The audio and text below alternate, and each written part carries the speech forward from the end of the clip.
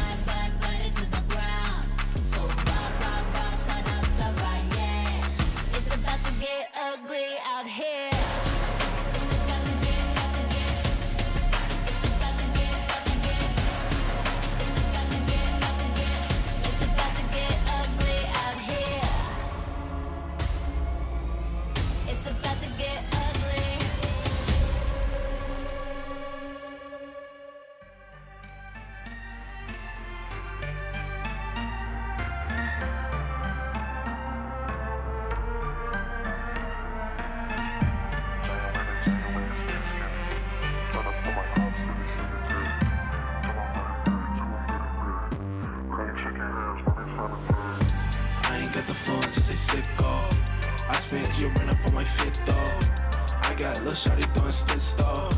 Talking to my money like I'm schizo. January to January is very scary. Tryna put my ops in the cemetery.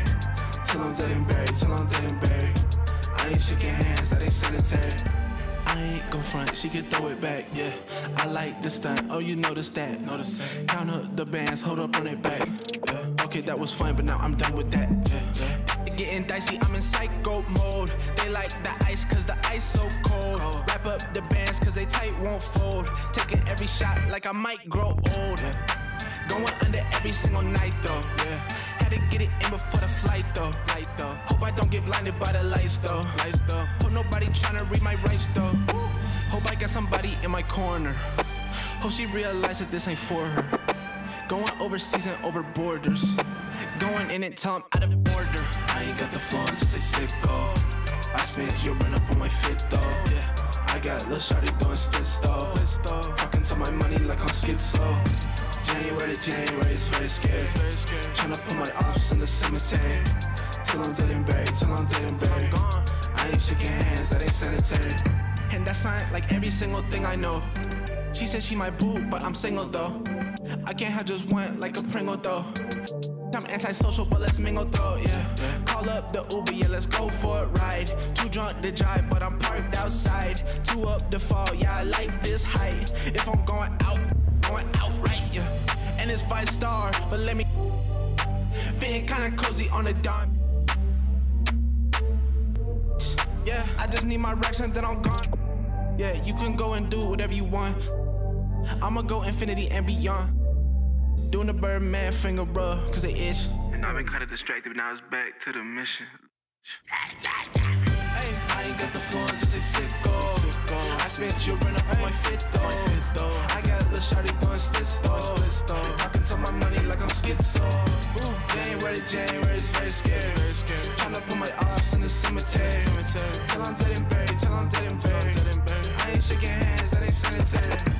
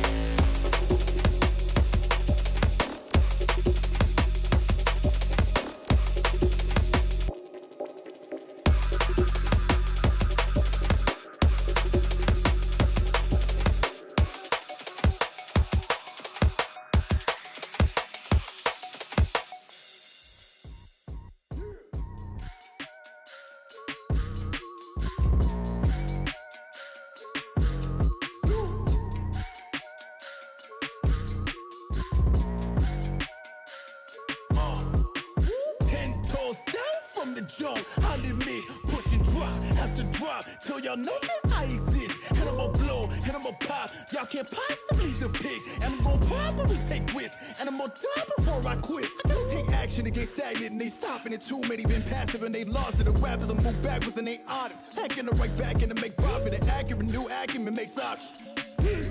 Meaning the accountant can be rounded when you call it a place. Everything I'm mounted in my car.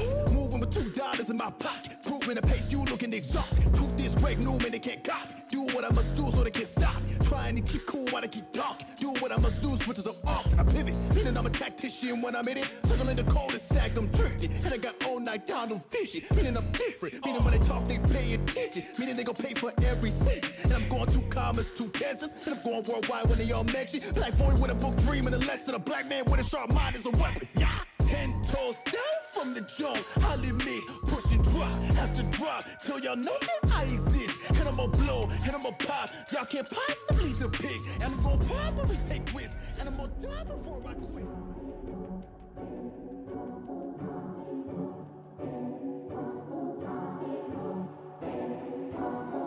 Time's up. The dream's over. The door closed. It's disclosure. The fire out. The pace slowed. Nothing left on the desk now in caseloads. I missed my opportunity, there goes the opening. Arms reach and slip to loss of dopamine. I lose hope more than any other focus. Grip this old road, I'm at liberty to trudge. So it's the same old souls, same old goals. Just stick to the script and sick of what's been written and sold. This isn't it, I can't let this empty sink. But oh, the code's corrected. No momentum to stop it, I swear my prayers on repeat. All I need is one, is a solid. I'm on my knees as I plead, screaming my speech and a promise. One more chance, like who's gonna really take it from me? I get my hands up to any challenge to stand up in front of, convincing myself before I sit on the shelf. It's in my destiny, the best of me, to reach for this belt. I swear they're testing me, but they don't want the rest from the belt. There's only one thing left. Light 'em up. We're gonna light 'em up. Light 'em up. We're gonna light 'em up.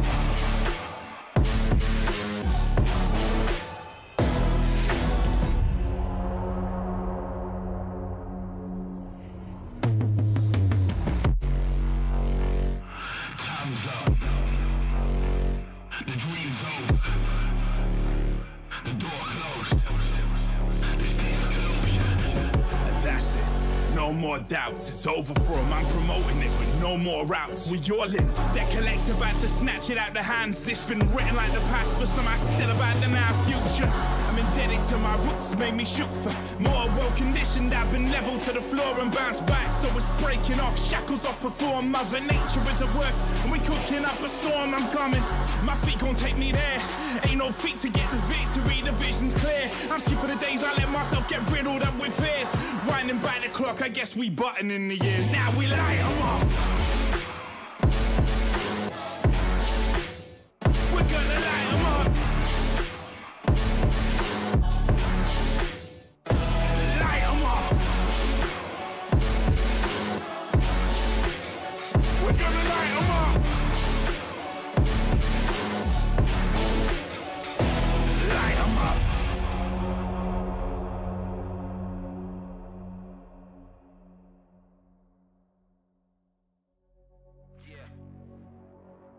Warrior. The mentality to never give up, never give in. To the death, for the life of me.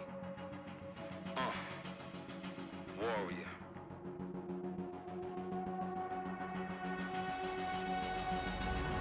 Warrior. I'm a warrior. I go to war with ya. I fight to the death, give it everything I got till I got none left. No, like a warrior, I go to war for ya. Till my very last breath, give it everything I got till I got none left. No, I'm a warrior, I go to war with ya.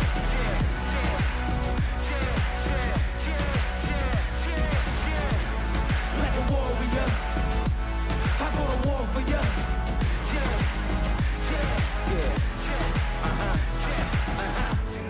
Yeah, I was born for it. No, I can't back down. Can't run nowhere, gotta stand up. Right hand on your chest for your valor. Kneel down to no man, ice running through my veins cause I'm cold-hearted. Look what they done started. I'm sharp with my aim. The best in the game. On fire, hot like a flame. Wild like a beast.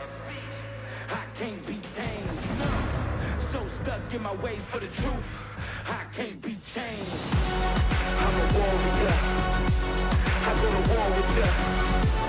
I fight to the death. Give it everything I got till I got nothing left. No. Like a warrior. I go to war for ya. Till my very last breath. Give it everything I got till I got nothing left. No. I was born for it. I was born to rise. I was born to fly. I was born to climb. I was born to get it. I was born to shine. I was born to live it. Like a warrior. Like a warrior. Like a warrior. I go to war with ya. I fight to the death. Give it everything I got till I got nothing left. No. I'm a warrior. I go to war for ya.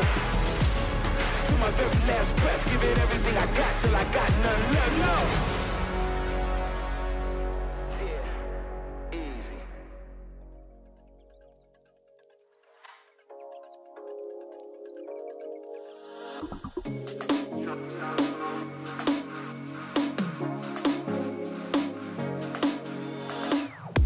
You knock me out cold. What's that perfume that you're wearing? Girl, you smell like home. Can I take you home? All the way home. We can sing our favorite song, but on radio. So when you like the sunrise, and you make me feel like howling out my window. Tell everybody about my baby. I think you're quite alright. I don't go a night, don't go a day without thinking about my baby. You knock me out cold, and I'll get right back. I'm just like I left the radio on. You turn me on. You really turn me on. And you make me feel like jumping out my window. And I ain't got my baby right there by my side. I don't go a night, don't go a day. I don't go a night, don't go a day. I don't go a night, don't go a day. I don't go a night, don't go a day. Knock me out cold.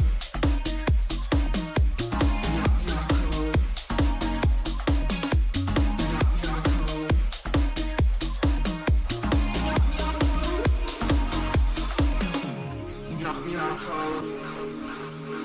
cold. And I'll get right back. I'm just like I did the radio on. You turn me on. You really turn me on. And you make me feel like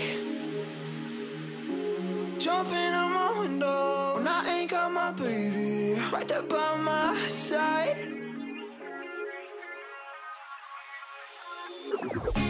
You knock me out cold. What's that perfume that you're wearing? Girl, you smell like home. Can I take you home? All the way home. We can sing our favorite song, but on radio. Do we like the sunrise?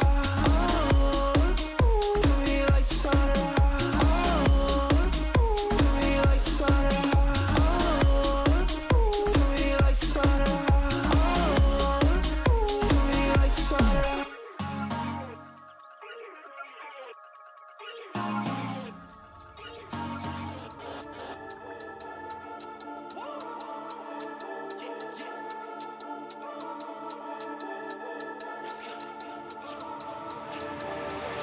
Changes, phases, life and it goes in stages.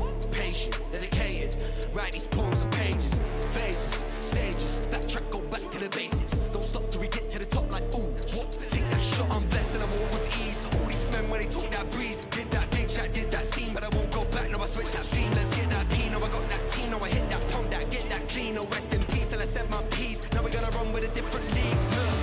Changes, phases, life and it goes in stages. Patient, dedicated, write these poems and pages. Phases, stages, backtrack, go back to the basics.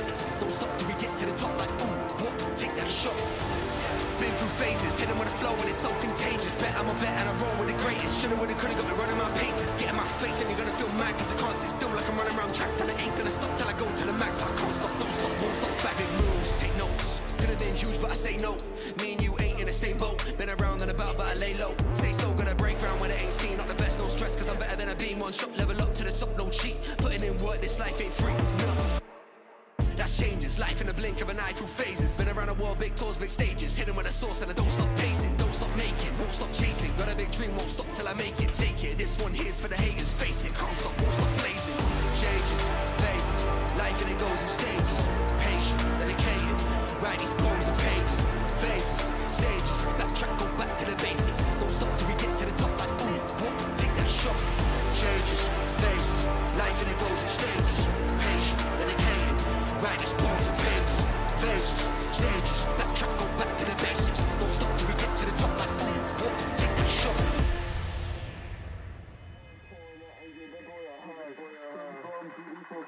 Yeah, please stop messing me up, just cover up. But I just stole her from my dad, now she ain't getting a bands. Like, do your dance, where your man's, do your dance, I'm a sad shit cancer. Yeah, do your dance, got some bands, I'm never going to the country club. Yeah, no one pouring out and get the boy a hug. Three gone beauties walking out the country club. Yeah, please stop messing me up, just cover up. But I just stole her from my dad, now she ain't getting a bands.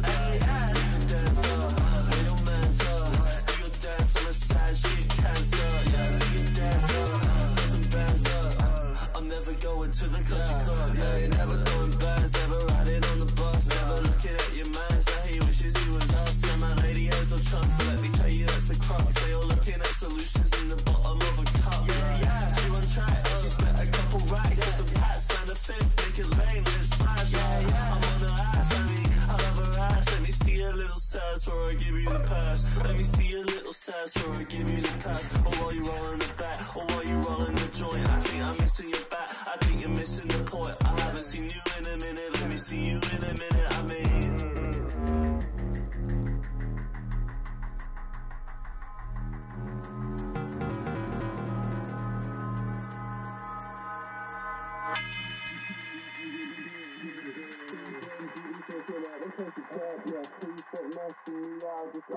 but I just stole her from my dad, now she ain't getting a bands. Do your dance, where your man's, do your dance, I'm a sad shit cancer. Yeah, do your dance, got some bands, I'm never going to the country club. Yeah, no one pouring out and get the boy a hug.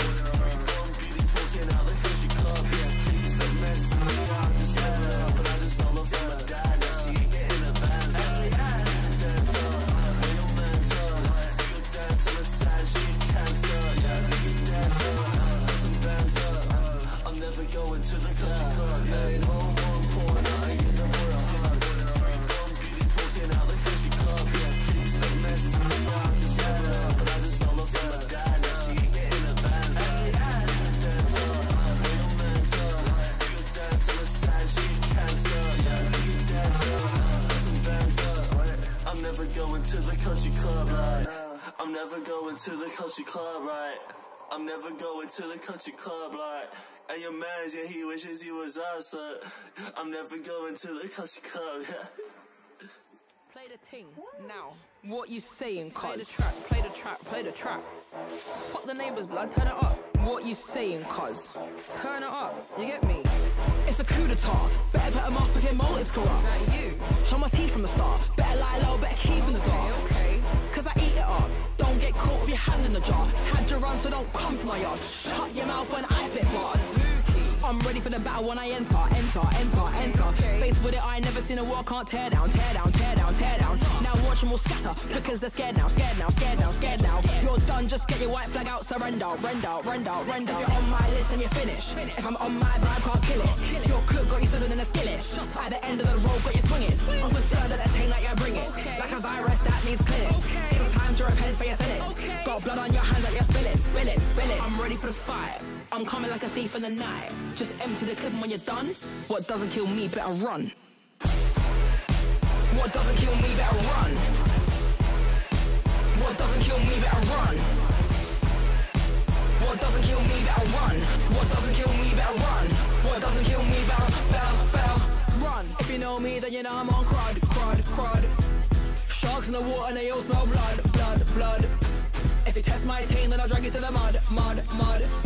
Better build a boat, cause you ain't ready for the flood, flood, flood. I got a theory, bury bodies in your bed, then now you gotta lie. Bring it down to my level and a key like Lord of the Flies. Through stones at a glass house, no I can't play nice. Equip up the blaster, man, why are you surprised? Empty the clip and when you're done. What doesn't kill me, better run. What doesn't kill me, better run, yeah. What doesn't kill me, better run. Run, move, what doesn't kill me, better run. Okay, okay, okay. What doesn't kill me, better run. What doesn't kill me, better run. What doesn't kill me, better, run, run. Swear down, swear down. It's a coup d'etat. Better put 'em up if your motive's corrupt. Show my teeth from the start. Better lie low, better keep in the dark. Okay. From the ocean to the river, getting senile, senile, senile, senile. Emergency siren say Nino, Nino, Nino, Nino. On the new monarchy, running knee now, knee now, knee now, knee now. Night, night, knock 'em out like sleep well, sleep well, sleep well, sleep well. Run. Run. What doesn't kill me, better run. Run. What doesn't kill me, better run. Run. What doesn't kill me, better run. What doesn't kill me, better run. What doesn't kill me, better run. Run. Run.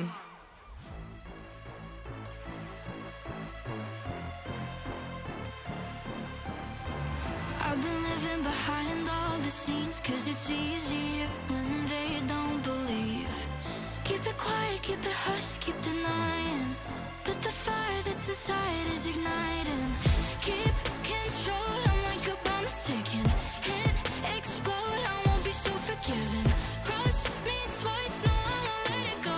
Hit you from your blind spot, hit you where it's gonna hurt most. Words unspoken, I'm not afraid to say it now. Set in motion what I've kept underground. Don't crack under pressure, I'm built like a rough machine. And if you don't know what I mean, I can strike like a viper. Feel it coming, always up to something. Give me that power, watch it get louder. Feel it ramping, better start here running. Go by it like a spider, and I'll strike like a viper, like a viper. Rosy cheeks on a pretty face. Promise I'm nice, but that goes two ways. I can scream, I can howl, it's performing. Don't wanna let it out, just take this as a warning. Me and my shark tooth digging in honey. I'm all self-made, not just lucky. Cool girl with a temper. Hit you from your blind spot, hit you where it's gonna hurt most. This has been a long time coming, building up my courage slowly. Ready if I have to fight, got no doubt. Don't crack under pressure.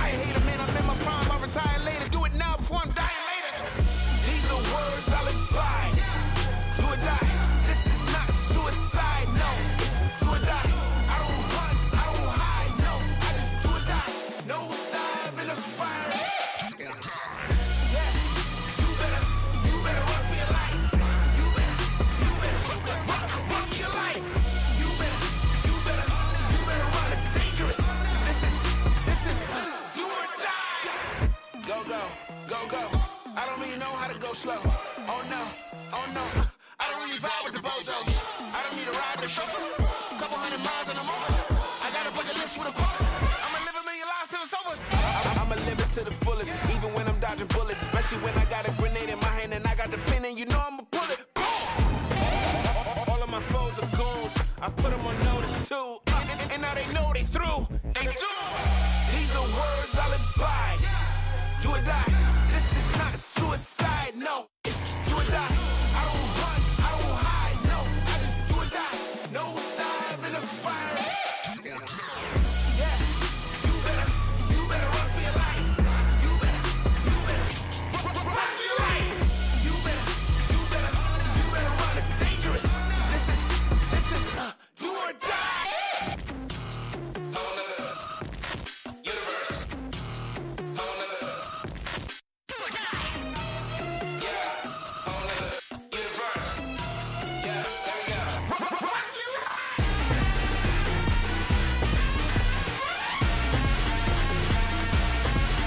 Do or die.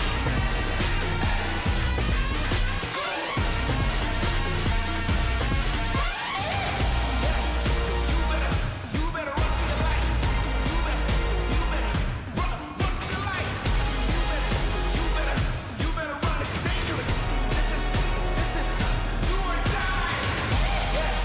You better run for your life. You better run for your life. You better run. It's dangerous. This is do or die. Do or die.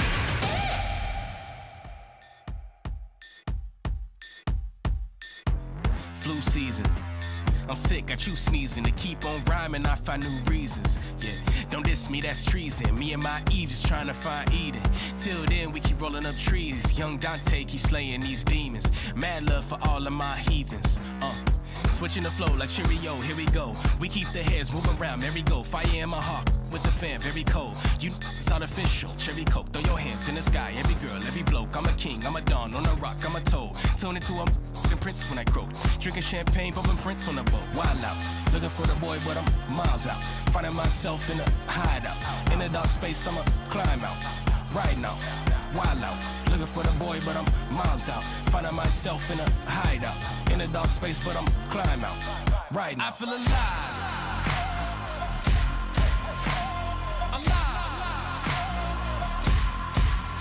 I have arrived.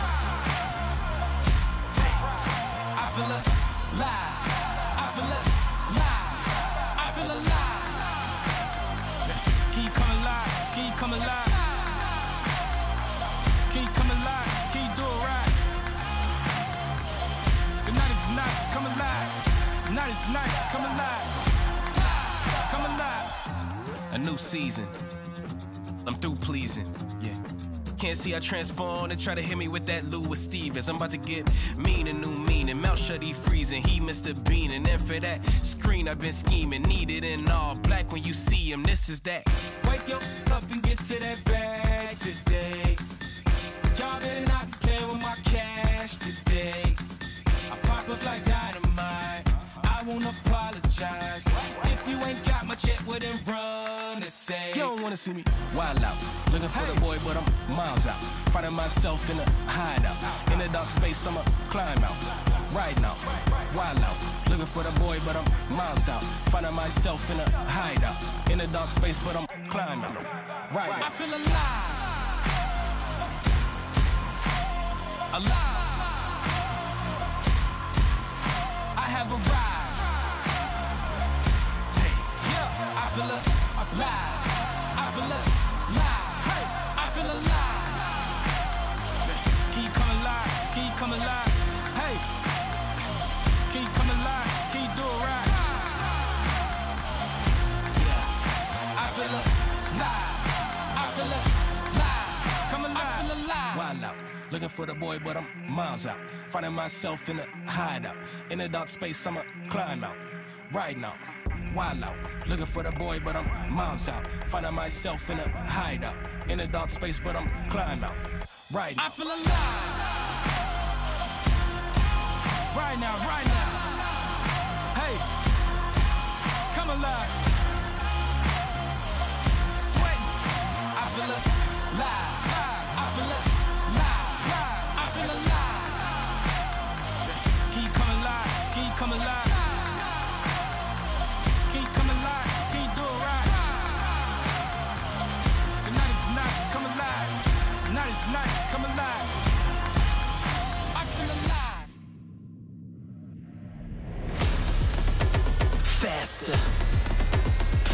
faster, faster.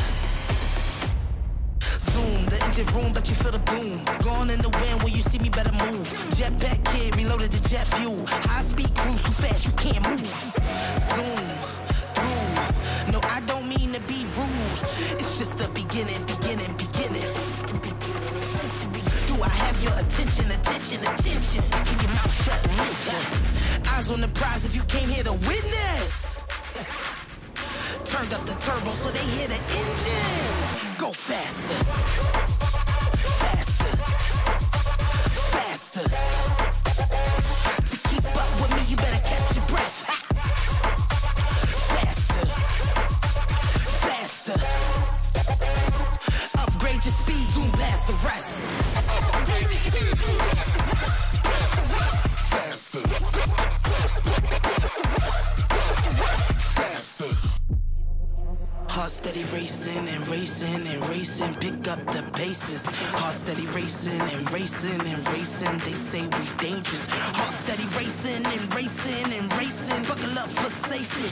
Heart steady racing and racing and racing, it's yours if you take it.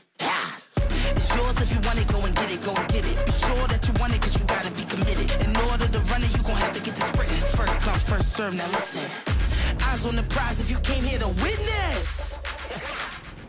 Turned up the turbo so they hear the engine. Go faster, faster, faster. To keep up with me, you better catch your breath. Faster, faster. Upgrade your speed, zoom past the rest. Upgrade your speed, zoom past the rest. Faster, faster. Faster. Faster.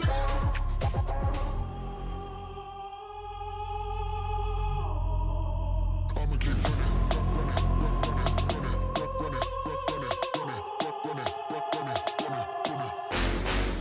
I came from the bottom, but ain't nothing stopping me now. Haters, I got them, don't worry about them, putting them all in the ground. Prodigal child with a style, you'll click a whole bunch of clowns. I'm lining them up and laying them down. Who be the man that's in charge? Point him out, show me the face. Down on his knees while I'm testing his faith, pleading his case, make no mistakes. I'm executioner, judge, and the jury, and I lack patience, so I'm in a hurry. Your position ain't one that concerns me, but you should be worried. Cause I know I got both feet on the ground, head up in the clouds, I'm not slowing down. Both feet on the ground, head up in the clouds, I'm not slowing down. I'ma keep running, running, running, running, running, running. I'ma keep running, running, running, running, running, running. I'ma keep coming, coming, coming, coming, coming, coming. Ain't nothing gonna hold me back. Watch me go as I blow right past. I'ma keep running, running, running, running, running.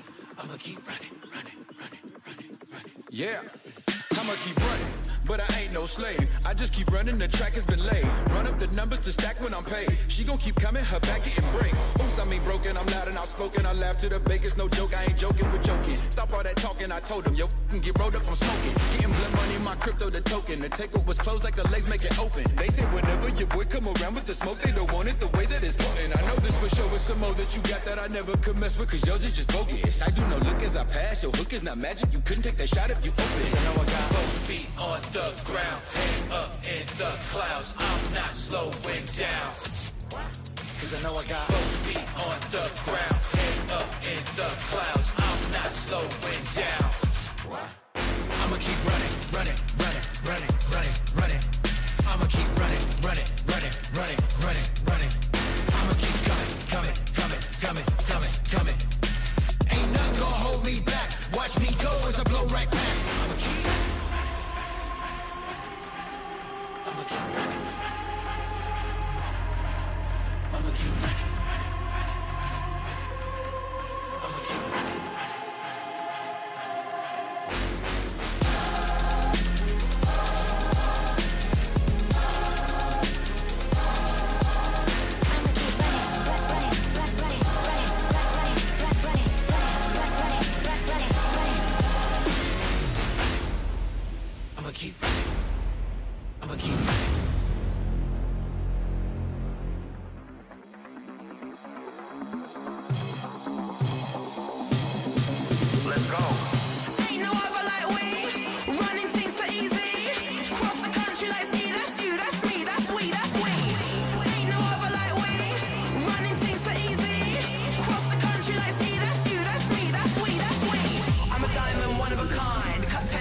a Gemini. High shine when I'm in the light. Catch a night flight, I'm in a different climate. I'm a diamond, one of a kind. Cut 10 face like a Gemini.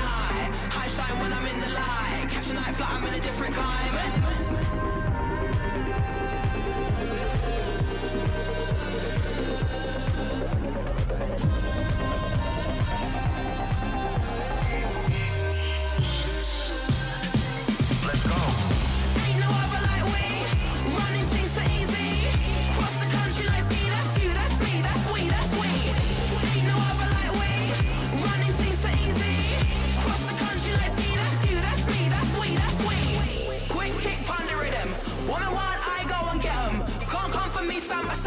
Now I'm born on a team that's training. Now I'm on a team. Let's go. I'm a diamond, one of a kind. Cut 10 face like a Gemini. High shine when I'm in the light. Catch a night flight, I'm in a different climate. I'm a diamond, one of a kind. Cut 10 face like a Gemini. High shine when I'm in the light. Catch a night flight, I'm in a different climate.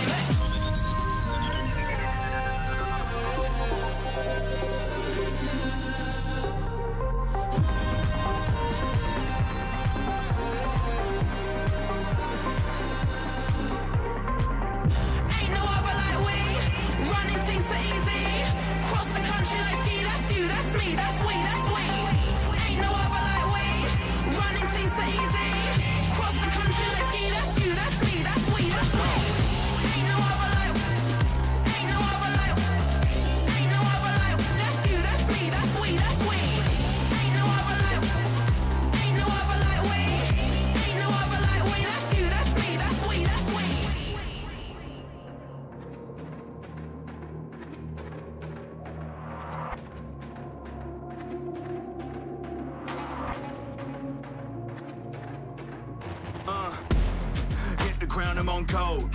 Run on air when I flow. You would swear that I flowed.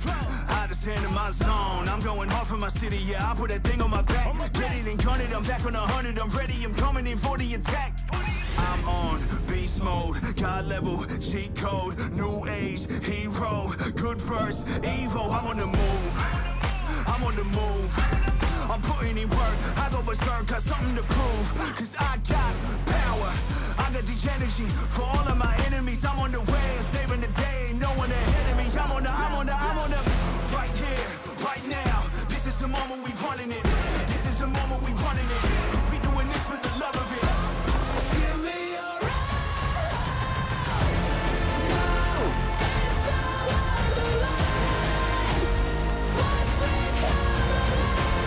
I want the world in my palms. I want it all. Yeah, this fire lives in my soul. It drives me to my goal. There's no distance I won't go. Cause the climb's all that I know. And I face it all on my own. So my name will be known, yeah, my name will be known. Right here, right now. This is the moment we running it. This is the moment we running it. We doing this for the love of it. Give me a ride. Now it's all on the line. Watch me come alive. I want the world in my palms. I want it all.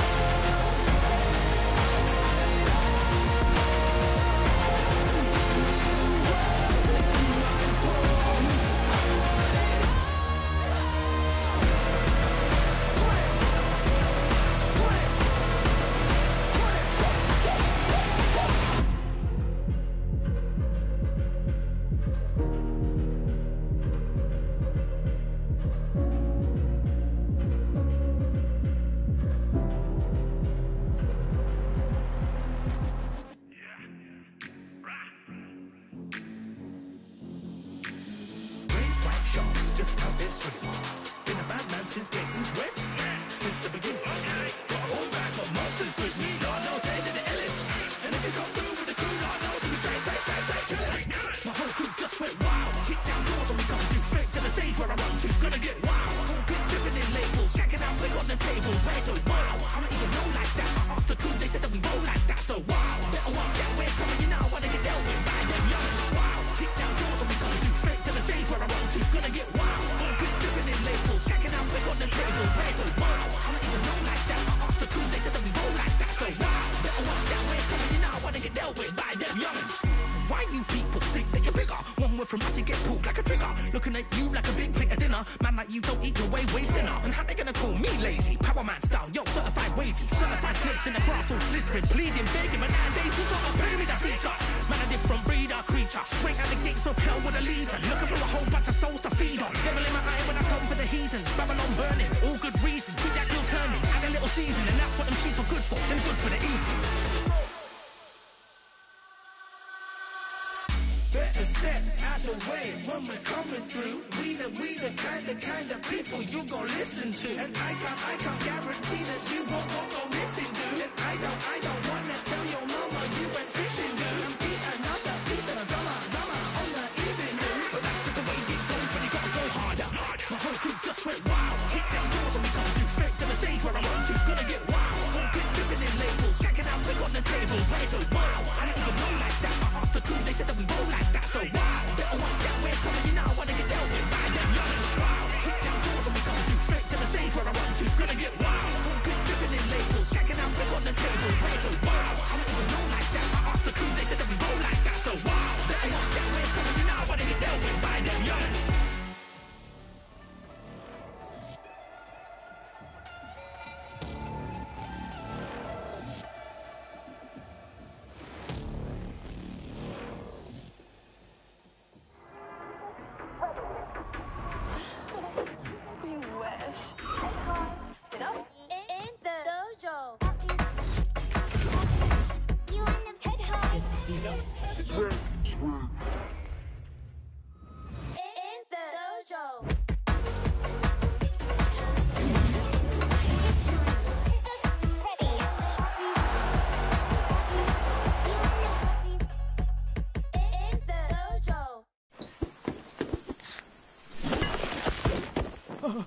Red Bull gives you wings. And if you're wondering why I move the way I do, I just feel so good.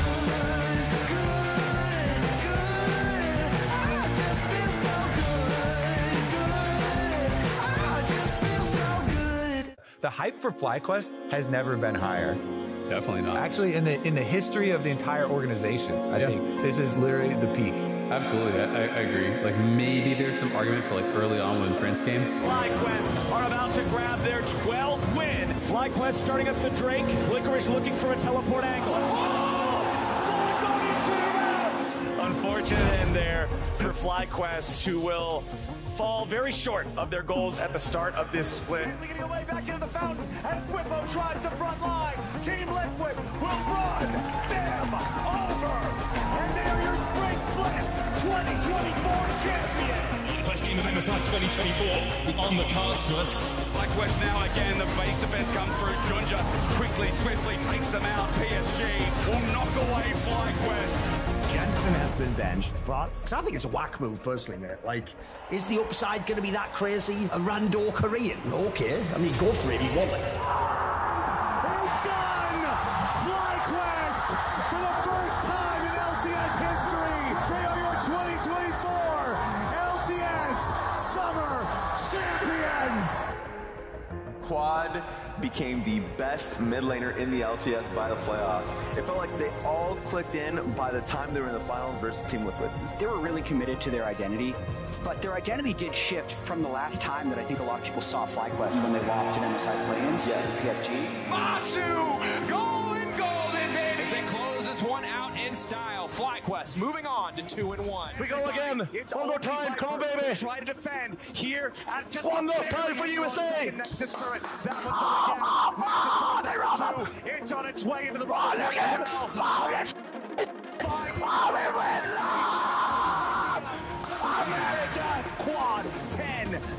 0-6, and FlyQuest, they conquered their demons. They triumphed over Team Liquid yet again, and they will earn their spot in the quarterfinals as the last hope for North America. Right now it feels like our bot lane is like getting to know how very important games look like. Masu is a rookie ADC. Alan Busha didn't really play on big stages yet, so I think we are just gaining experience there, and overall just like understanding each other a little bit more and more with the time passing. 아니 저희도 젠지가 가장 강한 팀이라고 지금 월드에 생각하고 있기 때문에 물론 진다는 생각으로 임하지는 않을 것 같아요. 재밌게 게임하고 싶습니다. We've had a lot of improvement over this Worlds, and I think me and Masu can take care of the stronger bot lanes. I mean, we were doing good in the HLE series. All right, boys, this is it. Hello, I'm backstage at Worlds. Hi everyone, Kitty here. Hello, FlyQuest League team. Está siendo un honor acompañar a FlyQuest durante toda la temporada. Quick message to all my friends at FlyQuest. It's not gonna be easy. You made it out of Swiss, but now is when everything matters. First of all, congrats on the top 8. Best of luck up against your first opponents in Gen G. Todavía queda, y esperemos que no sea la última, una batalla al menos más contra el todopoderoso Gen G, el campeón de la LCK. I know the deck's stacked against you. I know that everybody's got you lined up as the underdogs. But to be the best, we gotta beat the best. HLE was beatable, totally fine. Who knows what Gen G doesn't know about various champions? Quick little advice, because obviously, you know, me promoting the Send bundle and everything like that got me through the finals. Can we please get another Mumu? And you know what, it might be David versus Goliath, but they only don't believe in you until you do it. Best of luck in quarters, and it's finally the year of the duck. Make them believe? Nah. We're gonna make them bleed. Let's go, FlyQuest, let's go! Good luck, and I'll be watching. Vamos, FlyQuest! Cheering for you guys. Flight time from Paris, France to Seoul. South Korea is 11 hours 9 minutes under average conditions. Damn! 11 hours to think about how you got run down by Inspire's Nunu? Or walked like a dog by Whipple's Renekton? Or even just how you lost 2v2 to Masu Busio's Kalista lane? Or even just getting balled up and completely and utterly cooked by Quad's Oriana. Dude, that's a lot of time to think. It's a lot of time to think, so hopefully you get some time to sleep on that flight right back home, right? Fly in 3.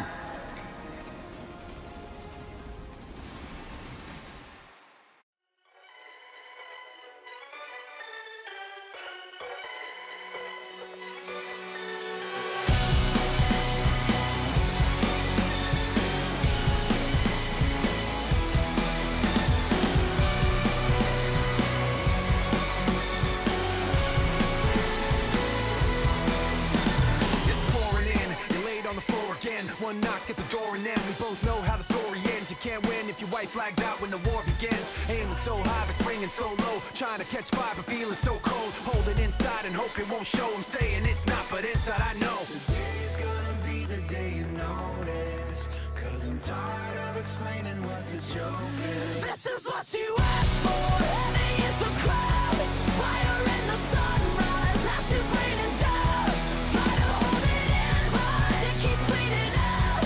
This is what you asked for. Heavy is the crowd. Turn to run, now look what it's become. Outnumbered 10 to 1. Back then should've bit your tongue, 'cause there's no turning back. This path once it's begun, you're already on that list. Say you don't want what you can't resist. Waving that sword when the pen won't miss. Watch it all falling apart like this. This is what you asked for. Heavy is the crowd, fire in the sunrise, ashes raining down. Try to hold it in, but it keeps bleeding out. This is what you asked for. Heavy is the crowd.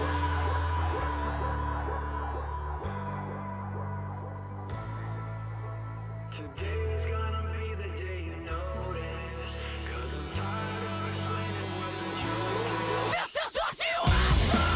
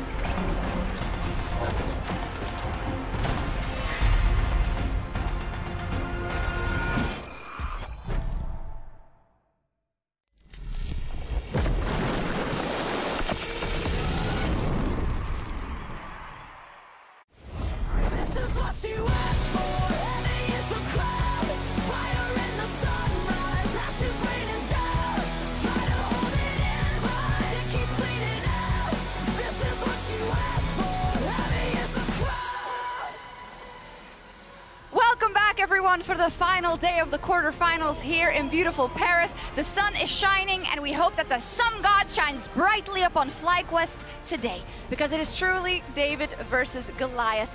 They are going up as the last hope, the Lone Ranger of the LCS, and I'm gonna say of the West, up versus Gen G. And look, the French fans, they're excited to see them. They're in formation too. Look at this. Yes. Beautiful team. That's a flying V if I've ever seen one. Sending a strategic mission, perhaps, to Gen G. Chovy, who is sovereign and laser focused as always. So I've been starting every day of this quarterfinals with a little bit of history of culture from France that can connect to the day ahead. And today it's going to be Asterix and Obelix, which is a comic book series from France. It's a Gallic tribe, and their whole life they fight versus the Romans. The Romans, who are more plenty. They have better strategy. They just have them at everything, really. But by standing together, they can always withstand them. And they also have the help of a special potion that was brewed by Panoramics that helps them out. Okay, where's our magic potion? Where is it? What are the ingredients? That's us, FlyQuest, right? It's a Nunu. Okay. It's Chimo Top. Yeah, and also I like it. it's TES not showing up yesterday, so they absorbed any leftover power. Yeah, there you go. And there's a lot of that left over. Yeah, just to say, Jat, it's David versus Goliath today. Yeah. It was definitely deflating to me originally when I saw that FlyQuest had made it through, and then they just pulled Gen G from the bowl. But it's been a long time since Gen G's played, so you never know. It's true. Let's pull up the bracket. You did mention TES yesterday. Unfortunately, it was a quick 3-0 exit for them versus T1. Jat, what did you say in rehearsal? Oh, top 5. Yeah, FlyQuest is top 5. If you notice, there's only 5 teams that are still here. So congratulations on FlyQuest. That's a good finish. Well done. Well done. One of the best finishes ever. Amazing, though. Seriously, though, as we head into this matchup versus Gen G, you said it already, just about the most difficult team FlyQuest could have drawn. And it is absolutely David versus Goliath. Let's take a look at the global power rankings delivered by, powered by AWS. That's not too crazy. Okay, but they're only LCK number 2, so that number 1 over there is... And also, you guys are way closer to spelling lease with your ones if you look at like 1373, right? So you're just like reversing up, you're mixing it up, and that's why it still works for you. That's the magic potion. Magic potions and some number magic. So I actually messaged the team that makes these rankings. They said 10% chance based on the numbers. Boom. Of the series. I'll take it. Yeah. That's not bad. That's kind of good. Yeah. That is great. Plus, number 13, that must be bad luck for Gen G. Could be. Up against them. The odds, they're stacking. They're stacking. Now, when it comes to Gen G, though, they are the strongest team in this matchup. I think nobody will get angry at us for saying that, just taking a look at their record and also kind of the mission they have been on this entire year, right? And their success. It's impossible to do better than them. But they aren't on the golden road anymore. But they were so close to being undefeated because the one match loss they had in spring was to KT. Their one regular season match loss in summer was also to KT. And then it was just the final to HLE when they lost in Game 5. That's it. 46-3 is absurd. It does really feel like they're coming back, though, because you can look at like that 2022 summer where they win, go on to set the record then for most consecutive wins in the LCK. And then the only LPL team that has ever beaten them at international stages was BLG, who they then took down at MSI as well. So it still feels like Gen G are top dogs in so many people's eyes. I mean, we've been talking about Gen G as the best team in the world all year long. You mentioned they were on the golden road up until the tiny little bump in the road. Yeah. You guys are supposed to be for FlyQuest. Why is this? Hey, you know what? I think you guys need a little bit of reinforcements. I've decided to bring along a little bit of help for you boys today. Oh, boy. So I brought this along. That. I think you kind of need it. So, yeah, I mean, it sounds like you need a little bit of help there, Kobe. We got to get right over here to Kobe. I'm always down. This looks good. Okay. Oh! Do you remember 2018?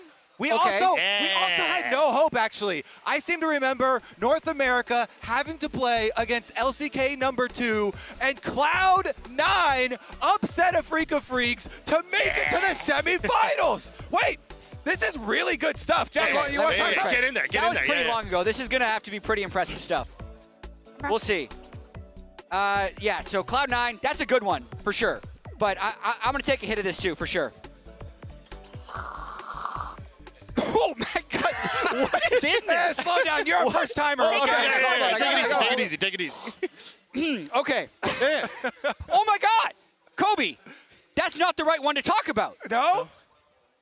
NA's beaten the world champion before. MSI semifinals, TL versus IG Gaming. 2019. It was an incredible series where they actually 3-1 them, and then I don't remember what happened after, but it was an amazing moment. Yeah, I kind of blacked out after that. Yeah.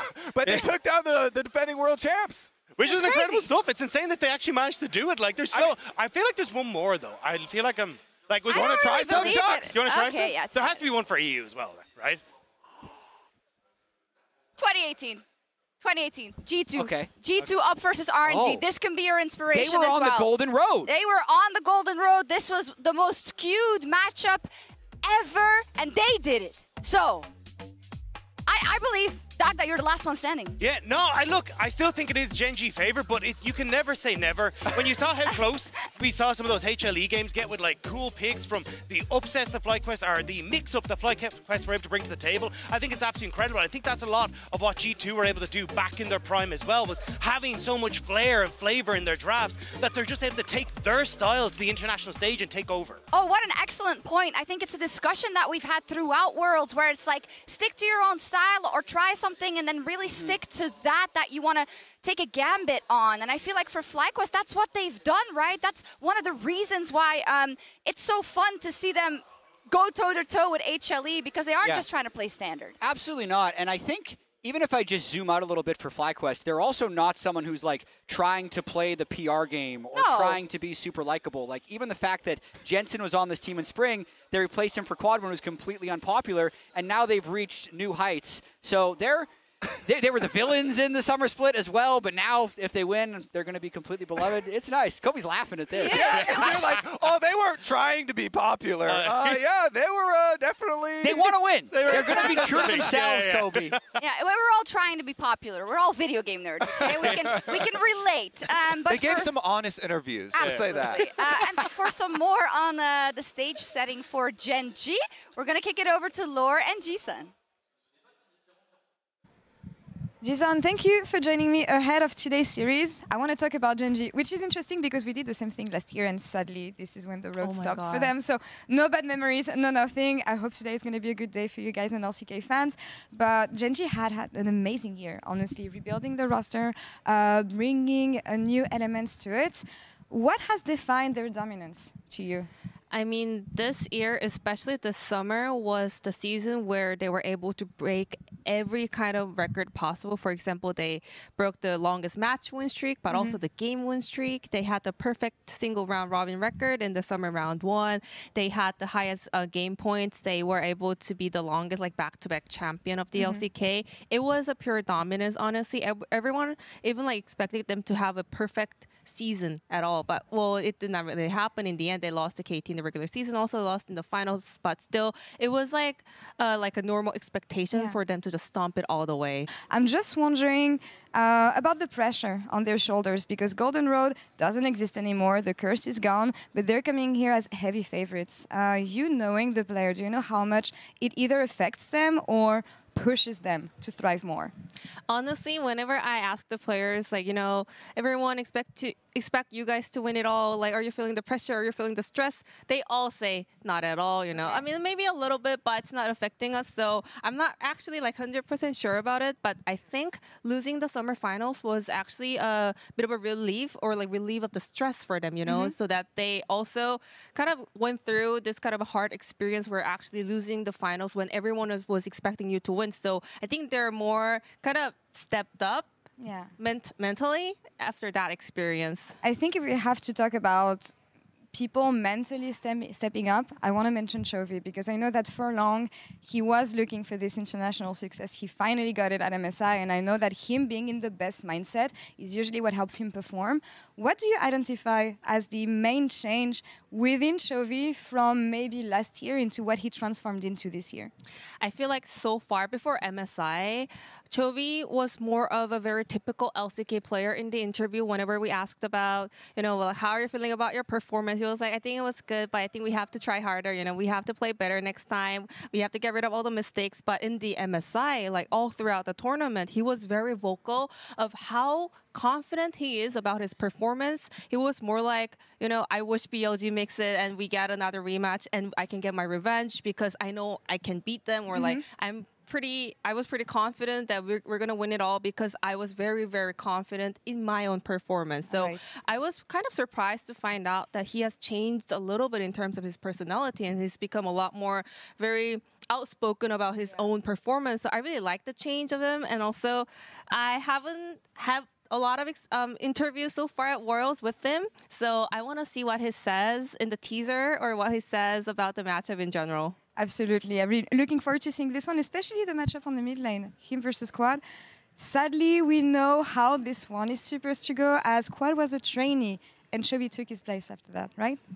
I really love the storyline behind it as well, because Quad used to be a trainee when Chovy was on DRX, if I remember correctly. So they already have this friendship. And then after Quad retiring for a little bit of time, he was also streaming for Gen.G as a content creator. So there's a little bit of a connection there as well. So I was able to have a talk with him after, right after he made it to the quarterfinals. And he was like, I know this is a very challenging match for us. It's a very difficult opponent, but we will never come to the venue thinking that we are going to lose the match. We're going to go all in with a winning mindset. I'm really excited for it. That's exactly what they told me. So I'm really looking forward to this matchup. It's going to be interesting regardless. Jisun, thank you so much for the interview and the chat.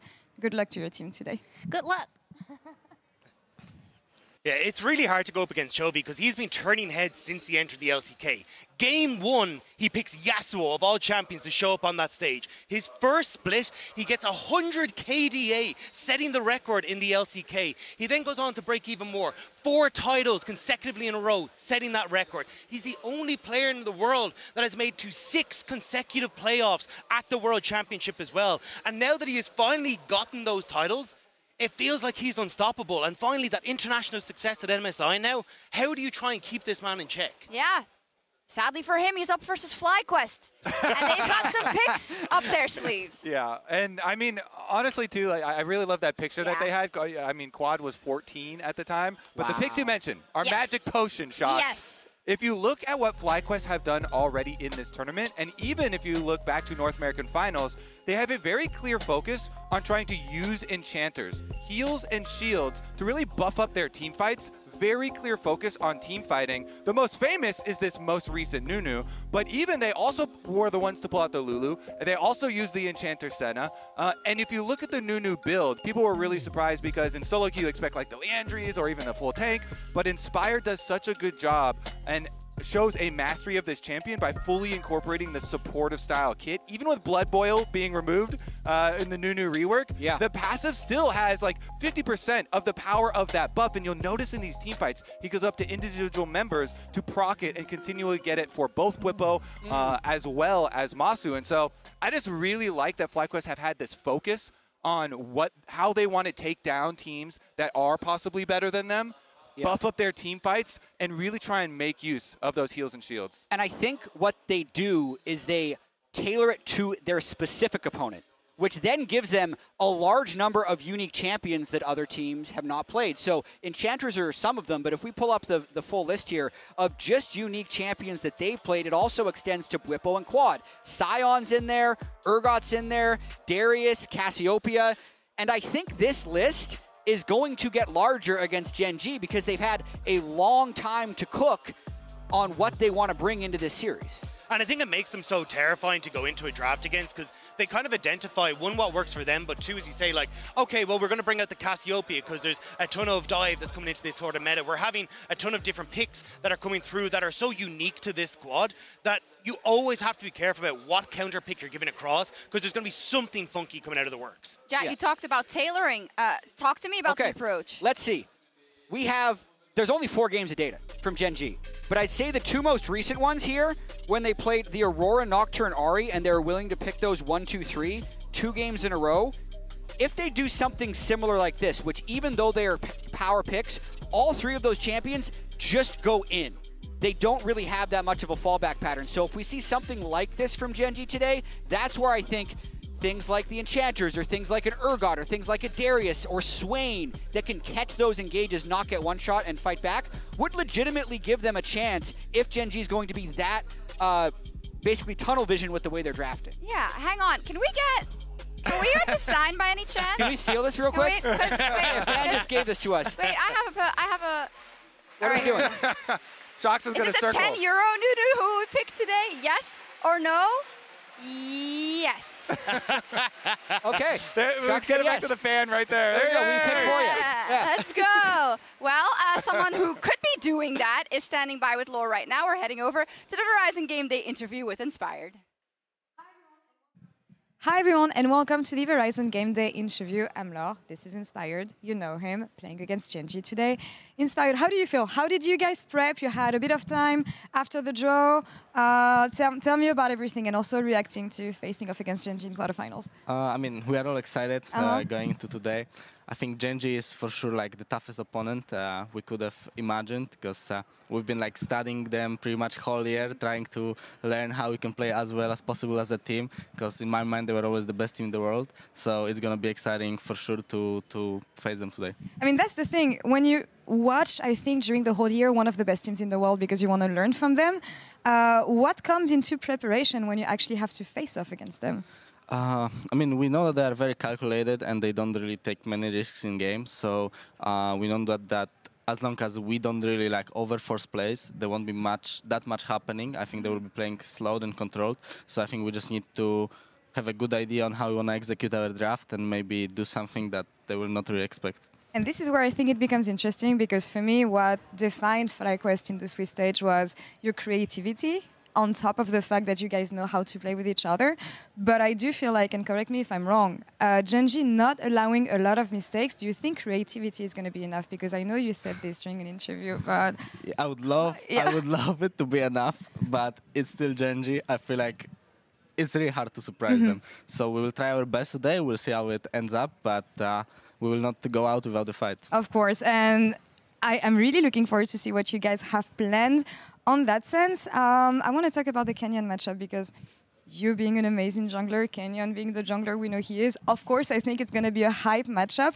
What makes Kenyon special as a jungler when you face off against him? I mean, it feels like Kenyon is always the guy that is like the main star of his team, like back when he was on Damwon and now when he's on Gen G. It feels like the whole game is around him and it seems like he's really good at controlling it and not over-forcing plays, as I said. I think he just gives the style for the whole team. Like the way Kenyon plays seems like his whole team is playing that way. So I think he's probably like the best jungler in the world right now and we've been for a while. So it's hard, always hard to face him. I already played against him 6 times. I didn't manage to win a game yet, but I will try to do it today. Yeah, you can take on the challenge. No issues about this. Inspired, thank you so much. Best of luck today against Gen G. And for more on the matchup, Inspired versus Kenyon, let's hear more on the featured matchup presented by Mercedes-Benz.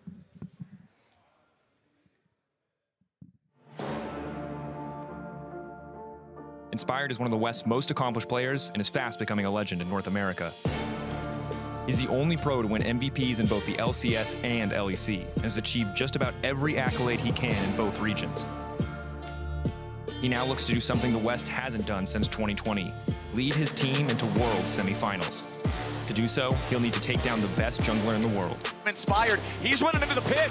FlyQuest is threatening to just try to steal it away. They even dropped the redemption, but the burst already on to Monster. They're going to be able to kill him up, but FlyQuest claims the Baron. Peanut trying to get away with a flashback over the wall. FlyQuest still in hot pursuit. Jordan Peanut looking to get away, but Viper is dead.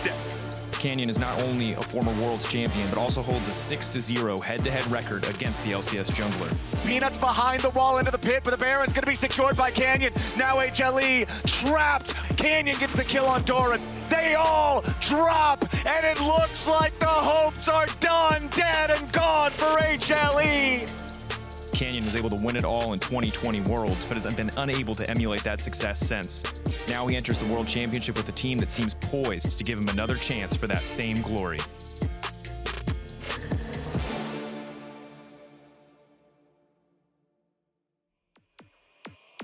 sick matchup in the jungle. And Kobe, I know you must be conflicted because Inspired is the LCS jungler, but Canyon is your jungle GOAT. It's a really tough one. I'm definitely still sticking with the NA bias, but I have heavy Canyon bias, as you say, the jungle GOAT. And 6-0 is quite a record, but like 7th time's the charm? Could be. Anyone? Yeah. That's how the saying goes. Yeah. Exactly. It's only beats Inspired 9 times in a row, right? Or, yeah, sure. To give him his due, though, I did love the way Inspired actually adapted to the game against Hanwha, where Pino was constantly going for these ganks just like a minute and a half to 45 seconds before objectives.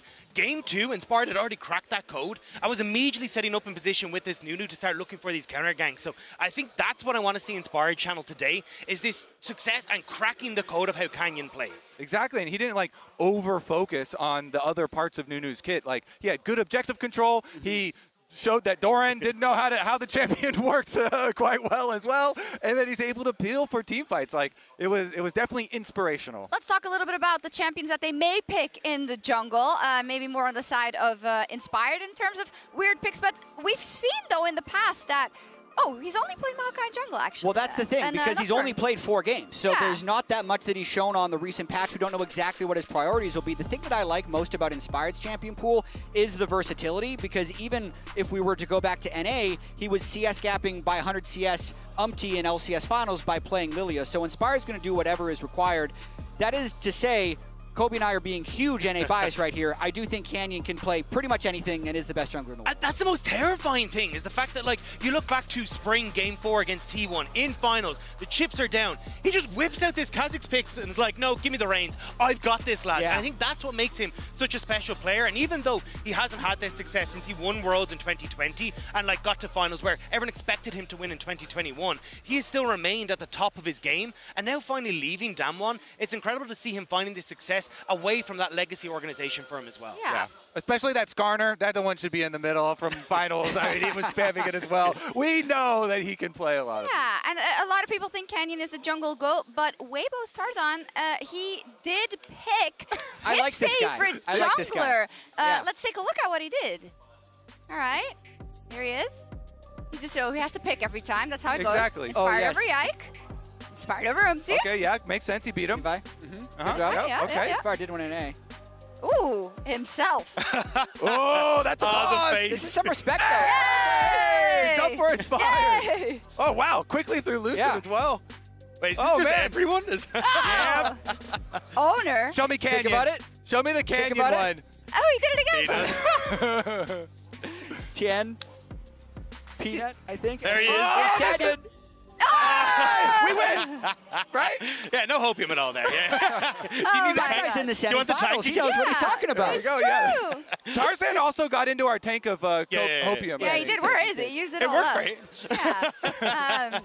So let's talk a little bit about some specifics we already did in terms of the draft, but also in terms of kind of how these teams like to approach their games. We know that Gen.G kind of has it on lock, right? They're very strategic. They are very macro dependent, but FlyQuest has been a team that you can never count out. And I've been trying to prepare myself for this series. I'm expecting FlyQuest to be down in gold a lot. Okay. So I look back. They've been fine when down in gold. So there's a few fights here from the World Championship so far. So this one, they were down 4,500 gold against DK, and they just end up having this somewhat messy-looking fight at Drake. But Masu and Quad have been so good at positioning these fights when they're down gold. And then even though Bwipo died and looked like he did nothing in this fight, because no one is hitting Masu and Quad, they've been able to actually win successive fights from behind. This is the HLE series as well. Again, down about 5,000 gold. They repelled the original engage, and then they were very willing to like snap and look for it. And this is something that is actually a strength of this team, even in North America. Inspired is very controlling, and people trust him a lot about when they have the items with which to take a fight, even in bad game states, and they're all willing to fly in on those calls. This one that you're showing right now is actually my favorite because it also showcases the mechanics of Masu. You know, that cleanse into very quick sidestep there. Lots of impressive stuff. Yeah, and I mean, look, Masu's been stepping up massively as a rookie on the international stage, but he is going up against FaZe, who had his rookie year last year. But it is kind of hilarious to look at like the tournaments that he's won as a, well, what has been like a year and a half to 2 years for FaZe, because he only lost his first finals this split. Like, he had won everything else, and then getting that MSI international success as well. It feels like FaZe is really firing on all cylinders, and I'm curious to see how they try to shut him down on FlyQuest to make sure that he can't pop off. Yeah, and we're trying to like hype up all of the creative aspects that FlyQuest can try and use. But he pulled out a Twitch on the side there for FaZe. The Nocturne combination with the Twitch, really cool stuff there. And he also is the holder of the record for the most kills in a single international game. That was in an MSI Finals, dropping a 28 bomb. FaZe is pretty good. He's pretty good. Our fans, they've been dwindling. Let's see how they voted in our MasterCard fan prediction of the day. Not the fans have not been dwindling. Their success rate has been dwindling. Well, the thing is, it is less than... Wait, we had one that was higher than this. That was much closer. We did. Weibo had a 15% chance of winning this LNG according to the MasterCard fan prediction. This is much higher. I think they may be influenced by a massive amount of Hopium, the FlyQuest hype video. And also, I think there's this weird thing going on with Gen G where because they lost the LCK final, and then because they advanced so quickly from Swiss stage, people have kind of forgotten how dominant they actually are. But they've had a lot of downtime last year. It wasn't good for them. I'd want to get into your predictions then. I would really like to know, because I know it's skewed. I know you have vested interest also. So who would like to begin? I mean, I can go ahead. I think this is going to be Gen G 3-0. Like, I really don't think that this is going to be anything that they can really fight back against. Gen G have been so dominant domestically up until that final, and then the international. I know Kobe's a little upset with me, but I mean, I think I can see it there, Jack. You're kind of in the same boat to me. I mean, I'm trying to cold brain as much as I can and not make myself be emotional for this series, and it is Gen G. Yeah. They are 46-3. They've lost 3 matches the entire year. They have the best player in the world in Chovy. They have the best jungler in the world in Canyon. And yes, FlyQuest has some nifty picks here and there, but this is my favorite to win the World Championship in Gen G, so I have to go with Gen G 3-1. Okay, maybe it's also an anti-jinx potion, you know? I mean, I'd love to be, I've been really FlyQuest biased this whole time, and I feel like in the back of my head, I'm going to look dumb when I come back and watch this quick 3-0. We'll see. We'll see indeed. We're very close to it. Of course, it is a David versus Goliath matchup. That's it from us. It is Gen G versus FlyQuest. FlyQuest, a lot of people are counting you out, doubting you. But I want you to think about something. Every time you step on this stage, every time you face your opponents, you're not just playing a game. No. Whippo, you have to fight for every moment. With every ounce of sweat, with every breath you take. Top lane, top lane! Meanwhile, in the top lane, Whippo might just solo kill Showmaker! Inspired?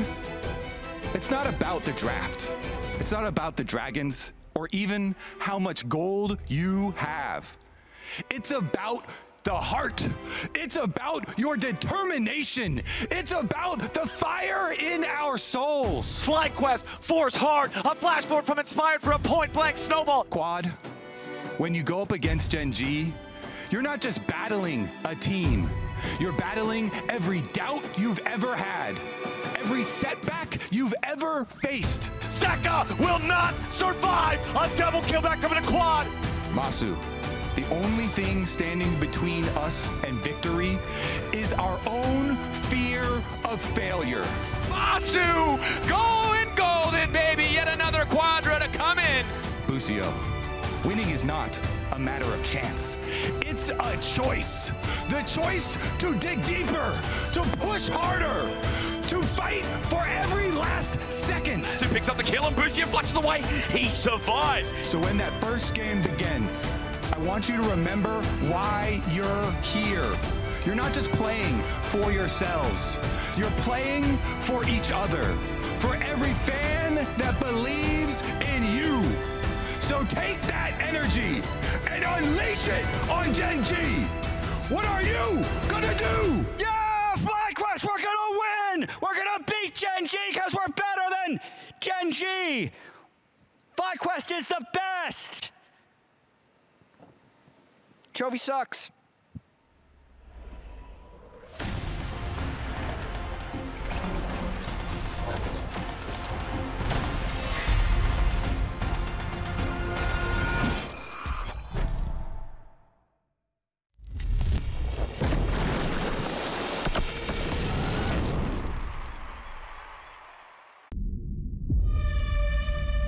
4e journée des quarts de finale est arrivée.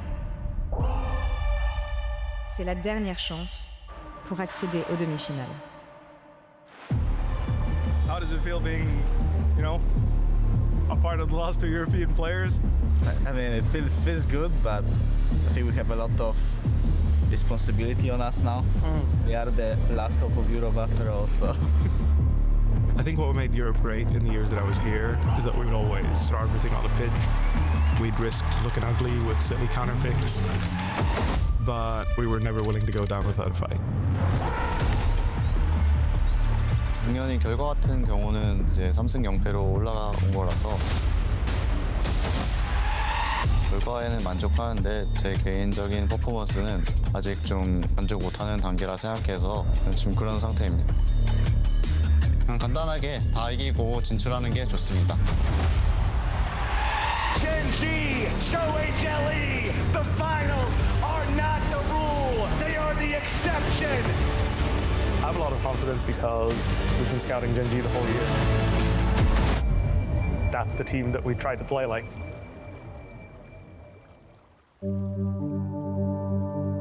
에 오게 돼서 정말 믿기지 않는 것 같고 젠지를 만나게 돼서 더 흥미로운 것 같아요. 초비 선수를 알게 된 거는 14살 때 처음으로 랭크 게임에서 알게 돼서 친구가 됐는데 서로 엄청 해맑고 되게 시끄럽게 떠드는 친구였는데 워낙 초비 선수가 엄청 뛰어났기 때문에 계속 여러 가지 물어보고 계속 친하게 지낼 수 있었던 것 같아요. 코드는 되게 밝았던 싸움이라고 생각합니다. 그때의 초비를 회상한다면 아무래도 부족한 게 게임을 보는 시야랑 판단력 같은 부분에서 특히 더 아쉬웠던 것 같아요. 뭔가 프로가 된 쿼드와 초비가 만났을 때는 둘 다 어느 정도 옛날에 비해서는 많이 웃음도 없어지고 어느 정도 진지한 성격이 많이 생겼던 것 같아요. 2020년도에 제가 초비 선수와 함께 데뷔전을 치르게 됐었는데 This roster is really new and thrown together. There's definitely a lot to work on. 그때 당시 이겼어서 더 재밌던 기억이 많이 남아있고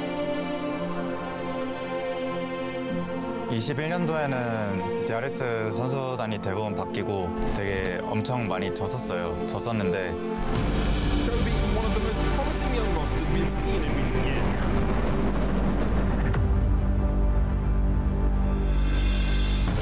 DRX still without a victory whatsoever.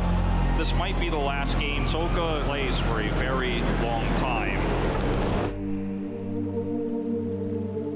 그런 부분에서 되게 심리적으로 크게 좀 많이 몰려온다는 느낌을 받았어가지고 그렇게 도란드 은퇴를 했던 것 같아요.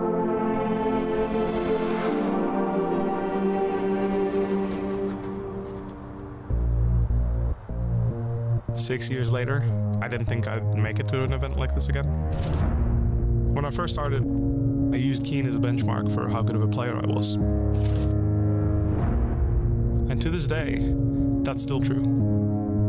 So now, getting to play against him, if we can beat Gen.G, I'll consider myself elite once more. 제가 다시 이렇게 복귀를 하게 된 이유는 잘할 수 있다는 거를 증명하고 싶었어요. 증명하고 싶었고. FlyQuest conquered their demons. Massive face heel over the wall coming out from Quad. 과거의 나는 지금의 나랑 비교할 수 없다고 생각합니다. 약점을 보완했다기보다는 부족한 부분을 하나씩 채워나갔다고 생각을 합니다. Chovy cleans them up. A quadra kill for the Gen.G mid.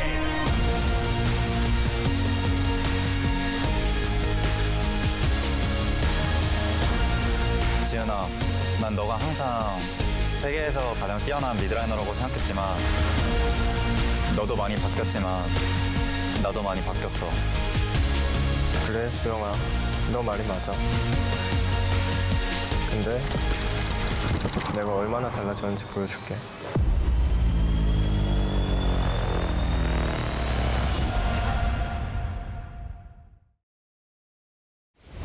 This is what you asked for. Heavy is the cry.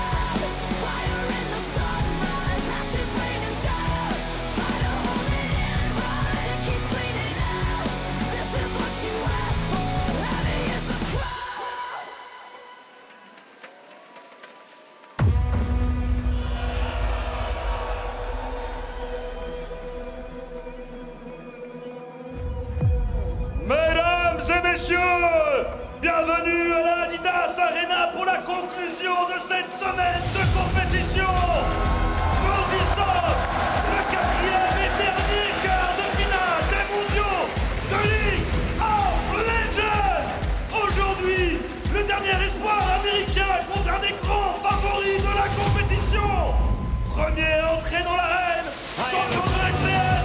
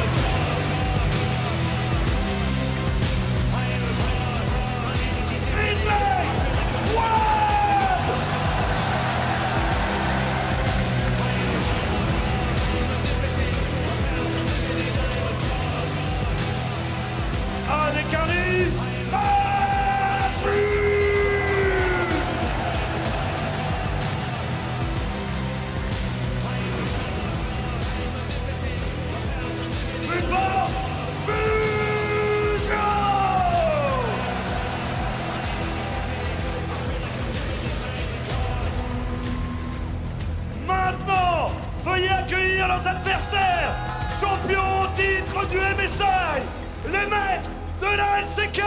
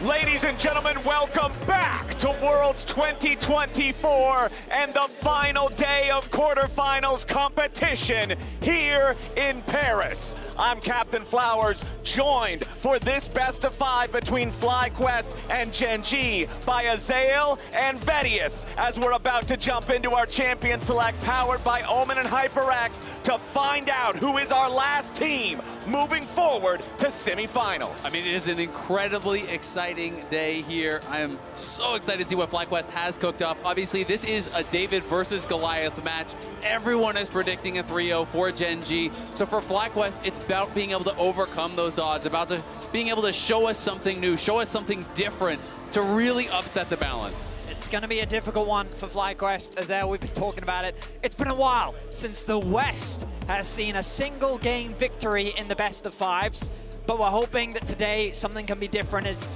FlyQuest have already shown that they can beat the best. They can go toe-to-toe if given the right formula, if given that opportunity. So I'm excited to see what they've prepared for us today. Obviously, as a commentator from North America, my heart's here for FlyQuest. I think a lot of people want to see them put the best possible shot they've got here against Gen G, because nothing else will give them a chance. They've got to come out swinging. They've got to be creative, because they are standing before an absolute machine of a team. Exactly, and I'm also so interested to see what is Gen G's preparation, because they've had so much time since they played. It has been over 2 weeks since Gen G played last at Worlds. They qualified for this stage back On the 5th, it is now the 20th here today, so they have had so much time to prep, to watch teams, to watch Swiss, to watch quarters, and decide exactly how they want to play. All right, so let's jump into the draft now. Immediately targeting Whippos Renekton and Inspired's Ivern here for Gen G alongside the Orianna ban. Meanwhile, FlyQuest, they finally learned their lessons. They're paying their taxes. Aurora and Yone banned out on the red side alongside that Ezreal that has had some monumental performances so far this tournament. Gen G, however, will lock in that Skarner. It has been very high priority, very high presence, and very effective so far at Worlds. We got to remember that Gen G haven't shown a huge amount at this year's World Championship, and they're keeping things secret. Inspired, playing with the crowd a bit as he hovers over the Nunu. The Ashe already locked in with the Seraphine bot lane, so FlyQuest already bringing a strong 2v2 on the bot side So of the this map. is a first pick here at Worlds, and if you know Boostio, you know he loves to play for winning 2v2. If you didn't know much about this player, this is actually a guy who was an original mid lane player and did swap over to support. It's really something that he's brought into the bot lane in that support role. He has played things like Azir support in the LCS, he has played all kinds of different mages, and he does really love to play for those winning 2v2s. That's clearly what FlyQuest is going to try to do here. All right, well, if we're talking about some 2v2 threats, we've got Skarner and Rumble locked in for the top side for Gen G. We know how much control Rumble can give you over the top side of the map, how much very effective combat power he can give you over those early skirmishes for grubs and topside fights. Skarner, massive power in the jungle as well. And Ahri has become a staple of the mid lane. You can see they're 25 picks so far in the tournament with a slightly negative win rate, but piloted by Chovy, man. If anybody can make it work, I feel like this is the man. Yeah, the tournament win rate might not be that good, but Chovy's win rate is 81%. All right, that's pretty good. Across 38 games. That's the pretty man good. is a monster on the champion. The Galio response going to come out from Quad. Oh, I say that. Whippo is likely going to be the player. We've already seen it a few times using the top lane. Whippo himself has used it as an answer into the Rumble. And so FlyQuest right now have good range. They've got good responses to the teamfight power that Gen G have started to draft for themselves. Support ban's going to be the direction that FlyQuest now go to limit the answers into the Seraphine. FlyQuest have to be thinking about the potential swap. So I imagine they're trying to make Gen G's composition as weak as they can. Maybe either an Alistair or a Leona to follow alongside this round. Yeah, it's going to be really interesting if they do, in fact, double support ban, or if they are going to look towards some of the ADs to ban away there from Pays, because things like Kaisa, which are super high priority, are still up and available, and Gen G is leaning towards what would probably be a dive comp to deal with this Seraphine, with this Ashe. Well, in regards to a dive comp, Gen G is going to get rid of the Cassiopeia. FlyQuest has shown that they are one of the teams willing to pick this. She is very effective at stopping enemies from coming forward, even if her short range would stop her from being able to make more aggressive movements compared to other mid laners. FlyQuest, however, will continue targeting those engaged champions. The Rakan banned out alongside the Rel. Rakan does make a lot of sense. We've seen how successful it's been so far at this World Championship, the amount of roaming potential that it does have. Gen G contemplating how they want to round out maybe a Silas ban. Note the Amumu, that respect thrown towards Inspired. You can already see the composition starting to build from FlyQuest, and they very much targeted Inspired. What direction is he now going to go? And I just think this is really smart from Gen G. You know, they have to think, and they should believe, that you will beat FlyQuest every time if it's a standard game. So ban out all the pocket picks that you know of. Ban out these things that have shown to be successful from FlyQuest at Worlds, like the Ivern, like the Amumu, like the Cassio. And it is instead going to be that Xin Zhao, which does give them a lot of early skirmishing power here, but Pays likely to get the Kalista, which has been so effective for him. Oh, Jinx, okay. Pays is Jinx. For those that saw him debut on the international stage, this was one of the champions that he really made a name for himself on. Returning to it, knowing that the potential for a lane swap is very real, Gen G setting themselves up nicely for a strong 5v5. And it's so interesting because coming into Worlds, a lot of the predictions were that Jinx was going to be one of these dominant AD carries in the meta, and it had completely fallen out. So to see it brought out here, I do think makes a lot of sense, and I agree, Vetty. You know, especially if they are just going to go Jinx Leona, you're looking for a swap. Very likely you're going to try to avoid this Ashe Seraphine, which would be such a problematic duo to deal with. And I also feel like if you're looking at FlyQuest, you're looking at a team who has not had strong early games so far, so you're probably not as worried about allowing that Jinx the time to scale up and really become a powerhouse, as we're still waiting Seraphine mid to see the last pick here for FlyQuest. Are they going to move it to Seraphine mid? That's the question, because this obviously is a champion that you can flex around, and it is. So it's Seraphine mid for quad, so they keep the option open here with the Seraphine. My immediate expectation was definitely that it was going to Busio, that they're playing for dominant 2v2, but when you see what Gen G is showing you in the draft, I think it's such a smart adaptation, because Gen G, you know, going with the Leona, going with the Jinx, they can just lane swap and avoid that dominant 2v2. Seraphine is not going to be very useful in this dive situation that you set up in that spot. So just pick Alistar, move Seraphine to mid, and avoid that problem altogether. I would say that Gen G's composition, very tried and true to Gen G. This is something that we've already seen a bunch from the Worlds, the priority on the Rumble, strong team fighting. Chovy has something he can side lane on and has agency. Paze can be that reliable late game carry. They've got transitions from early to mid to late, which just kind of covers all of their bases, and it's a well-rounded comp. FlyQuest, though, coming in with a bit of their originality into this draft. Absolutely. The last time we actually saw Seraphine mid at Worlds was played by Caps in 2022, so it has been quite a while, really since this champion was first coming on the scene. Excited to see how FlyQuest will perform, and if Gen G will look like the absolute dominant team that we are expecting them to. I'm a little worried about FlyQuest's overall damage output coming into this game, but we'll see if they can make it work. We're jumping into our first game of our final quarterfinal, and all the pressure is on FlyQuest to try and upset the apple cart as the Titans of Gen G enter the arena. And Bedius, if you're talking about the damage potential here on FlyQuest, you've got this top laner in the Galio who can protect a carry. You've got a mid lane facilitator in Seraphine that can enable a carry. You've got an Alistar that can peel for a carry, and that carry's name is Masu. He's been how FlyQuest are winning games. He's had an incredible trajectory from amateur to academy to pro play, now playing on the quarters final stage against what myself and many other people would consider the best team in the world. I mean, this is such a great opportunity for FlyQuest to try to make something special happen here. You know, Masu has been incredible, and his trajectory has been pretty amazing to see. You know, you said it, amateur into academy last year, won Most Valuable Prospect, the MVP award in the NACL. This year comes in the LCS. He's Rookie of the Year. He goes to MSI. He goes to Worlds. He wins Summer Split. You can't really do more than that. You can't ask for more than that.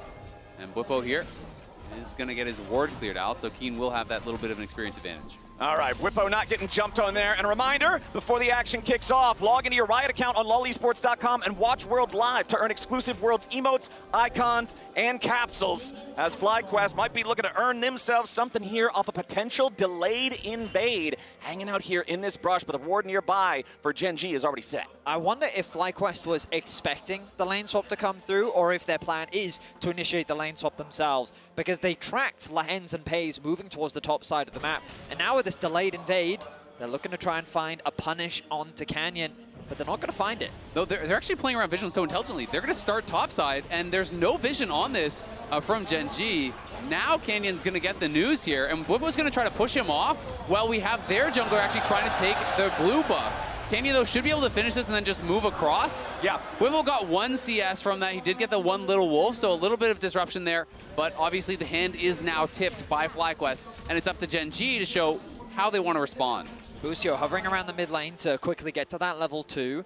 Meanwhile, on the top side of the map, Bwipo is going to join his AD carry. So this is a very traditional approach to the lane swap, making sure that Bwipo can get that level 2, ready for the TP bot, with the idea being that Busio getting level 2 as well can then rotate towards the bot side of the map and then cover for a potential dive. Only level 2 secured for Inspired. The pings are coming through. Busio begins his rotation to bot lane. And you could notice there that even though Masu was missing a little bit of CS, he's moving forward to deny experience from Keen. They didn't want Keen to get any experience on those extra minions to be able to get level 2 before the wave would crash, to be able to threaten a potential dive. But of course, as you say, Vedi, Busio is moving down towards bot, and Bwipo could look to join if they feel that they can hold at the tower. Now, Bwipo wants to stay top for as long as possible to get as much XP as possible, because the closer he is to 3, once he TP's in, that means that the fewer minions need to dive in to take over, and he'll be able to get that level up. Keen still being starved of a lot of farm. He wants to go and catch that top wave. And the TP has now been committed bot lane. Bwipo gonna tick over to level 3. Skarner's not in a position to dive. And this is a thing where I think FlyQuest were able to catch Gen G off guard, because typically, Canyon would do a full clear on the bot side, move into the enemy side jungle, and then set up for the dive on the bot side of the map, with potentially Keen there joining in the exchange. However, Canyon gets interrupted on his wolves. That's where he started, which means that the whole invade onto the bot side is delayed, meaning that Bwipo can now move to his bot side of the map completely uncontested and secure that whole way. And I agree completely, and so much of that advantage was gained by the vision play, right? By the avoidance of those Genji wards, by the fact that FlyQuest was stacked in the brush, they see where the ward is, they wrap around into the enemy blue. It's just a really smart early game play, and it has netted them a 300 gold advantage, 200 gold now, but it's not massive, it is significant. Point is, though, I think that you have to remember that, in my opinion, FlyQuest haven't had the best early game so far in the tournament. It's an area where they've been punished a lot, especially in the series versus HLE. It was an area of massive problems for them. And even against TL. They always came back in the mid to late game team fights. You guys have been casting this team all year long. You've seen these opportunities, the way in which they've been able to do that. And FlyQuest are kind of avoiding some of that portion of the early laning phase, finding a very small advantage in terms of how they've executed the lane swap, alleviates a bit of that burden. And quite frankly, I do like the scaling of their composition. The amount of protection and peel they do have for their damage dealers. If I had a question of, will FlyQuest have enough damage? You can throw the other question of, can they get through a Galio and a Seraphine and an Alistar ultimate on the side of Genji? And I think part of the hope is that if you're diving in onto Masu, onto Quad, that Inspired is making that very difficult for you, that he's going to be power farming, he's going to get to a strong point in the game where he can threaten these members of Genji as they try to bypass him and attack these carries. So we'll have to see, as the wave has been stacked, and it is Bwipo here being covered by Inspired. Okay, Canyon's 2 versus 3 coming as well. defense right now. Canyon making his way down. He's going to go back. They're going to call off the dive. FlyQuest avoided. Crucially, though, while Bwipo is completely fine here, they've also already got their bot lane on the top side of the map with Grub spawning in a minute's time. Normally it's on this wave that you would consider pushing out and then basing, ready for the swap. So anticipate that as the TP comes through from Keen, means that he's not going to be sticking around on the bot side of the map. And experience is the biggest thing here. Even after catching this wave, Bwipo is still going to have about a half a level XP lead over that of Keen. Exactly, and Bwipo here, we'll see if he wants to actually reset and look towards those grubs, but for now it looks like he's just going to continue the push here. And I think FlyQuest, even if they have to give up the grubs, are going to be pretty happy about how this early game has gone. They've created a nice little advantage in jungle as well as top. Mid and bot, all very, very even. There hasn't really been any disruption to the plan. And I do think FlyQuest's strength has been about understanding their comps, understanding the strengths of the comps, and how to play towards those win conditions. If they feel that they outscale you, they're not going to fight you early. They're just going to sit back and give up small things to try to really wait for their moment. And I guess the question now that I'm wondering then is, when will that moment be? With the grub spawning here in a couple of seconds, it could just be that handshake trade on neutral objectives early that we see a lot of the times. FlyQuest could opt to go for the Drake, but it does look like they're at least putting a couple bodies in the area. Genji first to the grub pit. Canyon will smite grub number 1 to at least guarantee that Genji will get that one, but now Inspired making his way over, and it looks like FlyQuest will maintain control over the topside river. Genji are happy to just take the single grub and back away, so FlyQuest will come out on top in this one. Now to viewers, it may seem confusing as to why Genji's just backing off of that. They were first in the objective, they had Keen pushing in the top lane, but you gotta remember, Ashe, this early on, contrast to the Jinx, like, FlyQuest have that advantage. So in that isolated 4v4, there are ways in which FlyQuest can actually win out on that skirmish,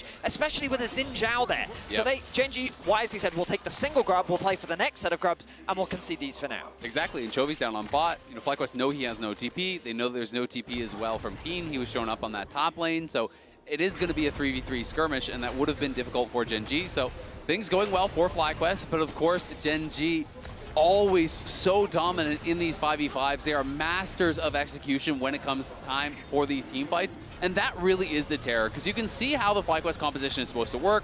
You absorb the engage, you stifle the engage, and then you turn around the fight. But Genji is so hard to do that against. If they find that picture-perfect engage, get back onto the carries, Equalizer comes in, Chovy is there, everyone is piling in, and you burst down that Ashe, all of a sudden, you have all these pieces that are there to protect something that no longer exists, and the whole thing falls apart. And it feels like it'll fall apart that much swifter with Jinx in the game. If one of these dominoes on FlyQuest falls over, you trust FaZe to have the mechanics, to have the hands, to immediately pilot that into multiple kills, into enough damage to FlyQuest to take objectives afterwards. I feel like with the game going this slowly early on here, still 0 kills for either side, 8 minutes into the game, not even a fight over that first set of grubs. Once we do get a fight, that first fight is going to determine a lot about the pacing from there. One of the things things I wanted to track of coming into this game that I discussed with you both is how does FlyQuest manage the early game? And 8 minutes in, they've done a great job.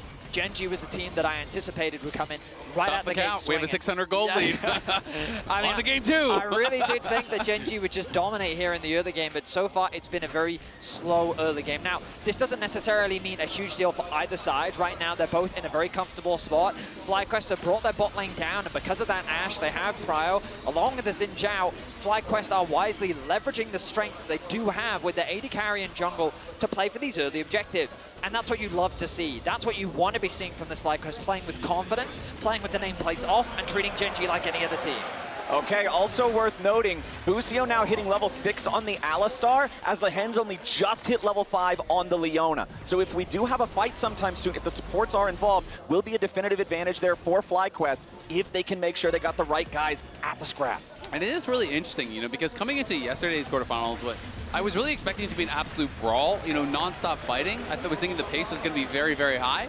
And this is kind of becoming similar to what that actually ended up being, which is, in reality, a very slow game that raises the importance of that first team fight more and more and more. The longer you get into the game without there being that major team fight, the bigger the rewards are for when you finally win it. If you haven't fought and it's 20+ minutes into the game and you get aced, all of a sudden you lose Baron off the first team fight and the game's just over. So it puts so much pressure on players to really nail it in that moment. If you're skirmishing back and forth nonstop the whole game, you mess up once here, once there, you can maybe make up for that later on. But if your first fight isn't going to be till 3rd Dragon, sometimes you only get one shot. Ultimately, like, again, a good move from FlyQuest. Masu moves up towards the top side of the map, ready for that second Grubs contest. No first items have been completed yet. Gen.G, though, in position to try and contest. That level you talked about earlier, Flowers, still no level 6 for Lehens. This should be a big warning signal. He's going to move over to mid to try and catch this wave. This, in theory, is enough XP to help him get that level up. As Chovy takes a bit of a trade against Bwipo. And you can hear the Paris crowd here, you know, erupting into the Let's Go FlyQuest chants and getting behind this final Western team here. I mean, you got to remember, couple European players. Former Fnatic player in Bwipo, former Rogue player and Inspired. There's still a lot of hometown heroes. You've got a European topside. Yeah. North America claims the rest. For sure, for sure. And the Grubs are alive. Let's see the execution. Quad gets the push in mid. Lehens now ticks over to level 6. Both supports just trading for the healing. I've forgotten the words of them now. Honey fruits. That's what I'm looking for. Thank you, Flowers. And here we go. Okay, FlyQuest are first into the pit, but Gen.G is ready to respond. Keen over the wall, ready to drop the equalizer if need be. TP mid. Canyon ready to start taking aggro here a little bit as the equalizer comes down. Inspired, already gonna lose half HP. Chovy jumps in, not gonna find the charm. Immediately engaged, coming up from Busio. First blood of the FlyQuest, and Chovy is down. Seraphine ulti roars over the top, and Gen.G has lost 2 men. FlyQuest just killed 3 of them, and they're gonna hit 4 grubs too. FlyQuest wiped Gen.G off the map, crushed the first team fight. They get the 4th Grubs, and they didn't even need Bwipo. He was pushing mid to actually get the tower damage down, and FlyQuest opened up a massive Game 1 lead. The target selection was phenomenal. Keep your eyes on Chovy. The TP comes through, but there's that mid lane ward. The mid lane ward spots out Chovy. They turn their attention onto him as he tries to come in for the flank. The Ashe arrow will connect. Busio with the initial knock up, the chain CC to follow, and the damage from Inspired as Bwipo tanks up 3. Flawless execution as they turn on to the rest of Gen.G. Canyon isn't in range to really contribute to the fight, and that is 4 Grubs for FlyQuest. And just look at this. I mean, Bwipo arrives, taunts 2 people, and just walks straight mid to push in the wave because he knew the team fight had already been won. And look at the FlyQuest staff there. They are popping off. FlyQuest passed the hands check. Chovy jumps in, Masu sidestepping away from the charm. The rest of the team immediately ready to layer CC onto a target like Ahri that's normally very slippery, very mobile in a team fight. And it's exciting for me to see Busio step up in that moment, lands the flash combo onto Chovy, because the story about Busio for so long in spring finals and going into MSI was yes, he's good, but in the big moments, he falters. He struggles with nerves. He's not going to be able to play the way that you expect him to. And coming into the Summer Finals, that was kind of the story as well, but he was able to move past that to showcase that he can play well on those big stages. He wins there. He's been performing solid here at Worlds as well. And so far in game number 1, he steps up in a big moment for them at the Grubs. What I love about how FlyQuest are playing is, as I mentioned earlier, they're playing with the nameplates off. Right, they're not showcasing this sense of respect. They just do. I mean, they are obviously, right? Not too much respect. Yeah, it's just an Ari. Exactly. What I mean by that is that they're playing to the strengths of their composition. Every decision that they've made makes sense. They know that Xin Zhao is stronger than that of the Skarner in the early game. They know they win the early skirmishes, and with an Ashe to help support that, they've moved the Ashe around to gain early control over the Grubs and the Dragon. An ulti will come through in a bit. Quad's in a little bit of trouble here as Lehens jumps in. Canyon over the wall wants to try to join up, but it ain't gonna matter. Lehens is already down, and a beautiful move from Inspired, using the ulti to knock the enemy Skarner back. Now Bwipo's ready to make a grand entrance, and he's grabbing a 5th kill of the game for FlyQuest. Gen G thought they might have had something, and FlyQuest check him at the door. A haphazard force from Gen G means that FlyQuest get themselves another 2 kills. Lehens tries to force an all-in. Canyon is very slow on the follow-up. Chovy isn't really there, and Gen G concede another 2. Betty, you're talking about FlyQuest, not playing with too much respect. I think it's Lehens not playing with enough respect. Bro maybe has the nameplates on, thinks it's going to be an easy game, and he is over-forcing mid lane there. Misses the ulti on Quad as it was sidestep, still trying to force, ends up getting punished, and what a nice follow-up from Inspired. He dashes past Canyon, not marking him, to use the ulti to knock him backwards, forcing out the flash. We can watch it one more time as Lehens, Hex flashing over the wall, looks for the ulti, but Inspired is right there behind him. Now you see Inspired. Why are we still going forward? We can see that Jinx is coming in, Canyon's over the wall, but he's locked up under the tower, and then watches from Inspired, knocks him back, and then is able to follow up and get this 2nd kill. I just think it's bizarre. You're going in with a Leona and a Skarner against a Seraphine under turret. I don't even think there's enough damage to force anything. Maybe they're just hoping that Quad is going to panic, waste a summoner spell for no reason. But FlyQuest showing cool heads, responding to Gen G, who are just playing abnormally over the top. And crucially, the gold is where you want it. A 1.2k gold lead in favor of Inspired. He's going to be one of the big damage dealers. He's also going to be your initiator. On the front line, this man is the one that's going to start everything off as the remaining dominoes fall into place. FlyQuest find themselves with a 2k gold lead, a strong early game lead over Gen G. And people talk a lot about, Locket as a strong answer into Rumble. You know what's a really strong answer? The Empowered Seraphine W. That shield gets massive as you get more AP moving further and further into the game. It can really neutralize a lot of that AoE damage that's coming through from the other side. So I do think if Gen G are not careful in these next couple fights, they are in a real danger of losing this first game. Speaking of massive power, we also have the Seraph's Embrace now fully evolved as of a couple seconds ago. Quad going for that first rush. All of the extra mana means you're constantly going to be a support battery with all of that shielding, all of that healing.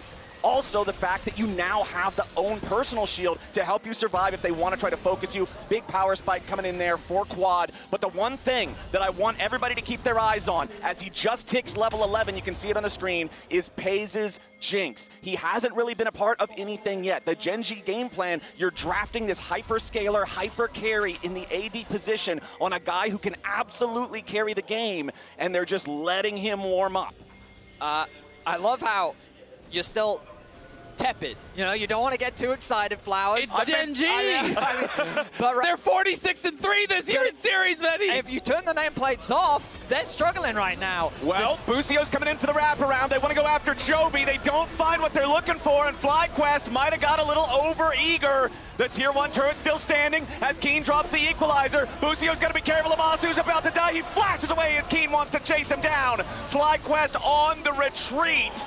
They nearly toss it away, but Gen G won't get a kill. Rift Herald still on the map, 17 minutes into the game, and Gen G is going to head over. So the priorities there, I think FlyQuest overforced on the mid lane tower.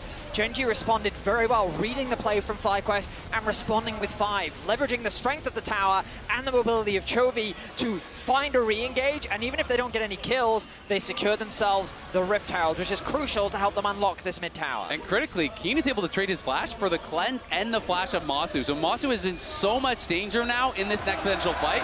FlyQuest do get the mid lane tier 1, so the trade right now I think is totally fine for them.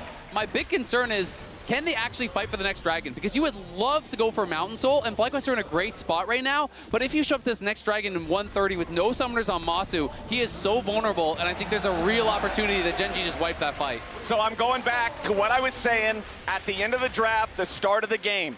You've got this cannon. You've got Masu on the Ashe. He's stepped up plenty of times for FlyQuest so far this year, and he is rounded out by a pretty incredible cast of supporting characters in an Alistar, in a Galio, in a Seraphine. If he doesn't have his own, oh man, I'm in trouble buttons, everybody else better be using theirs. Because if he falls and Paze gets excited, that's an easy ace for Gen G. There's a bit of a waste of time there from Bwipo. He started pathing up towards top, then actually started making his way to move down towards mid. Perhaps he wanted to help guarantee that mid prior, which, because FlyQuest secured that tower earlier, is going to be easier to secure. He's a little late to the wave on top, allowing Chovy to get that initial push out, which means that he can rotate down first. Both have their TP available. With 40 seconds on the Dragon, they want Quad to go and push out bot wave, and the vision denial begins from FlyQuest. Exactly, and it's showing that FlyQuest do want to try to fight for this Dragon. They know if they get Mountain Soul, it's going to be so hard for a composition like Gen G. But Masu, as you say, Masu has no cleanse, no flash. Inspired is playing by him, but if they get in onto him, even all the peeling that FlyQuest has available may not be enough. So they have to be really careful about his positioning. Paze, though, wisely showing respect on the mid wave. The Ashe arrow, the Seraphine ulti. There are a lot of tools to catch Paze out, even with his cleanse. So he can't really afford to step up on the wave without the rest of his team, who are now arriving. Observers showcase the amount of darkness that Gen G see. Lehen's going to be the one to face check.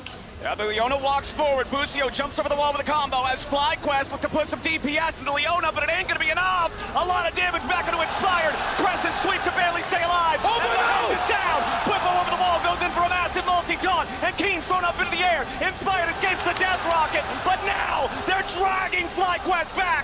Bwipo's first to die as Paze continues firing, and Chovy wants another. Canyon steers back away as FlyQuest get a 2-for-1. That is huge for FlyQuest. They're already onto the Dragon. They're going to move to Soul Point here. Inspired barely survived, flashing out of the way of Paze ulti. That surely would have finished him off. The fact that he doesn't go down, the fact that Bwipo gets into the backline puts so much pressure onto Gen G, and now it's Paze with no summoners here. It's FlyQuest moving to Soul Point, and it's FlyQuest really showing their class against the world's best.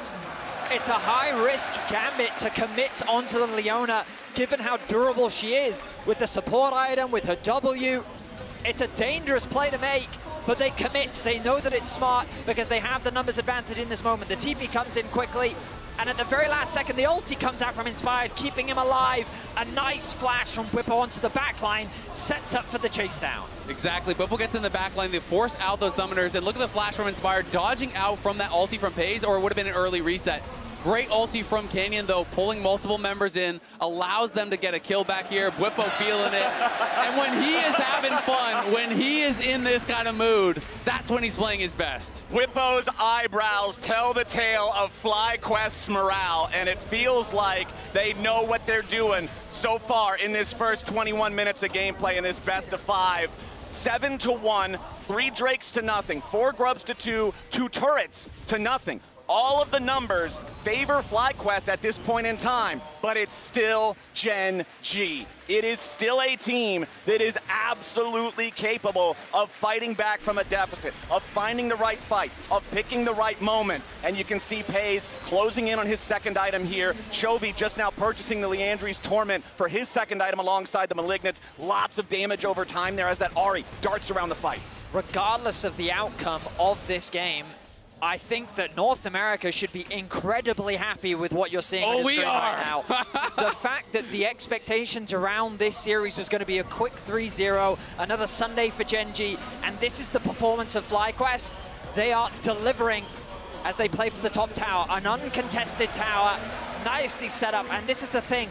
Discipline is being demonstrated by FlyQuest, and that is what you need against a team like Gen G. And look at all the vision control they're actually setting up around this top side. They're making it very difficult here for Gen G as they have this line of pink wards, you know, pink ward there, pink ward there, pink ward behind them as well. They're trying to constantly be able to threaten if there's an overcommitment towards the Dragon. Hey, we could actually trade for a bear, and we're in a position where you get very little for one Dragon, and we could win out big. So FlyQuest playing so well towards their composition, but Gen G always has the ability to make magic happen in a team fight. to really flip the game on its head in a matter of a second or two. Honestly, I feel like that this is more FlyQuest to lose than it is necessarily Gen G's to win, and you're completely right. There's always the possibility of Gen G finding those windows, finding that angle, but I feel like the FlyQuest, with the composition they have all the tools they need.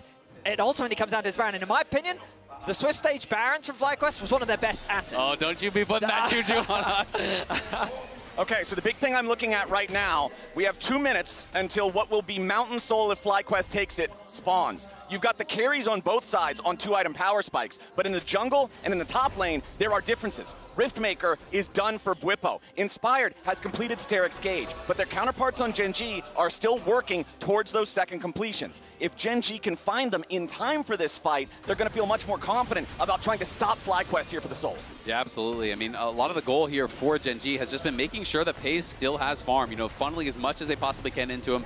He's up to 246 farm. We're only 23.5 minutes into the game. They are getting the Jinx to a strong point. He does have the IE. He has the Kraken. He's trying to get more, and they know they need to be as strong as they possibly can, as you said, before this fight, because if FlyQuest gets Soul, that's very likely the game for Gen G. TP coming in here for FlyQuest side.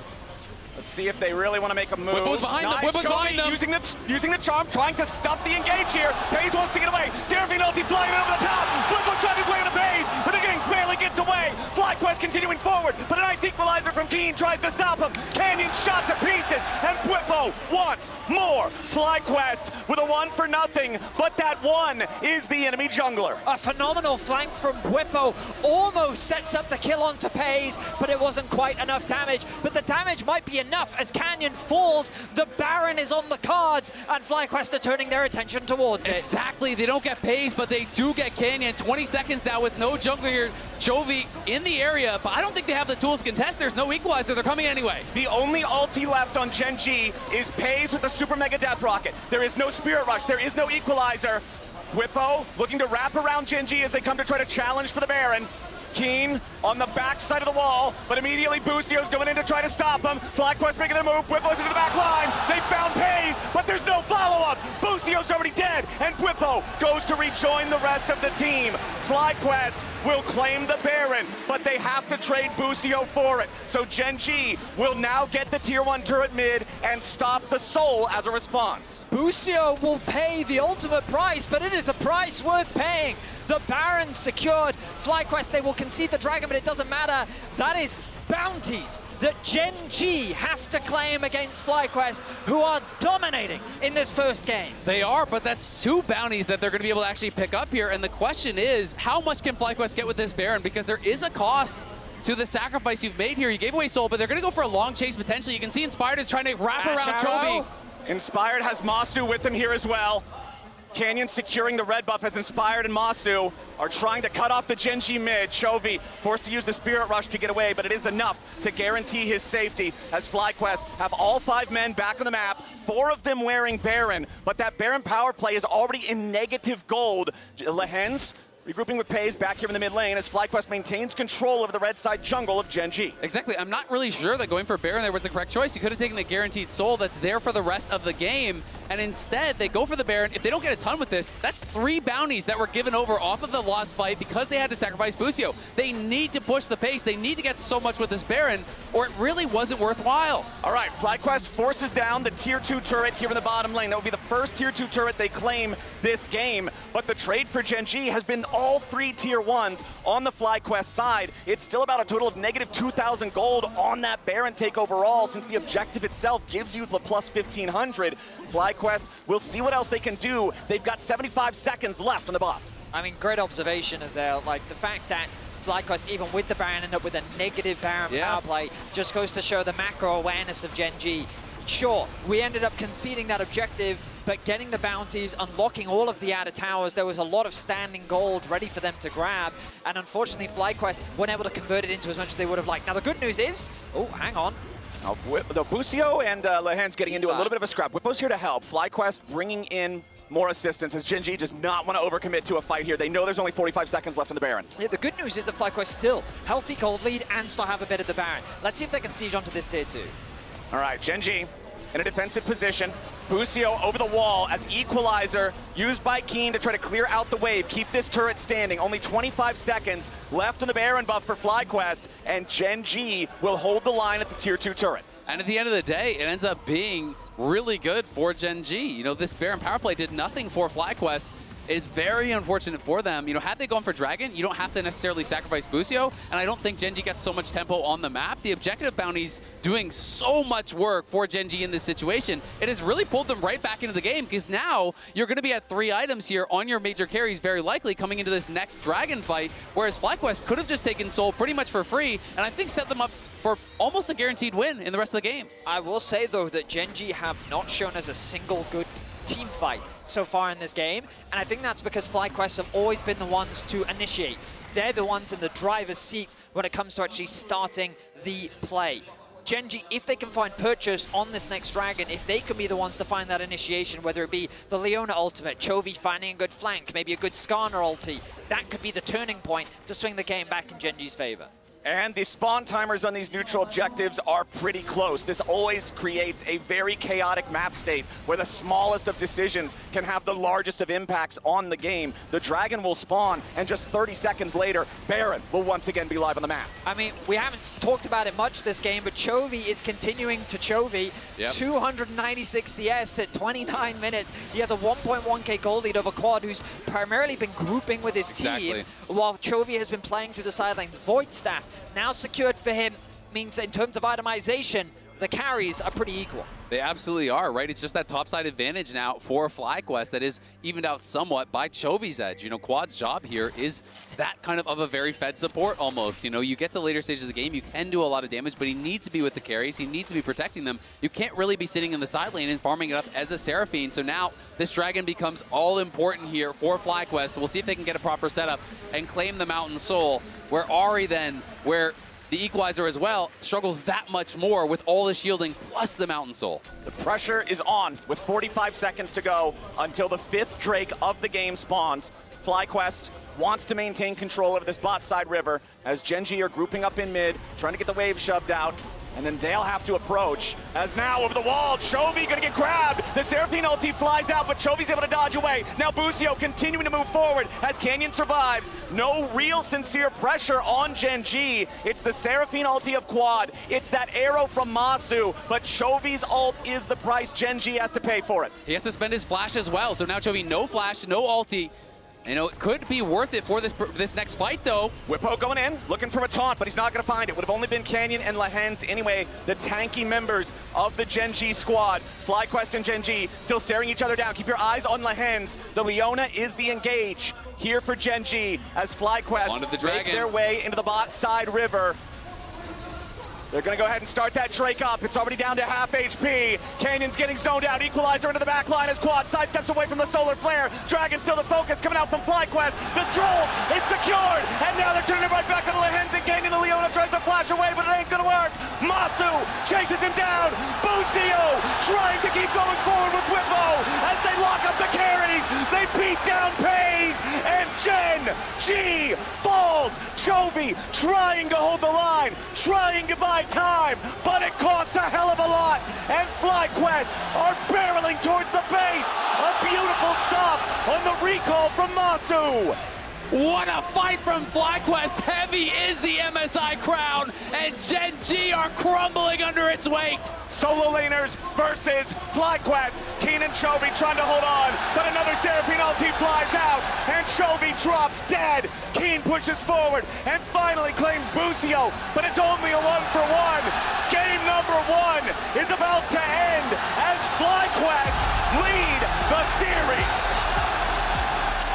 Doubters be damned, FlyQuest are here to play. Wow, what a game. Dask, take it over. Oh my God, I cannot believe it. Let's go. Let's go. That was amazing. Them believe. Holy shit, I believe. Oh my God, if you incredible. can see what transpired here as we were watching the game, specifically for Jat, specifically for Colby, right? I saw you already. You know, you were starting to hope. You were hoping a little more, and then they just do this. reason I put the Seraphine on the graphic, even though they hadn't used it at Worlds yet. They used the enchanters to build a super strong team fight. Seraphine flex into mid, Galio into double AP, but really, how'd they win so many fights? They beat him at Grubs, they beat him in the mid lane over and over, Shocks? I mean, the amount of just gut they have to have. When I watched that feature and we heard Bwipo say Keen is the standard, Canyon was the standard for Inspired, Chovy's the standard for Quad, to go up against those guys and play calm. Just play calm and collected in game one. I am blown away. Hey, last time NA took a game off the LCK at Worlds in a best of 5, 2018 C9 versus Africa. And then they did it twice more right in a row. Woo! Wow. It's sick. Okay, calm down. Calm down. Is there a leak in the copium let me double tank? check. I mean, it looks good if you want to know their hit. What's this? You're about to tweet, but you stopped. I finished that. Just finish the tweet. Make him believe. Hey, crazy. Okay, we got to come down to earth. And at the end, we can do the whole only a game one of a best of 5, right? We do need to outline what were the elements of this FlyQuest upset. So I think it was a huge draft gap. And it was one of the vulnerabilities I might have seen in Gen G before this. When I saw their last 2 games against HLE in the Swiss stage, they picked hard engage with their top 3 almost regardless of the competition. And then FlyQuest very quickly locked in the Seraphine. The fact that Gen G then matched double AP with Skarner immediately says they're going to have extremely low damage. So picking a Galio top and then knowing that the Seraphine is a flex, which I think caught Gen G off guard, is actually one of the most Smurf 1-2-3 advantages we've seen this entire tournament. Also, it's the fact that you take that Ashe. It's been so incredibly important to have something that can have that push. And when you're looking at, they hover the Kalista, Ashe is perfect into the Kalista. It's really difficult to get any sort of control in the bot lane. So they felt forced to go to the Jinx, as it's the only thing that has range that can even remotely threaten the Ashe down there. And then when you look at the rest of the comp as well, this feels nearly like the 3-0 curse coming back into play from it, because you look at, like, the Rumble has kind of been solved with the Galio pick. Skarner, I think, is starting to fall out of contention. Silas rose up in priority massively in our quarterfinals so far, but we're not seeing those same priorities coming through for Gen G. Gen G last year, Chovy and the thing that's been following him. I mean, I don't want to invoke these things at all, but it is things you got to talk about, especially when you go down in this knockout match. FlyQuest have now taken a game off of the #1 LCK team and already the #2 LCK team. Yeah. If this isn't the embodiment of make them believe, I don't know what is. I agree. I also want to take a look at our HyperX Reflex replay. I might have called that too fast because we came to that so fast. Yes, because this was, the most important fight maybe because it set up the whole game for their comp. Yeah, it does prove that they also understood their composition. The way Quad held his in power W for when Chovy dashed in, they're super ready for it. Everyone sidesteps. Busio actually gets the stun, and then everything else just follows in over the top. The Seraphine ult is perfect. The layering of CC shows that this is actually very practiced. I love the mechanics on display. You mentioned Busio immediately jumping on to Chovy there, and the confidence of both Inspired and Masu. They dodged, they split away from Chovy's attempt to engage there with the charm, and they keep that confidence for the whole game. It's also a great read of how their composition spikes. Like, when to play around that level 6 point is so crucial for that team. The first item points that we were talking about behind stage, incredibly crucial, but also what I didn't expect to say was, up until kind of like, say, the 23-minute mark, FlyQuest were outplaying Gen G on the map. They were getting to their points quicker. They were pushing through on side lanes. Even on that fight that looked a little dicey in the mid lane, they still ended up 2 towers for a Rift Herald. It was great for them. Yeah, I said maybe the Grubs fight was the most important, but to me the most impressive was the one at the end, because you were in a position where Gen G notices that, hey, we got a couple of pickoffs. We actually have a way to win this game, but FlyQuest shut the door by exquisite team fighting. I got a little nervous because we had just used both of our engage ults, the Seraphine and the Ashe, to try and get that pick.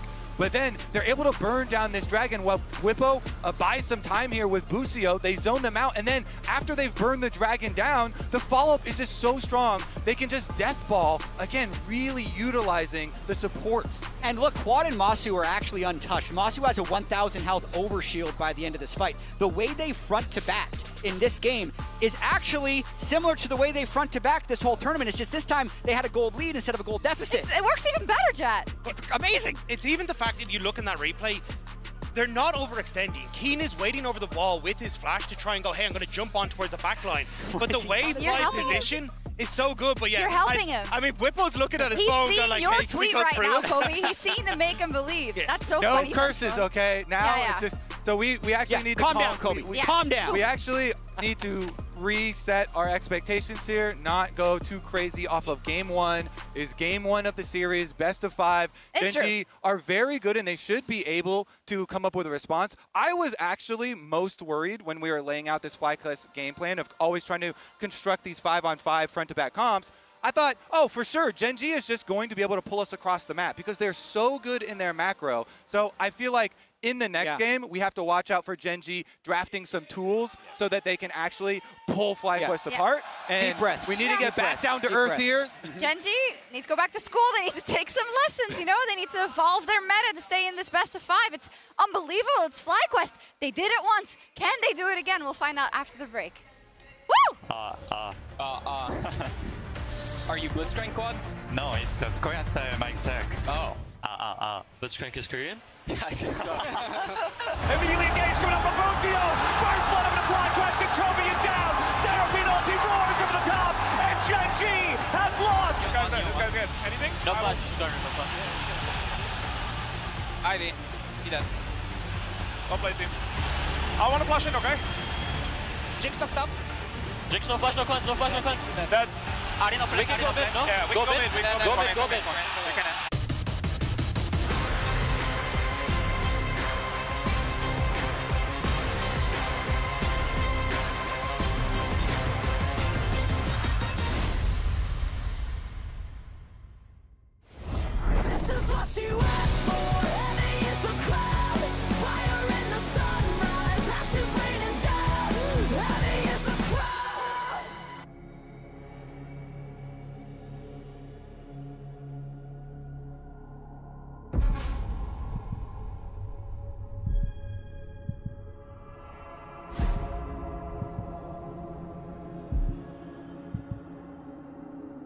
You got a pretty disguise,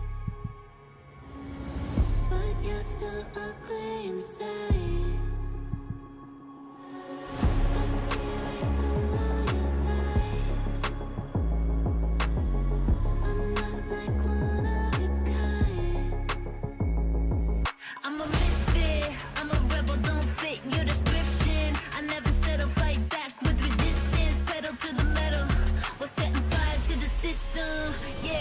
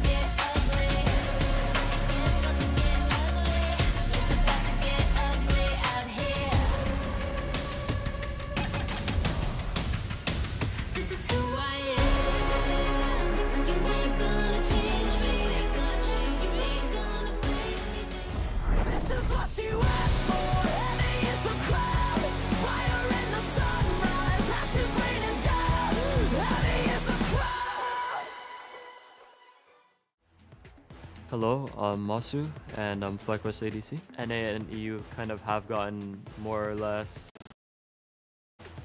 beaten in most worlds. I think they do have the right to have doubts, but I hope good performances like this one give them hope. I definitely do not want to leave this tournament already. I want to continue playing against the best teams in the world and the best players, and us exiting the tournament before we have reached what I believe is our potential or our ceiling will kind of leave regrets. Paranoia from Umpty, diving after the AD carry of FlyQuest, but he's gone too deep. Busio with the kill on the Team Liquid jungler, as Jan has to try to retreat now, inspired with a Vault Breaker flash, but it ain't gonna find the target. He can follow it up with the ulti here as Quad shows up from the side, and the nice shutdown back over to FlyQuest as Team Liquid continues trying to run. It's a 2-for-1 trade favoring Fly so far. Impact's gotta try to get away. Quad running out of Spirit Rush charges now. The rest of the team needs to join up, and Busio's got the kill on Impact. Seeing myself in the 2024 Worlds music video for the first time was a complete shock. To be honest, in the beginning, I didn't really believe that it was me. I thought maybe it's someone that looked like me or a player on some other team. But when I kept watching, it kind of sank in that that is me in the video, and it kind of made me fulfilled in a way that I haven't felt before, especially because whenever I was young, I would always watch these videos, I would always listen to these songs, and I would watch Worlds with my brother, and kind of now being in the music video myself felt really amazing.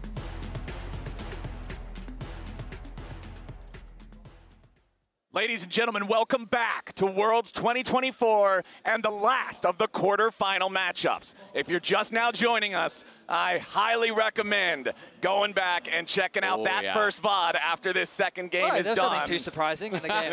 Everything going in is expected. I mean, let's be honest, it was the LCS #1 seed against a lowly #2 seed from the LCK. It was always going to be FlyQuest favored, but come on, I mean, how exciting was that first game? And we were talking about it coming into this, that individualism from FlyQuest, the willingness to bring out those unique picks. They've been doing it in the Swiss stage. They're continuing that trend in the quarterfinals. And honestly, Gen.G with a somewhat predictable draft in terms of what they like to draft, immediately the respect Seraphine taken away. And we were just talking about this, what would they drop? Because it was the Ivern, the Renekton, and the Orianna were the bans in that previous one. We assumed that they would drop that Orianna, let that through to ban out the Seraphine. But I also want to touch back quickly on one of the points that you made coming into this, Betty. The last time any Western team won a game in a best-of-5 at Worlds against the LPL LCK was 2020. FlyQuest in game #1 has already broken that.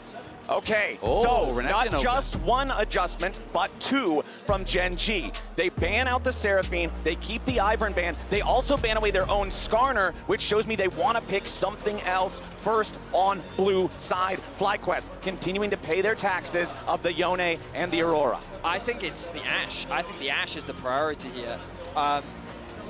With the Nocturne banned away, I think it just makes the most sense. You saw how much early game control it gave over to FlyQuest, and I think Gen.G wisely take that one away.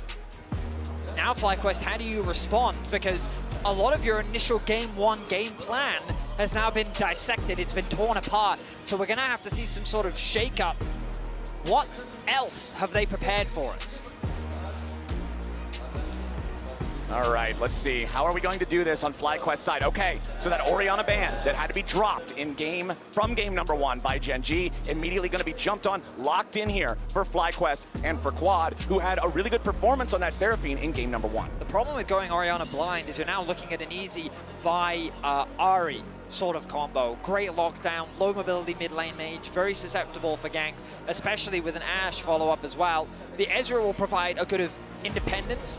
Busio now has an option for a good Rakan game if they want to leave the Ezreal isolated, get Busio active on the map. But I am worried about a potential lockdown mid-jungle duo that Gen.G now have easy setup for.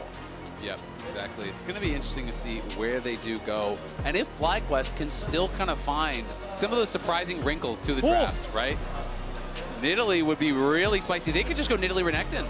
I think it is Nidalee Renekton. They'll lock it in. Canyon Nidalee. Renekton's got to be coming. I feel like it is. They dropped that ban, and I think they have to be looking towards that. You need setup for the Nidalee to really dominate. That is that classic combo here. Viewers at home, at MSI, Canyon brought out the Nidalee. And he has a world skin, okay? When passing the Nidalee check, this is the man that defines the Czech.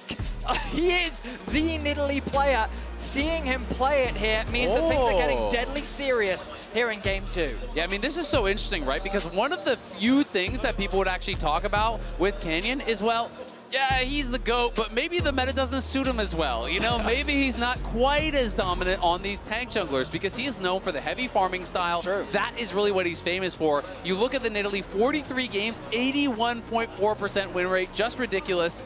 They do pick the Jax, leave up the Renekton. It is not going to be grabbed here by Bwipo, though. So a little bit of a surprise to me. Yeah, and we do have that Rakan that you were talking about, Vedius. If you want to lock that in when you have an Ezreal, let him do some roams, let him set up some plays, make some moves across the map. You're immediately put in a good spot to do it. Yeah, the Jax with the Nidalee, we'll see how this goes. Azael, you know me. You've cast with me a lot. I am the resident Nidalee hater. Whenever anyone locks it in that's not named Canyon, I hate it. Unfortunately. Right now, though, this is Canyon, and this is his Nidalee. Yeah, exactly. I'm with you, man. I'm definitely a Nidalee hater, but you look down and you see Canyon, you're like, my mistake? I apologize. It's a great pick. Now, FlyQuest had a choice here. Do we remove support options for Lahend, or do we instead pinch the mid lane pool? They're looking and saying, you need an AD mid laner now because you're overstacking on AP. This is a great Merc Treads game already for FlyQuest. So take away the Tristana. Do they maybe even just ban away something like the Corki, something that Chovy is incredibly famous for? I feel like Smolder instead. Smolder is another good option, but you imagine that AD mids are going to be continuing to be the trend here for FlyQuest. I mean, the thing is, it's like if Chovy wants to play an AD mid, he's going to play an AD mid, right? He played Lucian, he played Draven, he played Jace. Like, this guy plays... He plays Cassante. Exactly. Like, he will play something. So, you know, Tristana, if they say, hey, this is the S tier mid that you could actually pick from this situation, we're going to ban that out. The rest are kind of all interchangeable. I think that makes sense. It is going to be another respect ban here over towards FlyQuest. A Xin ban. You're trying Xin ban, you're trying Seraphine ban, you're trying Ivern ban. What can't they do? That's 4 out of 5 jungle bans from Gen G's side. And I mean, you got to remember, he's got the pocket pick Nunu ready to go. The cheeky hover coming out from Marsu.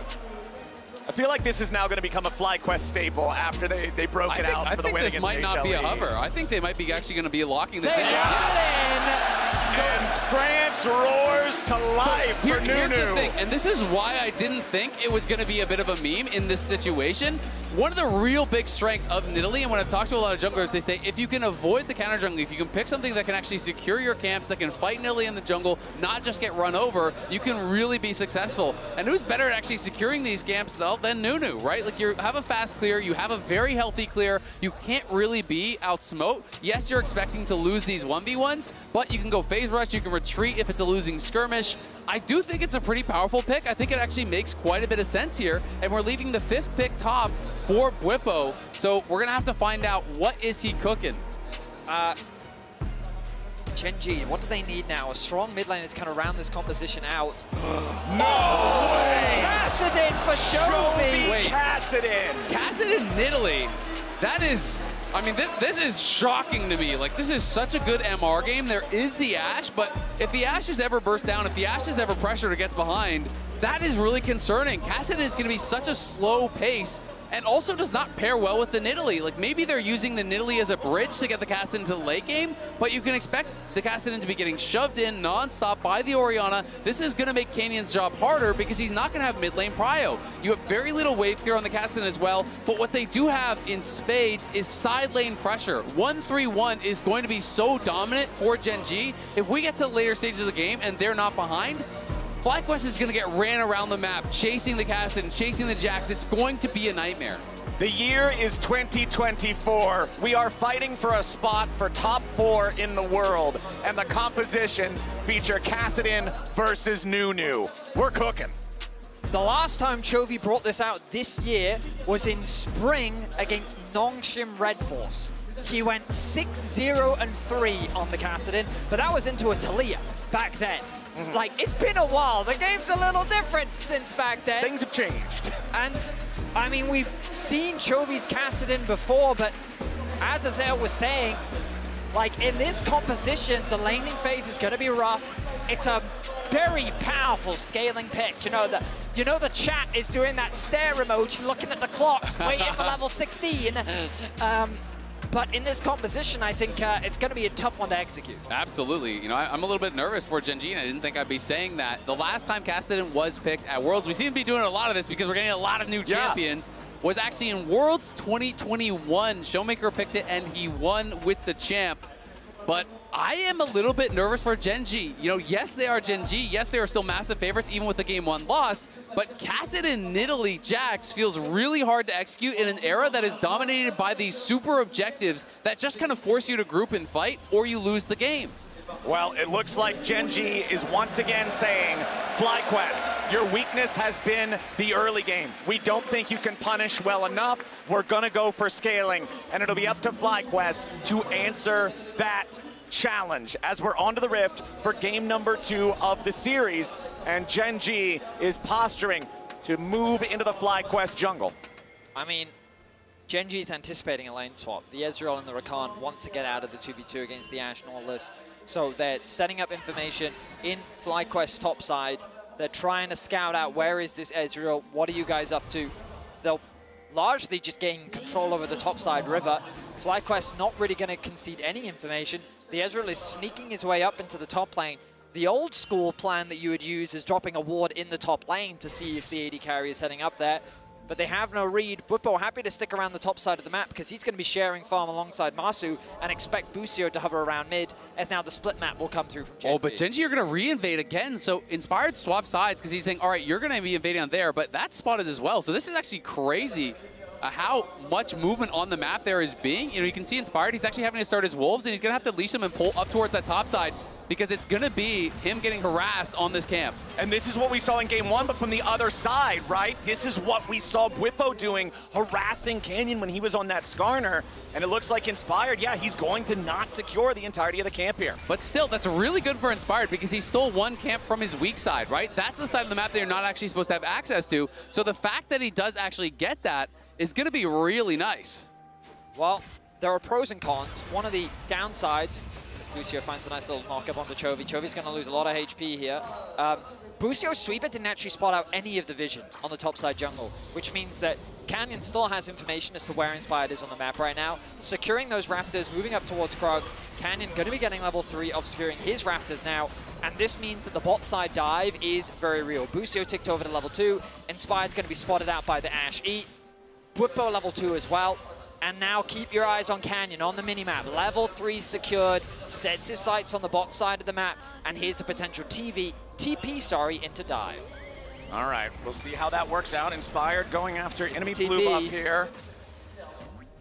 But no, there's no dive once again. FlyQuest are going to be uncontested. Keen going to be sitting pretty comfortable on the top side of the map as well. I mean, Bwipo got 3, right? So he got almost all the way there. 1 or 2 minions die after TPs. He's level 3. That is a very hard dive against that level 3 Renekton who's full HP. There's no chunk on him. There's no chip on him. And again, FlyQuest are playing the lane swap out very, very well. They haven't created those same gold advantages that they were able to get in the last game, but Chovy's not going to be having fun in the early stages of this matchup. He is going Fleet, very likely resolve secondary. Yes, of course he is resolved secondary, so he has second wind, he has Fleet, he has that D-shield. 2v2 here in the bottom lane though, as Bwipo down to 300 HP. Lehens dropping the Ignite on the FlyQuest top laner. And remember that Bwipo had to already use the teleport for the lane swap scenario, so it's not so easy for him to go back and heal, get back into this lane in a better state, as Quad tries to keep the pressure on Chovy early. This is paramount that this never lets up. Exactly, you have to be non-stop, getting every single auto attack in that you can, harassing this guy constantly, as Canyon is going to make this so difficult. They're going to go for the dive. 3v2 dive from Gen G. Lehen's going to lead the way. Bwipo trying to stay alive. He's barely hanging on as he flashes out. He's trying to chase him down. It's first blood back over to the Ashe. Busio still wants to get one back, but he doesn't have the damage. The Riptide slows him down, and Gen G get the first blood. Nicely executed dive, and it's ultimately a misplay from Bwipo. Chovy getting very low, forced a flash in the 1v1. Remember, coming into this, Quad wanted to show Chovy how much he's grown, and I feel like Chovy is experiencing that development from Quad, but we've got to go back to the bot side of the map because Bwipo took a bad trade against Pays and Lehens. That meant that he ended up losing about half his HP and wasn't able to get the level up. This was the go signal for Canyon, knowing that, hey, stuck underneath your tower, my spears are going to do a ton of damage, and even if he didn't connect them, the pressure was enough to secure first blood. FlyQuest are looking to try to threaten a dive. If he continues to stay, Busio's wrapping around behind him. Remember, there's no flash. He could look for this. They're letting that recall run down. Here we go. Busio wants to go for the dive. This will be pretty important here for FlyQuest. Knock up onto Chovy. Not enough damage to take him down, and now Busio's Cougar Food. Canyon shows up for a punish, and Gen G are looking scary in the first 5 minutes. Yeah, Canyon, right place, right time. Once again, gets down bot lane after Wimbo took that bad trade that video is talking about, and gets that kill there. Then is there on the counter gank, and now Wimbo getting pushed out.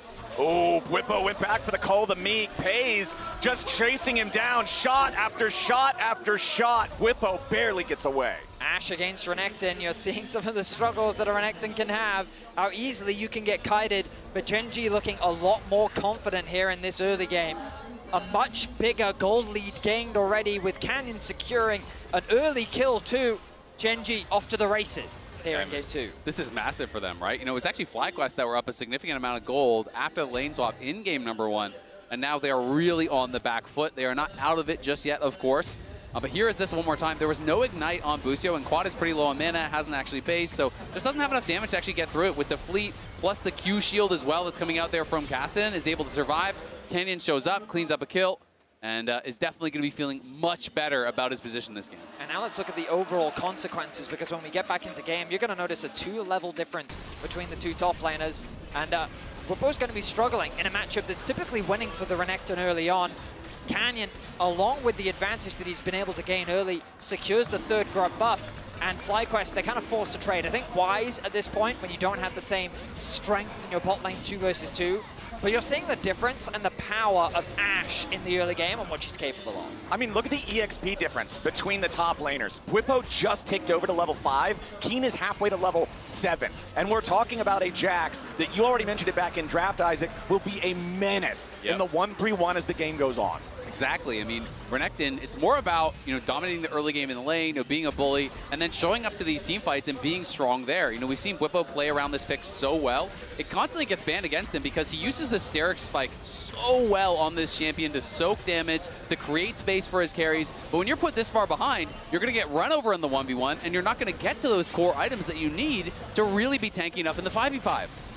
Canyon trying to steal away the blue buff from the FlyQuest side. He's got backup from Pays in the hands, but Inspired better on the smite to steal that one away and tick level 6. I mean, the gobble from Inspired, assisted alongside the smite, means that no buff will be lost, and FlyQuest find themselves at about a 1.5k gold deficit. The biggest problem I find for FlyQuest is that they keep trying to return to standard lanes so that Whippo can lane into Keen, but Gen G won't give it to them. They're constantly swapping Pays around the map to match this Ashe into the Renekton, starving him of more experience, and Masu really can't bully Keen on this Ezreal. Oh, Masu getting grabbed by the dredge line, but nicely used there with the Arcane Shift to buffer through the grab. As Chovy here in mid lane might just find himself on the receiving end of a snowball, but considering he's level 7, he can still buffer through that knockoff. But nice shockwave coming out from Quad. Surely they get this kill. No way! Chovy just made him look foolish. The magic shield on the Cassidy meant that he was able to tank up the damage. The null magic mantle in his inventory as well, doing so much work. FlyQuest just lacking the damage to finish off the kill. And that was so close. He was down incredibly low, but not getting that kill is devastating. Cassidy now ahead of the Orianna. And this is not going to be good here for FlyQuest. We'll see if they can make something happen on bot side, but now Busio in trouble. Busio already having to back away as he misses his grand entrance, gets locked up, loses half HP to the fire of Pays. This early game is going beautifully for Gen G, not just with the plays that they are making, but the way that they're responding to the attempts FlyQuest is bringing, as Whippo going in against Keen, needs to try to lock him down here for Inspired to show up in time. That snowball needs to make its way into the Jax, but it ain't gonna collide in time as Canyon now shows up. Keen still feeling fine. Gen G are loving these first 9 minutes of play. Gen G with a 1.5k gold lead. The gold lead hasn't really expanded that much, but as Azael highlighted, you look at the bottom of your screen, and the gold is going to all the right people. A 30 CS lead for Keen with a 600 gold lead. That's 2 kills without him even having any. Can with a gold lead over the Nunu, and crucially, Cassidy with a gold lead as well. Exactly, and when you can get through these early levels as a Cassidy in these kind of matchups, You get to the Catalyst, you get to the tier, you have a null Magic Mantle, and all of a sudden you're not running out of mana, and you can't really be pressured out of lane, and that's where things start to get very difficult for the Orianna, because you have more sustain, you have these shields that you can use on trades, and then as long as you have information on where the FlyQuest members are, you can actually start getting aggressive, shifting in with the ultimate, starting to really take over in that 1v1, and just making it a nightmare for Quad. Yeah, I mean, the problem for FlyQuest is going to be who actually deals with the Kassadin. They really don't have the lockdown required as Keen. Yeah, I don't think they have anything for the Jacks here either, as Keen is about to win a 1 versus 2. Inspired again showing up just a little bit too late to really make a lot happen. Keen thinking about turning around, maybe trying to finish off Bwipo there, as Inspired on the Nunu. There's no way to have any threat without help there onto the Jacks. And meanwhile, since the enemy jungler's bottom lane, it means free grubs for Canyon up in the top side of the river. 6 grub game for Gen G. I mean, Inspired is forced to help his top lane and push out this wave. Bwipo is really struggling in the 1v1. He's the one that's paid the biggest price in terms of how the early game lane swap has panned out. And very wisely, Gen G took advantage of the Ashe pick to just bully out Bwipo. And I think already in this series, we're seeing the value of Ashe and how much advantage it gives you in the early game. All right, Lehensen pays.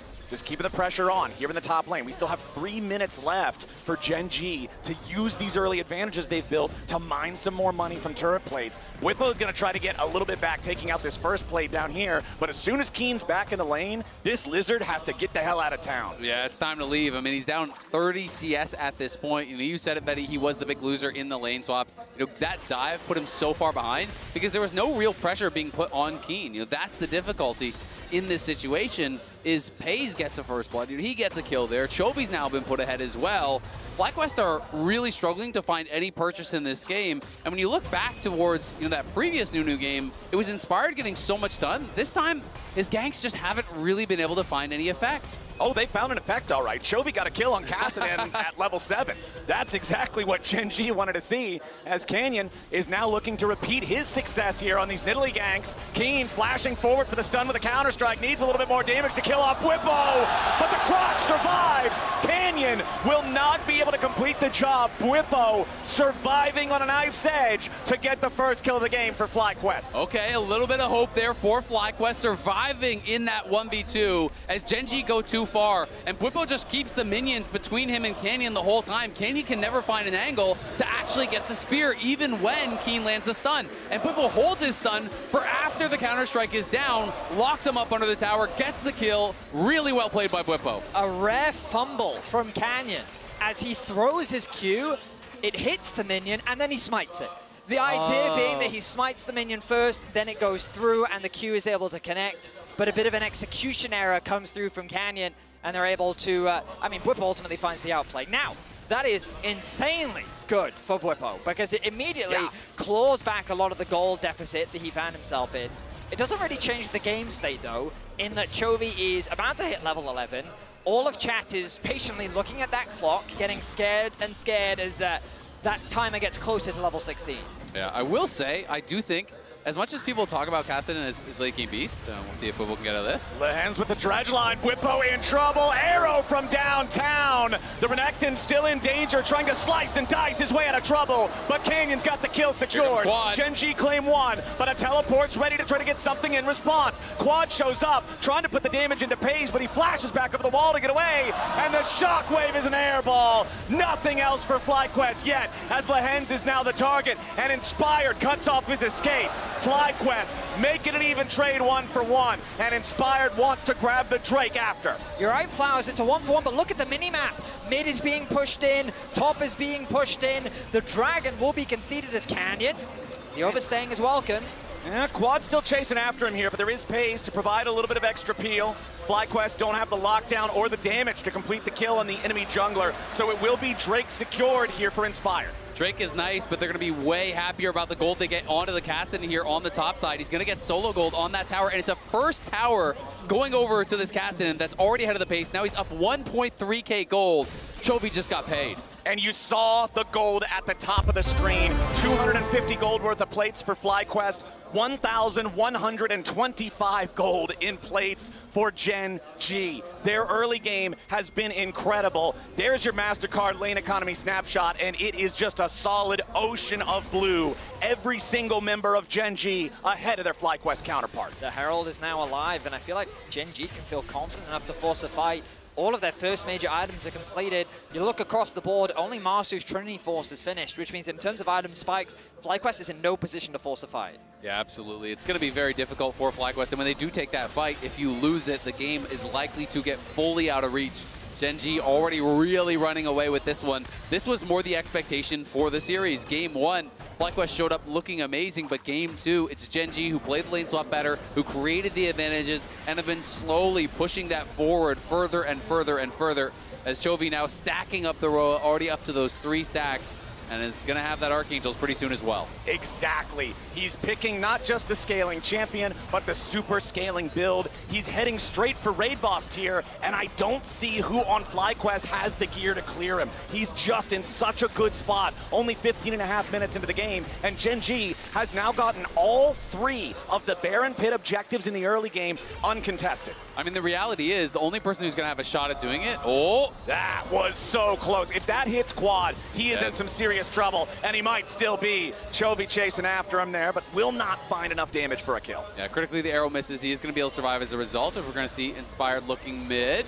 Finds a knock-up onto Pays, but Canyon's here to peel for his AD carry. Redemption summoned up, Inspired just shot to pieces. Gen G grabbing 1 kill already, and Canyon ain't gonna drop. Pays finding the DPS in this one, as Keen's ready to jump in to make it 3. A triple kill for the Gen G marksman. Those arrows fly straight. Pays with phenomenal footwork, dancing his way around the fight, dodging the knockup from Busio, and then re-engaging off the back of the damage from the tower and Canyon.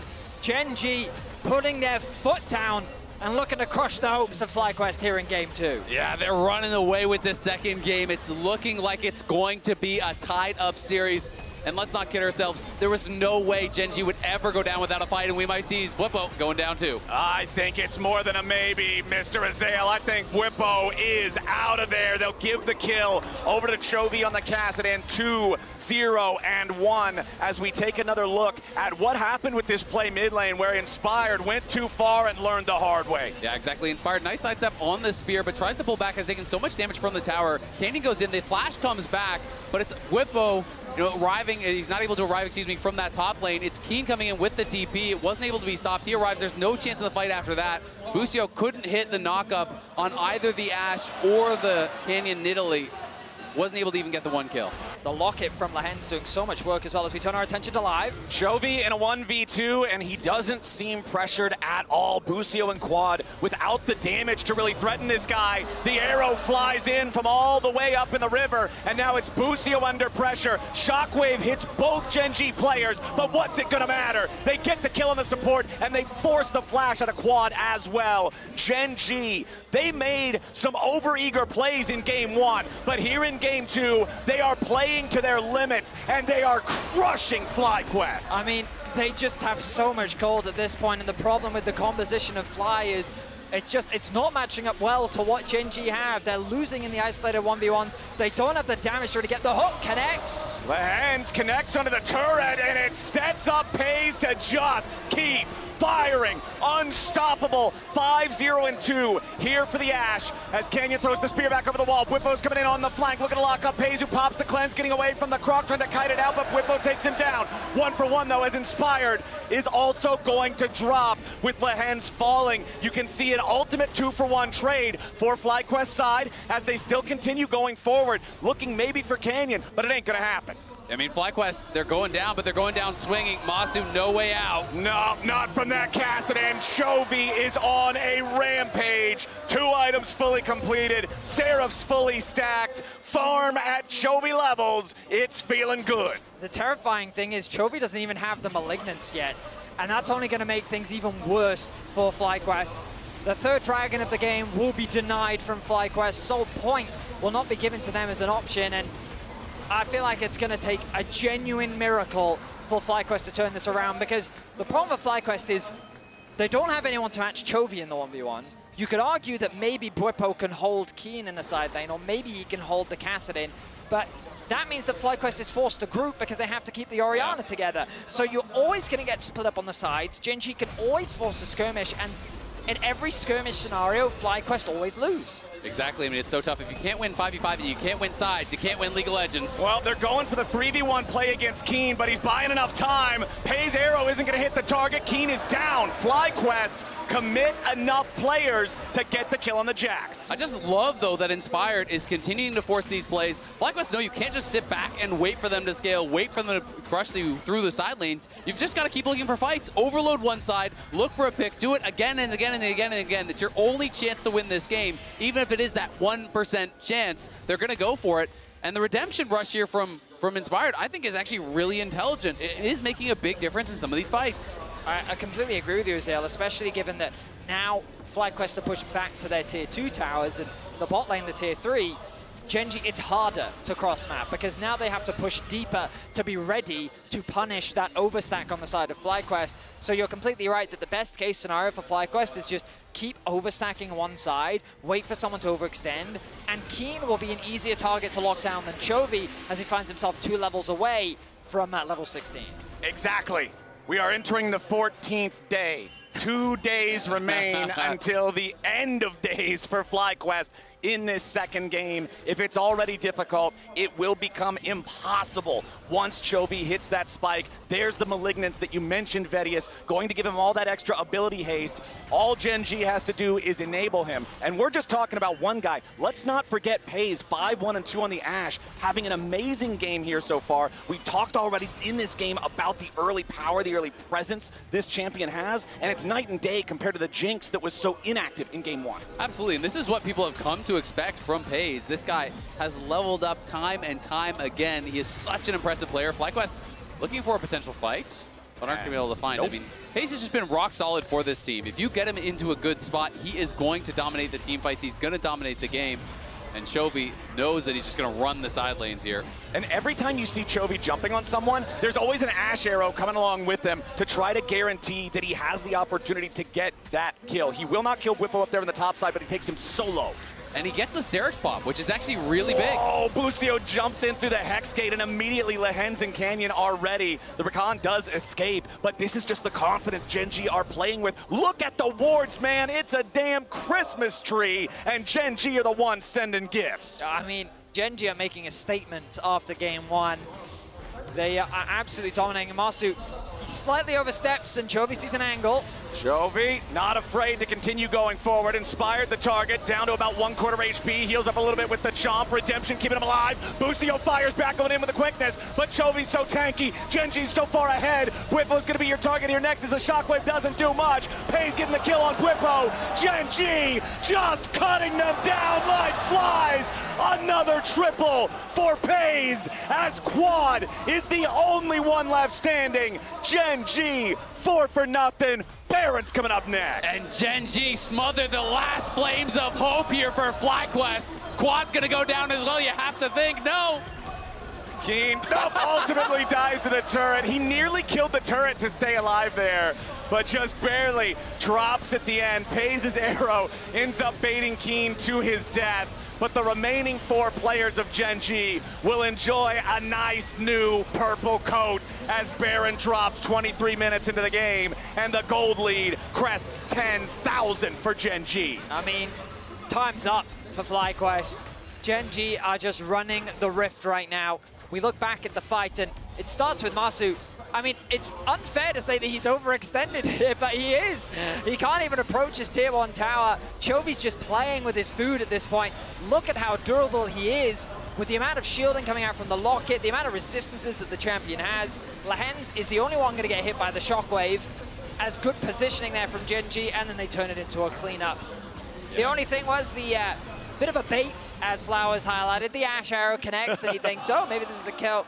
But I mean, Bwipo recognizes it's okay. It's best of 5.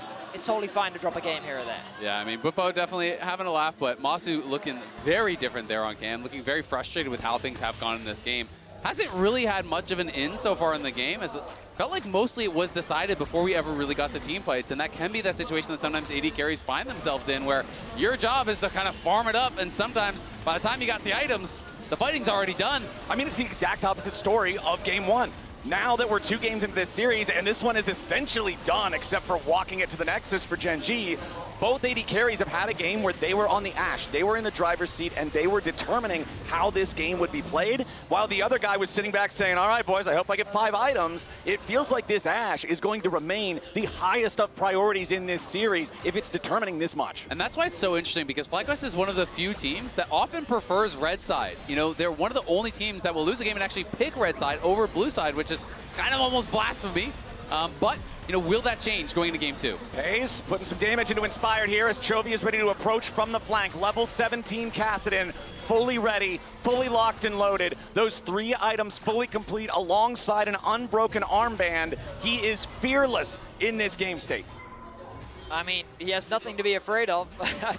FlyQuest, they just don't have the money to really support any play they want to make. It's simply a matter of time for Gen G as the base continues to experience the siege. Level 14 now for Pays, pushing bot, pushing mid. The Baron power play nearing 3,000. As FlyQuest are very quickly running out of options. Yes, the tier 3 turret in mid lane, now about to fall. Gen G forcing the issue. Lehens with a flash over the wall, going in for the dredge line, ain't gonna find it. Inspired, having to pop the ult for the shield to stay alive. Redemption here too.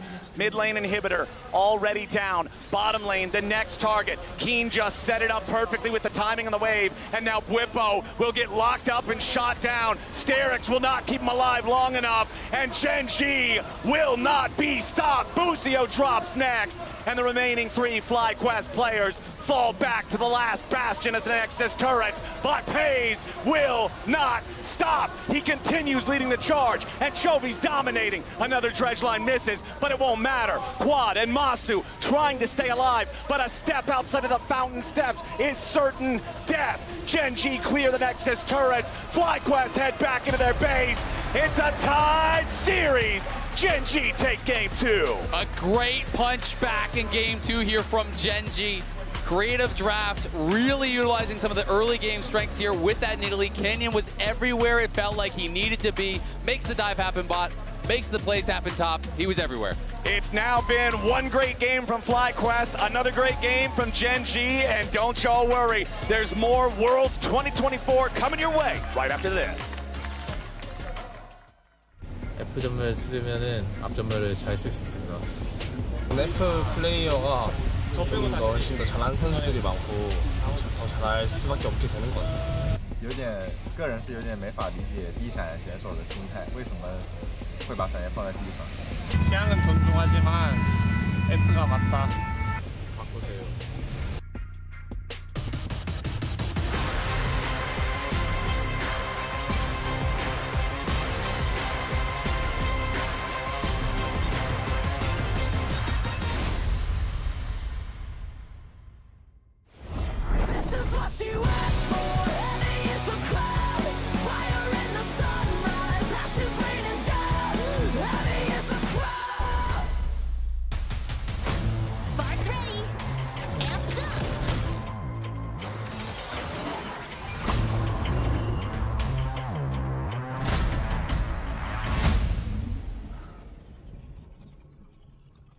And if you're wondering why I move the way I do, I just feel so good, good, good.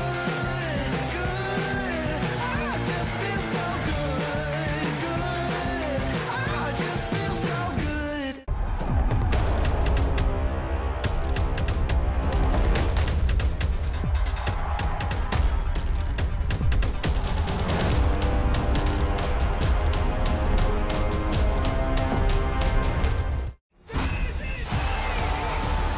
“数不清有多少个这样的时刻，闪现向前，焦灼，欢呼，沮丧，再来。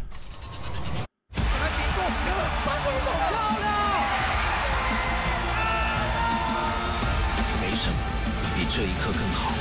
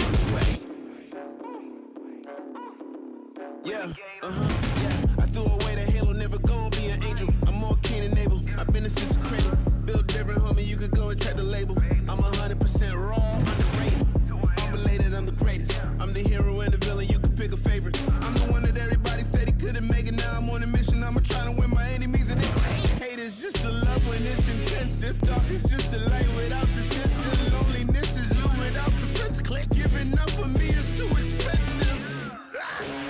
Renegade.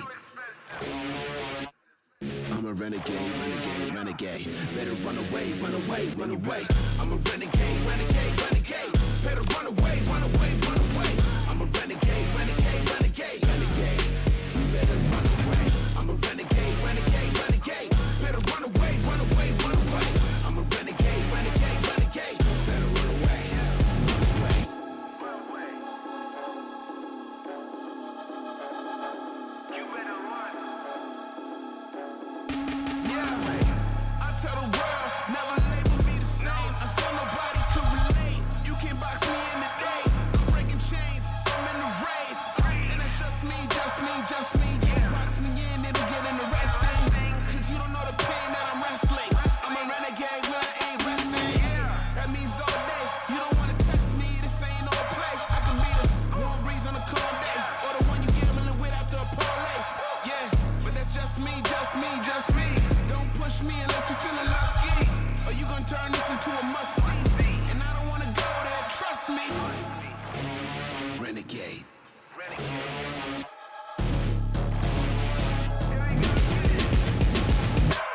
I'm a renegade, renegade, renegade. Better run away, run away, run away. I'm a renegade, renegade, renegade, renegade. This is what you asked for. Heavy is the crowd. Fire in the sunrise. Ashes raining down. Heavy is the crowd. 3v2 dive from Genji. Lehen's gonna lead the way. Whippo trying to stay alive. He's barely hanging on as he flashes out. Page trying to chase him down. It's first blood back over to the Ash. This will be pretty important here for FlyQuest. Knock up onto Chovy. Not enough damage to take him down. And now Boostio's Cougar Food. Canyon shows up for a punish. Snowball, but considering he's level 7, he can still bumper through that knockoff. But nice shockwave coming out from Quad. Surely they get this kill. No way, Chovy. Whippo's gonna be your target here next as the shockwave doesn't do much. Page gets the kill on Whippo. Genji just cutting them down like flies. It is Genji that wins game 2, and did the players get played? Because if you cast your mind back to HLE and Doran trying to teleport against the Nunu and failing, here the Kassadin negated the ults coming out of Nunu. Genji watched that game and said, you are not playing me, FlyQuest. They actually would have had that Kassadin ready, I think, if they were going to see the Nunu, which we ended up seeing in this game. But I would say I've also sufficiently come off the high of game 1. I can see it. Yeah, I think we're a little more level now after this. And you could tell that FlyQuest was afraid of the Kassadin, so they tried multiple times early on to not let this guy get gold and end up backfiring. Yeah, first here, the dive from Boostio, trying to pressure. Again, the Q from Kassadin also with the magic shield. And then here, Inspired also trying to go for it. They have the shockwave combo, but cancels the ultimate, and then he barely gets out. And again, both of these kills are into a mega scaling side laner. One of the most dangerous tools that we mentioned after the previous game that we thought Genji can use to just pull apart FlyQuest. So that's why FlyQuest are really scared of the Kassadin. It's just that then they ended up accelerating the Kassadin and giving a bunch of free money. So it got very scary very quickly. And especially once he got that lead, you could see immediately like, all right, Chovy, you go off to a side lane. We're not going to deal with you anymore. You kind of just win out on your own up there. And when you already had this Jax that was off to a great lead as well, thanks to those early lane swaps, I think he just spelled absolute disaster for Fly. And that's why they kept kind of throwing everything in the kitchen sink, trying to make it work, but it just all fell apart. Yeah, we were watching the game and we were thinking, oh, is this just Genji waking up? Is that reducing it too much? I think it is reducing it a little bit. I would say that this was the snapback from game 1, and I'd say FlyQuest actually just played a lot worse. Like they put themselves under pressure in this game to slow down the Kassadin, and that actually to me made them play too fast. It wasn't just those dives. Whippo took some bad trades in the lane swap, which then made him get in dive range for the original dive that set him behind in the game as well. And then Genji did also play very well, but that was after they'd gotten the lead. Like the first 3 positive plays, I'd say, would be the dive onto Whippo and then the 2 dives onto Kassadin. I think also just great adaptation in the draft coming through from Genji as well. They end up banning the Seraphine and also then first picking the Ashe, which meant that they had a ton of control on that bottom side of the map and then being able to set themselves up for great success. Also, they're kind of evolving on what the lane swaps have been, because when we've seen them the last 2 games, it has been, hey, we're going to go, we've traditionally seen at Worlds so far has been, I'm going to move my support down to that lane that you are over-indexed on, and we're going to have my top laner TP in. He's not on his phone now, by the way. Yeah, he's fully awake now. But you're not going to TP in. Sorry, you're going to have your top laner TP in, and 2v4, you'll hold off the dive. But instead now we're seeing that they're actually holding Keen in the lane, and he's just been able to pick up all this farm solo, so he's actually getting out to an early lead when it comes to that 1v1, and then he got to bully Whippo for a huge amount of that early stage. And just big props to Gen G for being also such a creative team. You know, we mentioned earlier them pulling out the Twitch, but pulling out the Kassadin here, hadn't seen it since 2021 at Worlds. And Spring for Chovy this year as well in 2024. So only Chovy's ever like second Kassadin pick, so them cooking as well in response, I feel like is a nice, little raise in the ante for this series that makes the draft just so much fun to follow. I like it. I did request something, and I promise I'm going somewhere with this. Okay. I just wanted to pull up our reaction right after game 1. And I'm going to do that. I'm going to do that. Here we go. Okay, I'm going to do that just because I wanted to, like, talk about... You got some good spin on that thing, Shocks. That's some serious wagging on that thing. Listen, figure wave. So I wanted to talk about it because it kind of, I think, also embodies how FlyQuest must have felt after that game 1, right? You are flying really, really high. Yeah. You are so happy with your inventive draft. You have pushed a game forward. You have won these crucial fights. And then you get kind of knocked down just like we did a little bit, right? In terms of how that game went, because it wasn't really close. Yeah. And I want to approach the next game from that vantage point now, because do we think that game 1 was a fluke? Or do we think that the adaptations are going to push this into a lengthy best-of-5? So, do I think FlyQuest is now the favorite? No.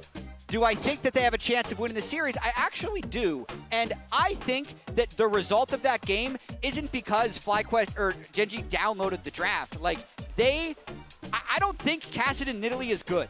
I'll just go ahead and say that. It is good when you get 5 plates top lane because the rest of your map is snowballing and there's 2 failed dives on you. Yeah, it's going to be good. But when their pivot is Kassadin, like, I don't actually think that's this giga trump card that they have in the series. And I think FlyQuest has way more picks still to come. Especially when you move to the blue side. Because now you have to ban Aurora, you have to ban Yone on the red side. You can't get rid of the Seraphine, the Ivern, and you can't first pick the Ashe. There's a ton of adaptation come through. The fact you picked up that red side win is so crucial for FlyQuest in this series. And I would like to bring it back to the gameplay as well. You'll notice a very big difference in the gameplay from the FlyQuest side from game 1 to game 2. In game 1, their mechanics were on point. You know, they were pretty clean, honestly. But game number 2, as we mentioned with a lot of these dives, some big mistakes there. So I think locking in here to the next game, looking forward in this series, I am kind of still filled with hope, but this entire time we've expected Gen G to absolutely blast them. Okay, so yeah, and I'm a little bit hopeful for FlyQuest because it feels like the thought process is correct in game 2. The execution was slightly off. And I'm more nervous when I see teams who don't have the thought process correct and then are messing up on how they execute as well. So I think FlyQuest are going to come back swinging in this game. All right. We have believers who think FlyQuest is going to come back swinging. What do you think, Captain Flowers? Thank you very much, Shocks. I thought you were going to show when we were literally jumping. Keep going.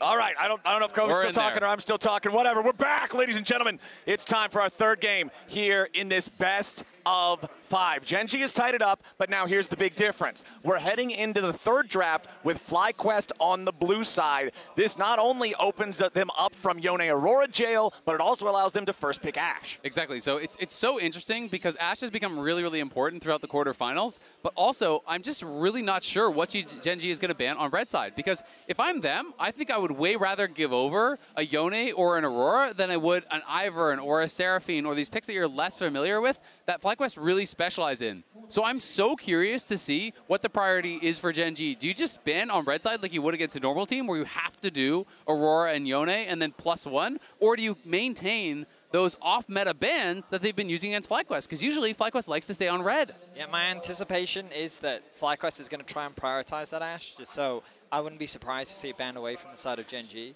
The Skarner priority is also pretty interesting to me. Game 1, we didn't really see it have a huge amount of impact, and I think that was a great demonstration of how Xin Zhao is supposed to work into Skarner. The fact that you're stronger early, you can fight better early. just makes a lot of sense. And if you can play to that strength, then you can really shut down the Skarner. And I think that that's a way in which FlyQuest can look to try and find advantages in the draft. The thing that does concern me is this mid matchup, because the truth is that while game 1, the Seraphine was a great neutralizer, I think that in game 2, Quad was able to successfully punish, get the flash out from Chovy, do a good job in the laning phase. But I think that if you give Chovy a winning matchup, he will just run away with it. He will Chovy it, for sure. He will. And FlyQuest has reported some peripheral issues to League officials, so that is the delay on stage. They're trying to figure out what those peripheral issues are, if there needs to be something replaced, or if we're going to be all good here in a moment. But I'm just super curious for you, Vetty. So you're saying you think that they need to ban Ashe on red side, which I kind of agree, but then what bans do you drop? Do you let through Yone Aurora? Do you keep banning, you know, Ivern Renekton? Do you worry about the Seraphine? Like, that's the big question to me, and that's what's so interesting coming into this draft. Yeah, if I'm Gen G, I would say that FlyQuest doesn't play Aurora. That would be my instinct. So I would actually be willing to leave both up in the set of, we know you play Yone. Alternatively, you could just ban Yone. You could then also ban the Ashe, and then maybe you also ban away Skarner/Ivern, depending on what you think is a bigger problem, and then say, if you play Aurora, go ahead, show it to us, because we want to give that test. And if he does pick Aurora, there's the world where Chovy can then respond with an Orianna, which is a really great matchup into the Aurora, and then it becomes a game of team fighting, which I think Gen G is more than happy to have. I think FlyQuest need to draft in a way that gives them options where they either neutralize the early game or they can find advantages in the early game. And for me, what I want to see from FlyQuest is more than anything just winning 5v5. I feel like they've had all their big successes just playing around Enchanters oftentimes, right? Like playing with Ivern, playing with Seraphine. I think that creates the advantage that they need for the 5v5s. If they can play stable early, they can take over in that 5v5. And another update here, tournament officials are bringing out Busio's backup mouse. So there was an issue with his mouse. They're going to have to actually replace that. So that is what we will be waiting for. Of course, he may need to make sure the settings and everything is good on the new mouse when they do bring that out. But hopefully it will not take too long. I mean, a mouse is somewhat important in the game of League of Legends, so I'm glad that we're getting that issue resolved. But yeah, I mean, ultimately, a lot of the priority is going to be on this draft, how things will play out. We saw two very different games. Game 1, like, I don't want to sugarcoat it. If you have just joined us, spoiler alert, we're in Game 3, and it is not a 2-0 series for Gen G. I'm seeing something building here. Yeah, you may have had your expectations surprised, and you wouldn't be the only one. But FlyQuest, they didn't, like, find a miracle team fight. They, from start to finish, they dominated Game 1. It was a well-executed game plan. They secured early objectives. They won every single fight, and they only made a single mistake in the whole game, where they were able to then bounce back and close it out. Then Game 2, Flowers and I were joking about it, where Gen G suddenly said, hey, all right, time to take the gloves off, time to get serious. They locked in the Nidalee Canyon, and they came back swinging. So let's see how we see in Game 3. Okay, already, here's something to take note of. FlyQuest banning the Aurora on the blue side. Gen G's first ban is what we were talking about, the Ashe. Yep, so it is going to be the Ashe, and now it gets really tricky because they have to drop something. So what are they going to drop is the question. Ivern, I maintain, I think is a super smart ban. I do think it is Enchanters that are really working so well for FlyQuest. And this pick in general is really powerful for Inspired, but it still now means, do you ban Seraphine? Do you ban Yone? Do you ban neither? I think they're going to ban Seraphine. I think that they're not afraid to give the Yone because I think that Chovy will have an answer to it. Yeah, I think it's smart. You know, make FlyQuest beat you on meta picks, and I think that is the path to success here for Gen G. You know, if there is to be one. Obviously, they are still heavily favored, and it is going to be Yone, so they are still worried about that Yone, so it is interesting. You know, I definitely agree with you. I would be more concerned about giving over something like that Seraphine, but maybe FlyQuest feels like, hey, that cat is out of the bag. Like, we can't actually trick them with this twice. But this also confirms that Aurora is not something that FlyQuest plays, which may become problematic for them as the series continues. Regardless, the Skarner's going to be locked in kind of as we expected with that making its way through the draft. You can see that spirits are still high on the FlyQuest side, and why shouldn't they be? 1-1 means that we're guaranteed 2 more games. Yeah.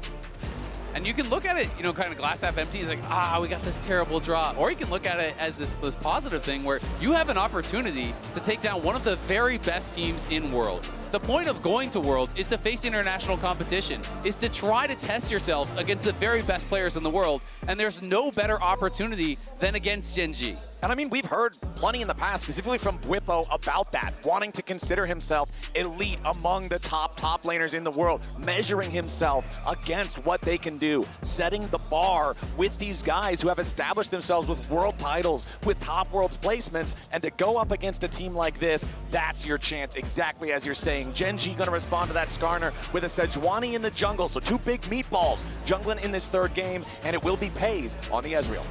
Now, Pays doesn't have an extensive Ezreal history. He's got about 19 games across his career. All right. But I will say, we've seen LPL Ezreals, and I'll tell you now that LCK Ezreals really aren't that much different. So it's not looking balanced. Yeah, it certainly is not. The Kai'Sa are going to be the response, a very standard one. Usually the idea being that Ezreal can't punish Kai'Sa's relatively weak early game, and you get to a point where once you get the static shiv, you have a lot of wave clear available. The denial with the Rakan pick as well, because you know how nicely it pairs up alongside, means that FlyQuest likely looking for a lane swap once more because they don't want to have to play into the 2 versus 2. But you could argue that because of Ezreal's early game strength, maybe they're quite happy to play that matchup. Okay. We will be seeing Bwipo having to blind pick his top lane. I wonder if we'll see a return to something like the Cassante for him. As the Sylas being hovered and locked in now for Chovy. Sylas does like the Rakan ultimate. You can also kind of have a get out of jail free card, an emergency panic button if you steal the Kai'Sa ulti. Skarner ulti also has some big playmaking potential there too. So I'm really interested now, do Gen.G worry about something like a Tristana coming through, and are they going to be looking to ban that out? Because, you know, a lot of these kind of ADC matchups are one of the things that a lot of people are saying kept Sylas out of that meta, right? You know, that really could be a struggle for him in that mid lane. You also have to really be concerned about what champions are we going to pick that have ultimates that are going to be too powerful to give over. The Olaf ban does suggest that Gen.G is thinking about a Cassante themselves, or at least something relatively tanky, and we know that it is one of Bwipo's go-to top lane picks. This is also something that Bwipo plays into Renekton, so they could be looking for the standard pick like that. You know, Bwipo definitely comfortable playing these style of champs, but they have the same read that you do. As soon as the Olaf is banned, Lyco says, you know what? You can't have Cassante then. Yeah, they know that Keen likes to play Cassante. They know that Gen.G likes to put him on the Cassante. Why not just take that out of the pool? I'm really curious too, because you're not only talking about the Tristana being able to be an answer to Sylas to keep him out of mid lane, but if we remember FlyQuest and them kind of coming into this position of power in summer in the LCS, quad on 80 carries, inspired on AP junglers, that was like the secret sauce. They were really good when that was the meta. Obviously, Skarner doesn't fall into that like Lilia, Zyra brand bucket, but Quad definitely knows how to pilot those types of champs, but that's not going to be the ban. Orianna, banned out by Gen.G. Exactly, and Orianna just has a strong combo with the Rakan, obviously worried about that potential engage, and can be a difficult matchup here early on for Chovy on that Sylas. Again, it is one of those melee versus range matchups that you can struggle in the early levels on. FlyQuest really thinking through this final ban, and it is going to be Rel, so taking away some of the powerful engage that Lehens is very well known for. Well, there's that Renekton that you talked about as well, going to be locked in for Keen. Okay. A relatively safe blind, so our Bwipo now look to respond. Sometimes we've seen the Urgot I was going to say, yeah. But I don't love it here. Oh, Vladimir would be really interesting. There had been so much talk about this W Max Grasp Vladimir that had really been making the rounds in solo queue. But I think Urgot is more likely, and I wouldn't be shocked to see this locked in here. Bwipo wants to play his style. Urgot's going to be it. And this is going to be really interesting here to see how he performs in these early levels. I just don't like it into Ezreal, just because of how long range the champion is. They don't have enough lockdown. Now, I'd love to see something like a Kassadin response here. Coming out from Quad, I'm expecting something like the Cassio. Oh, Zeri is another one of the big AD mids that he'd love to play, so I wouldn't be shocked. Okay. It is an AD carry mid. It's not the Tristana that I was mentioning, but this is one of Quad's picks that FlyQuest really developed a tremendous amount of faith in him playing. It's also an ultimate that's not really that good to give over there to Chovy. Mostly he's looking at the Rakan ult. I think that is that Primo one, and potentially Skarner, you know, maybe situationally the Urgot. But I think FlyQuest have a really strong draft. I think they are very powerful in the 5v5. The Braum, though, great answer against the double AD carry, and even Urgot that kind of acts almost like a pseudo AD carry in some ways, to be able to block so much of that damage, protect FaZe, and make him a nightmare to get to. The thing that I'm looking at for the Zeri, though, when we think of all the times that Zeri has dominated and run the meta, she often does the best when she has a pocket enchanter. Think back to your Lulus, think back to your Yumis, and while Rakan does offer the ability to buffer up a little bit, it's not on the same level. So it's up to Quad to pilot this not just correctly, but without help. Gen.G have an incredibly powerful top side with the Sejuani pairing nicely alongside both the Sylas and the Renekton. And the concern for me comes from the fact that they're kind of two front-to-back comps, and AD carry comps love the idea of multiple melees trying to run into you because you're the one closing the gap. But I do have concerns around what backline threat is there really on to Paze's Ezreal. I feel like he's going to be given so much space, the Braum is going to offer so much peel, and while Rakan is typically a good pick into the Braum is going to work very effectively at mitigating a lot of this front-to-back teamfight damage that FlyQuest is going to be looking to leverage. I absolutely agree. It's going to be a struggle to get to Ezreal, but the question is, do they actually have to get to the Ezreal? Can you just kill frontline? Can you kite back and play it in that way? Because if you can burst someone down, all of a sudden, there's 4 melee champs over here that are in this melee with Urgot, who gets an ultimate, who gets a kill, who fears everyone up, creates space, creates time for them to make something happen. You know, I do think that is a way that FlyQuest could potentially win this, and very interesting stuff. Quad is actually playing Grasp Zeri here, which has been kind of taking the meta by storm, but I have not seen this particular champion combo. Yeah, ever since the range nerfs to fleet footwork, Grasp has become the, I want to make sure that I can stay in lane, I have that extra regeneration healing power to get through the early game, scale up to becoming that late game monster. This is FlyQuest's first time on blue side in this series, tied up 1-1 against Gen.G. This series so far has been delivering. I'm hoping this third one continues with the excitement. Chovy on the Sylas, huge playmaker champion on that one, and we know that Chovy can make things happen. I mean, Chovy's always been a joy to watch, but in terms of international stigma, Chovy yet to make a World Finals. Since joining Gen.G, the highest accolade they've achieved has been the World Semifinals, which when you think about him as a player, like, is... And the MSI title. I mean, yes, of course. I mean, that's the thing, right? Of course, securing that MSI title this year was supposed to be the beginning of the golden road for Gen.G. Falling short in the LCK, denying that was, I mean, frustrating for many LCK fans. But the expectation is, I literally saw a post the other day of, surely this is the freest worlds for Gen.G now. All they have to do is knock out FlyQuest. They have a winning matchup against T1 pretty much in the last recent history. So free, just beat T1, the defending world champions, and then BLG, so free, you know? Right? But like, that sentiment, I think, rings true. Coming into this tournament, Gen.G were considered a tournament of favorites. You look at their future opposition, they beat BLG, I think twice at MSI, and they did it in the winners final and then the grand final, and then with their forward opposition, they have a winning record. So, like, that's the type of expectation and pressure that's on Gen.G's shoulders. So the fact they even dropped a game to FlyQuest will already raise some questions. But they should now be looking at the remainder of this series as we're looking to reassert ourselves, we're looking to dominate this series. This is going to now, from this point, be a 3-0, and we'll forget the game won't ever happen. So FlyQuest interrupting that at all maybe just adds to the pressure that currently sits on Gen.G's shoulder. I mean, there's definitely massive expectations for them. You know, a lot of people look at Chovy as the best mid laner in the world, and maybe the best player ever to not win Worlds, right? And that comes with a lot of those expectations. As you say, you know, people are saying, not, wow, what a great year for Gen.G. They won MSI. They're saying, all right, are you going to win Worlds or not, bro? It's kind of crazy how high those expectations become. And if they do indeed win Worlds, this team will end at the end of the year 49-3 in series. It would be both an MSI win and a Worlds win. They would only be one brick short of the golden road, so to speak, that one Game 5 against HLE. So, yes, they dropped the Game 1. Yes, you could question that, whatever, but they still have the chance to do what I think would be the most impressive year of pro play in league history. Yeah, Gen.G, before this, like, we're talking about a team that before this previous summer had won the last 4 LCK titles all in a row, but yet their international performances never quite hit that same level of glory. And honestly, coming into this year, I was in that same boat where I expected domestic dominance and international shortcoming. And then they won MSI. Now, they're coming into Worlds looking incredibly strong. They already got their vengeance against HLE for the finals by then beating them in that best of 3 to go straight into the 3-0 spot here in quarters. I think there's still just sky-high expectations. Absolutely. Quick update here. So Busio, again, having issues with the peripheral, unfortunately. That replacement mouse has come through, but having issues as soon as he got in the game. So that is why we are, again, paused. They're going to be trying to figure that out.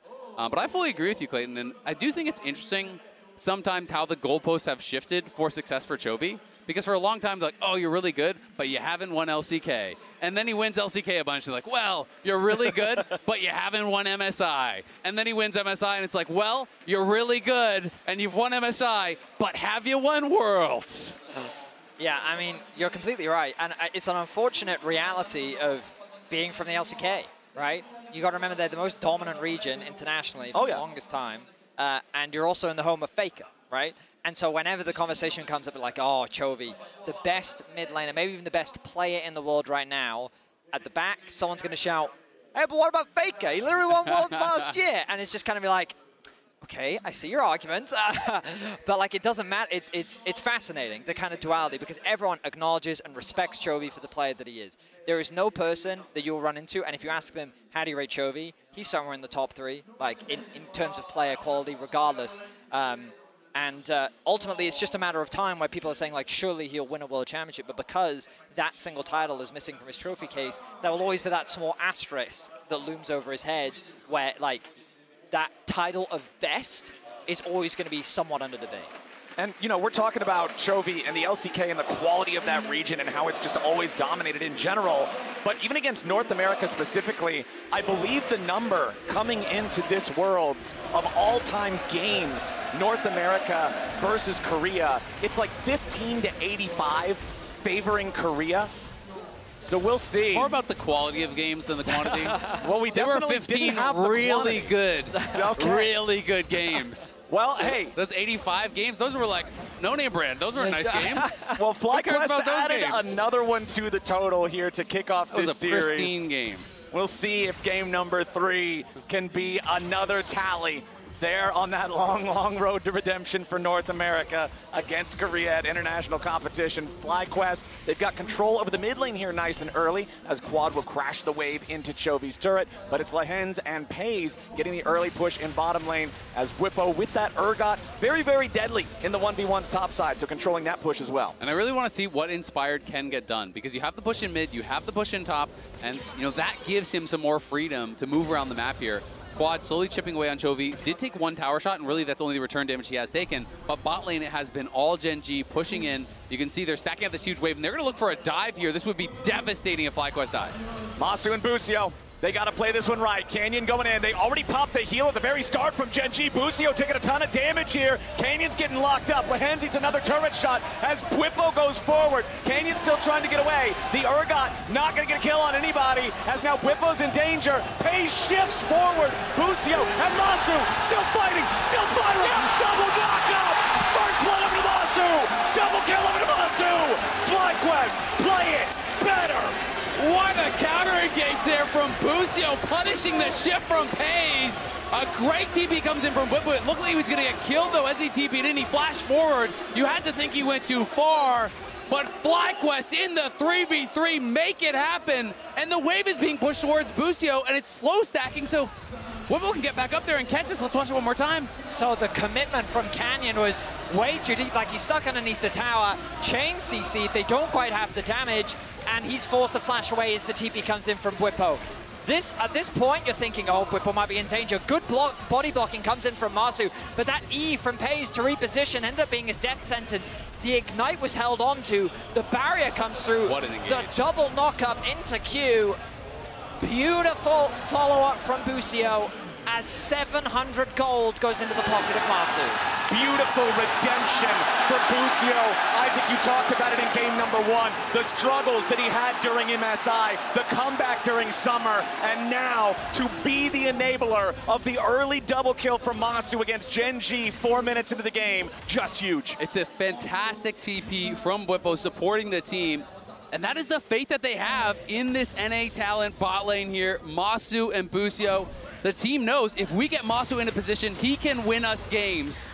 They have that confidence in him, and Whippo is willing to make sacrifices to his own game to enable this young AD carry. Good little trade there from Chovy in the mid lane to try and push out that wave. Quad, though, should be able to set up a decent freeze. The stacked wave that you were talking about earlier, Azale, now going to be caught as Inspired hovering around the bot side of the map. That's the other consequence of that failed play from Canyon. Inspired has been full clearing the whole time. This man, for those that don't know, loves clearing camps. He the did it in CEO EU. of Full Clear. Full Clears, yes. He did it in EU. He immediately went over to NA and did the same thing. And if you try and make that haphazard play, you aren't able to execute. Inspired is going to punish you for it. And now look at that. Level 5 completed for him. He's back out onto the map with a Giant's Bell. It's big advantages here so far for FlyQuest. You can see, though, Chovy trading well with Quad in mid lane. Getting a little bit dicey as they both are getting a bit low on health.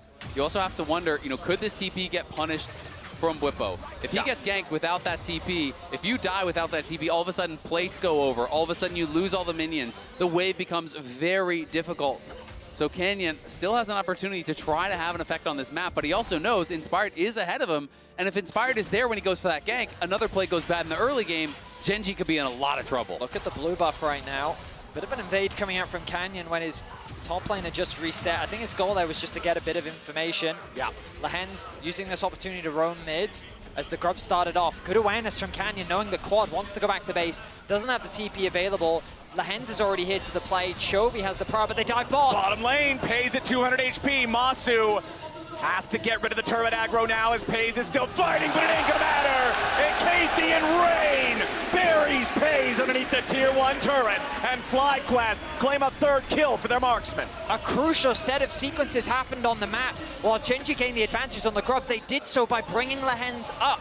FlyQuest needed to make a cross map happen, and they rightly do it. We talked in game 1 about playing with the nameplates off. They didn't look at Pays' names, they just saw an Ezreal that should have died. Bwipo in trouble as Canyon trying to make his presence known up here on the top side. Bwipo's locked up, beat down. Canyon gets Gen.G on the board. And they get that huge punish now on Bwipo with no teleport here. He's going to lose a lot. Keen is going to get this wave in. He's going to get likely at least one of these turret plates. And he's going to be in a pretty big advantage off of that. Inspired making his way back towards the top side, should be able to tick over to level 6 as a result of this. Busio making his way towards mid as well. With the grubs gone, typically you'd look for those neutral objective trades, but Inspired not really been in a position to play for that dragon just yet. He has to cover the top side of the map. He's going to catch that whole wave, and as you rightly said, Azel, the top side of the map now a big advantage for Gen.G, with Masu finding himself with a 1.1k gold lead. Yep, that was always the risk. When you TP down to bot, you die without that teleport, you are in trouble. So Bwipo sacrifices for the team, but it's not nearly as dire as it was in that last game. The situation that he was in was so much more difficult, and especially against a Jax who really does scale incredibly well. Bwipo's still in it, and Masu has been set up for success. This young Canadian AD carry trying to make his name known on the international scene. Has talked so much about how the support of his family has really meant the world to him. He comes here, he has so much backing from his family. They're always watching the games. They're always sending him supporting messages, calling him after the games, and he wears that necklace as a reminder of his uncle, of his family, and of their home. 3-1, 1,000 gold lead for FlyQuest, despite the fact that, like we've already touched on, no neutral objectives to their name just yet. 2 minutes until we get the next set of grubs. The first Drake being a Chem Drake doesn't have a lot of individual value itself, and it looks like neither one of the teams are super concerned with it right now. Canyon is on this bottom part of the map. He is level 6. However, it looks like he's going to go ahead, take his recall here for a purchase, as Busio will move into the bot side river, clear out some of this vision. Inspired also hanging around, farming Krugs up himself. Masu with good control over this wave. Nice W connects, but an immediate trade back from Pays. Both AD carries with very similar stories, but of course along different timelines. A big ultimate connects from Pays. Dragon's still available. Canyon on the bot side of the map, likely ticking over to level 7. Oh, no, not quite enough experience. May set up for the objective, given the pressure that he has on bot. He could even be looking for a dive. I think it's round 2 here, and this time there's Bwipo still having that teleport, so they do have to be careful about that. If they overcommit, the same play could happen. 1v1 in the mid lane, though. Quad firing back on Chovy, who has some quick side steps to get away from some of those Zeri Qs. Chovy still wants to keep it moving forward. Quad getting every little bit of extra HP he can there with the grass procs. Inspired waiting around in the brush. This Skarner has not yet had a real meaningful impact on the game. Yeah, Quad is trying to bait Chovy forward. If Chovy E's forward, Inspired will look for the play. But it looks like Chovy is just playing this too smart, too safe, and there's not going to be an opportunity. So now it is going to be about the grubs here. They rise in importance as we are going to see Gen.G claiming the first dragon, claiming the first 3 grubs. You definitely do not want to give 6 over, but Masu now with the Shiv completed, so strong at this point of the game, and it's going to be his turn to pay Bwipo back, to be able to have a big impact on some of these fights. going to be making his way towards the top side of the map.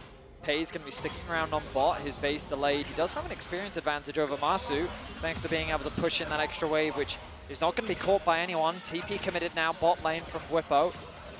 He's not going to be able to get much of that farm, but a nice trade comes in from Quad means that Chovy going to be delayed in terms of contest for the grubs. This means that FlyQuest should have advantage on this objective. However, teleports are now unleashed, and Chovy does have his cooldown ready to fire. As soon as he gets back to the base, he could join the fight in that 4-second moment's notice. Masu clearing out the ward, Canyon and Lehens both making their way up to this topside river as well. Gen.G ready to commit for the second set of the grubs as Quad continues backing away from Pei's, and Whippo wants to keep the bot lane pushing. They're not going to contest. Whippo has no TP. He actually did go down towards bot with that teleport, so they're just making the call. We give up the grubs, we trade for plates, and that is risky business, but if you can deny them from getting to those towers, then hey, it can really pay off because the grubs are only potential power. If you're getting shoved in those lanes, they don't do a lot for you. FlyQuest is hovering around the area here a little bit, but they are not going to go any further forward. Inspired and Busio's feet never touch water, as that's 6 grubs for Gen.G. Very nice early control over the objectives here for the LCK team. I mean, I am surprised that Inspired base there to complete his item rather than try and contest. But I guess the logic is, against Renekton this early on, it's not worth it. And given that Whip already TP'd to the bot side of the map, Renekton versus our double AD carries at this point in the game, no, we're good, we're fine. But conceding so many objectives in the early game is a dangerous thing to do against Gen.G. It really is, right? And if they get access to those towers, they are going to punish you. Chovy's going to be playing heavily through sides on the Sylas, so that is a concern, as Whippo will get jumped on, but should be able to walk it out. And I think the thing is for FlyQuest, their read is we outscale. Whippo gets tagged by the stolen ulti. Chovy going in, trying to get the execute threshold. Remember, it's 25%, but they don't do the damage in time despite the true shot barrage from Pei's making a connection there onto Whippo. He had to use the flash to live, though. Yeah, Whippo will be pushed out. FlyQuest read again. If they think they outscale, they're just saying, you know what, we'll sit back. Yeah, you can have the grubs, but we're just going to keep farming on the double AD carry, and we'll get to a point where you can't contest us in the 5v5. The question is, was their read right? Because Gen.G does have some powerful scaling themselves, and of course are masters in that 5v5. It's awkward lane assignments right now for FlyQuest. They've got Masu in the mid lane against Chovy with a 2-level discrepancy. They've sent Quad up to fight Keen. It's Renekton, who is doing fine in the 1v1 because of how safe Zeri is, but Whippo really needs to base, so a lot of the cover from FlyQuest has to go towards the bot side of the map to help them push out that wave. Now we've got Pei's and Lehens pushing in bot. You've got Masu pushing in mid. The risk is, though, because Kai'Sa's such short range, that while you'd ideally love to be trading plates, it's a dangerous thing to do against a Sylas and a Sejuani. The other thing I'm looking at here, we've got less than 1 minute now until the Herald spawns. FlyQuest having already given away the first 3 neutral objectives with that first Drake and all 6 grubs. How much are they really willing to give? You talk about grubs being a down payment and investment, something that you have to make later actions for it to pay off. You're almost always going to get value from a Herald. Exactly, and the grubs amp the power of the Herald. You drive it in, you have 6 grubs. You're going to get 12 Void Mites popping out of that thing. It's a clown car. And it feels like you get so much damage down on the tower every single time. FlyQuest are basing now.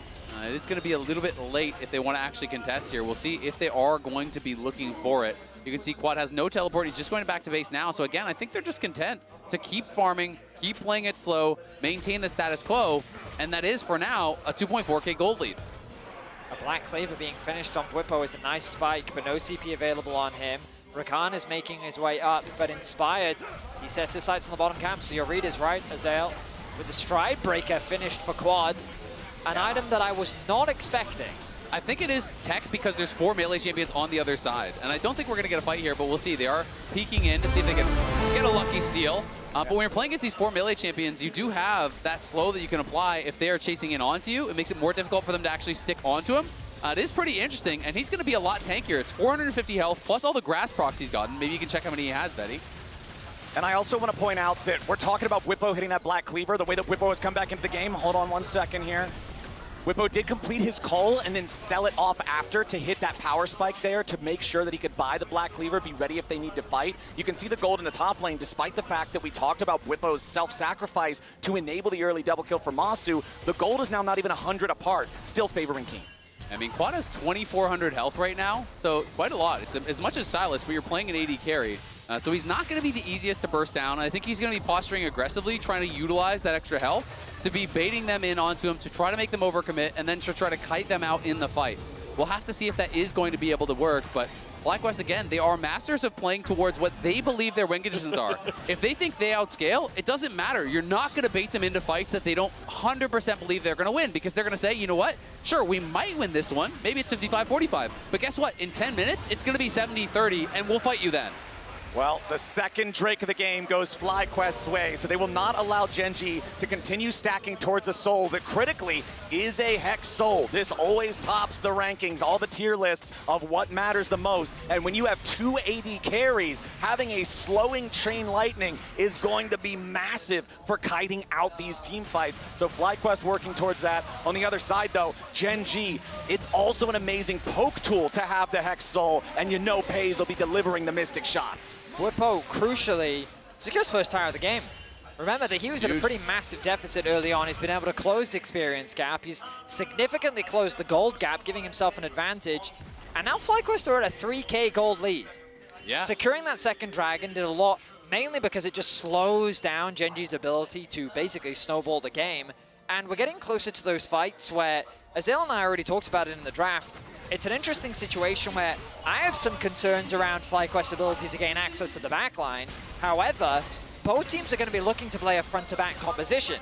And when you have 3 melees into double AD carry, that's a good situation for both an Urgot and the AD carries to be playing. I mean, it's 4 melees into double AD carry, right? It gets True. even harder. And there's a Black Cleaver that Urgot purchased up, which I think is so smart. Shredding the armor for your AD carries, applying that to everyone. You also have to remember, you want to be pretty tanky here, but guess what? You're minus 20% HP because the Urgot ultimate. So I think what FlyQuest is going to do in every single fight is they're going to Urgot ultimate one person, hit that on the front line, try to get that kill, and then utilize the fear beyond death, that fear that comes out onto all these melee champions to buy space and take over the fight. That is going to be the key thing. And the question is, can FlyQuest get that first fight to set up for success in the rest of the 5v5? Well, Gen.G is going to get their first turret of the game here in the bottom lane. Canyon came down to apply enough pressure to force Whippo to step back so that Keen is able to secure the turret. But now it's Keen under pressure. FlyQuest going in for the fight. Whippo will lead the charge as Inspired on the approach right next to Busio. Keen doing a good job kiting these guys out for now,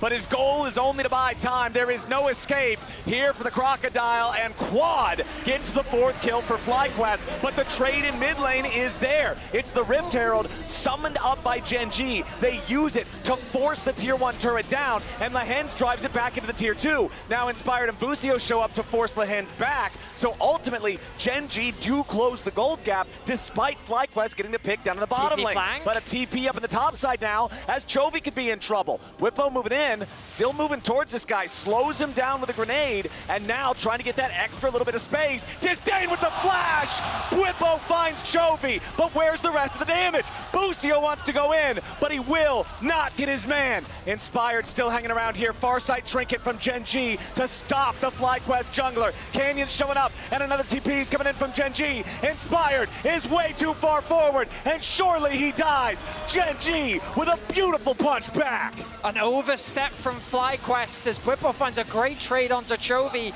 but ultimately it's a net gain for Gen.G. They might even be looking for more as FlyQuest is forced to retreat. Sejuani ultimate is not available as it was used on the Skarner, but FlyQuest, they got a single pick onto Keen in the bot lane. Gen.G got a tower top, a tower mid, and then got a kill back themselves. That 3K gold lead that FlyQuest had is now only 1,000. Yep, and to make matters worse, not only was it the trade of flashes, I think the initial play from Whippo is good, but Busio spent his flash and his ignite to try to follow up there. And then Inspired, when he sees the TP coming through, I think his idea is to try to time that ultimate maybe on the TP, but he mistimed it. He wasn't able to connect onto Chovy, wasn't able to get it on Keen. So it's a swing and a miss, and that means they were always going to lose that fight. So FlyQuest do get a bit aggressive here and are punished for it. Gen.G, we saw this in game number 1 as well. You make a misstep, they will take the map and they will close that gold lead. The way in which Gen.G play on their side lanes is, I mean, it's one of the best in the world. 50 seconds until the Dragon.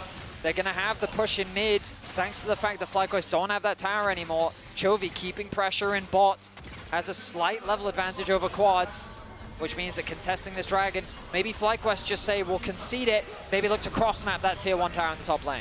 Yeah, FlyQuest also, you got to look at the item power spikes Not fully completed second item for Quad yet compared to Chovy, who is at the mark. Down in the bottom lane, Chovy going in with the stolen lightning crash. Quad with a sidestep away from multiple ultis as Busio counterattacks with the quickness, but Gen.G's still got more men. Inspired wants to go in and find some sort of an angle here for the ulti. He only gets Canyon. Another knockup, but the Gen.G jungler's way too tanky. Inspired's gonna die again if he's not careful as Keen kills Whippo down in the corner. Lahen's still retreating. He's got the unbreakable, but how breakable is he?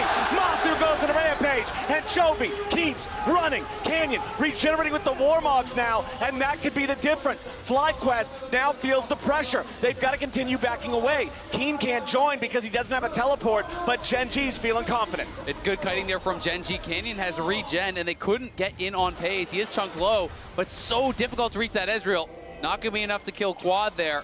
But narrowly, Quad was able to escape. They do turn around, they do get one kill, but at the end of the day, you commit a lot, you just kill Lahens. Gen.G will take the Dragon, and again, I think come out ahead.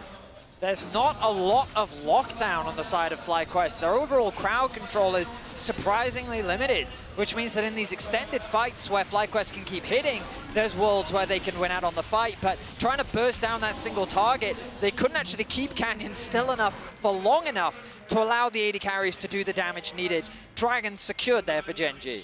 And now Whippo has that second item, and this is one that has become synonymous with his gameplay. It is the Sterix. He plays so heavily around this. If you ever listen to FlyQuest comms, he talks all about the Sterix cooldown, about creating space with that, about buying time with that. Lahens? Lahens in danger as Busio jumps over the wall to knock him up a little bit, but Lahens can easily just regroup with Chovy, right back over that terrain, get himself to safety. And Masu is going to be going the AP route here. This is standard for what he plays. It is going to give them a lot more range, a lot more ability to poke and prod and harass back here.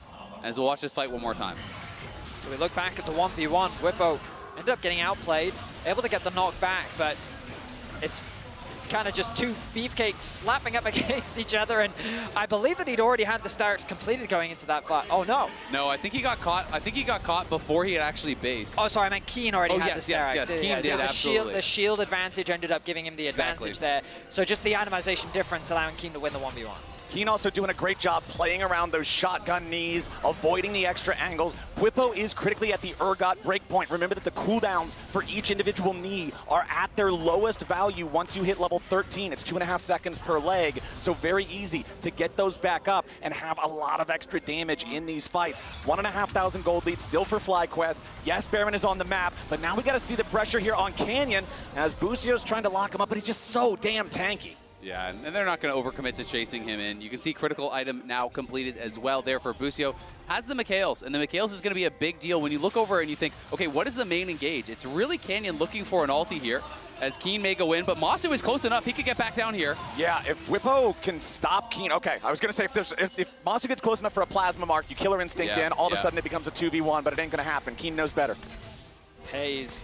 There's a 1.2k gold difference between the AD carries, but in terms of itemization, they're pretty much even. A little bit more AP damage is going to come through from Masu, but it's a scary spot for this Ezreal. Once he completes the Shojin, his Q basically doesn't have a cooldown anymore. It's pretty fun. Yeah, it's basically if playing it's on your team.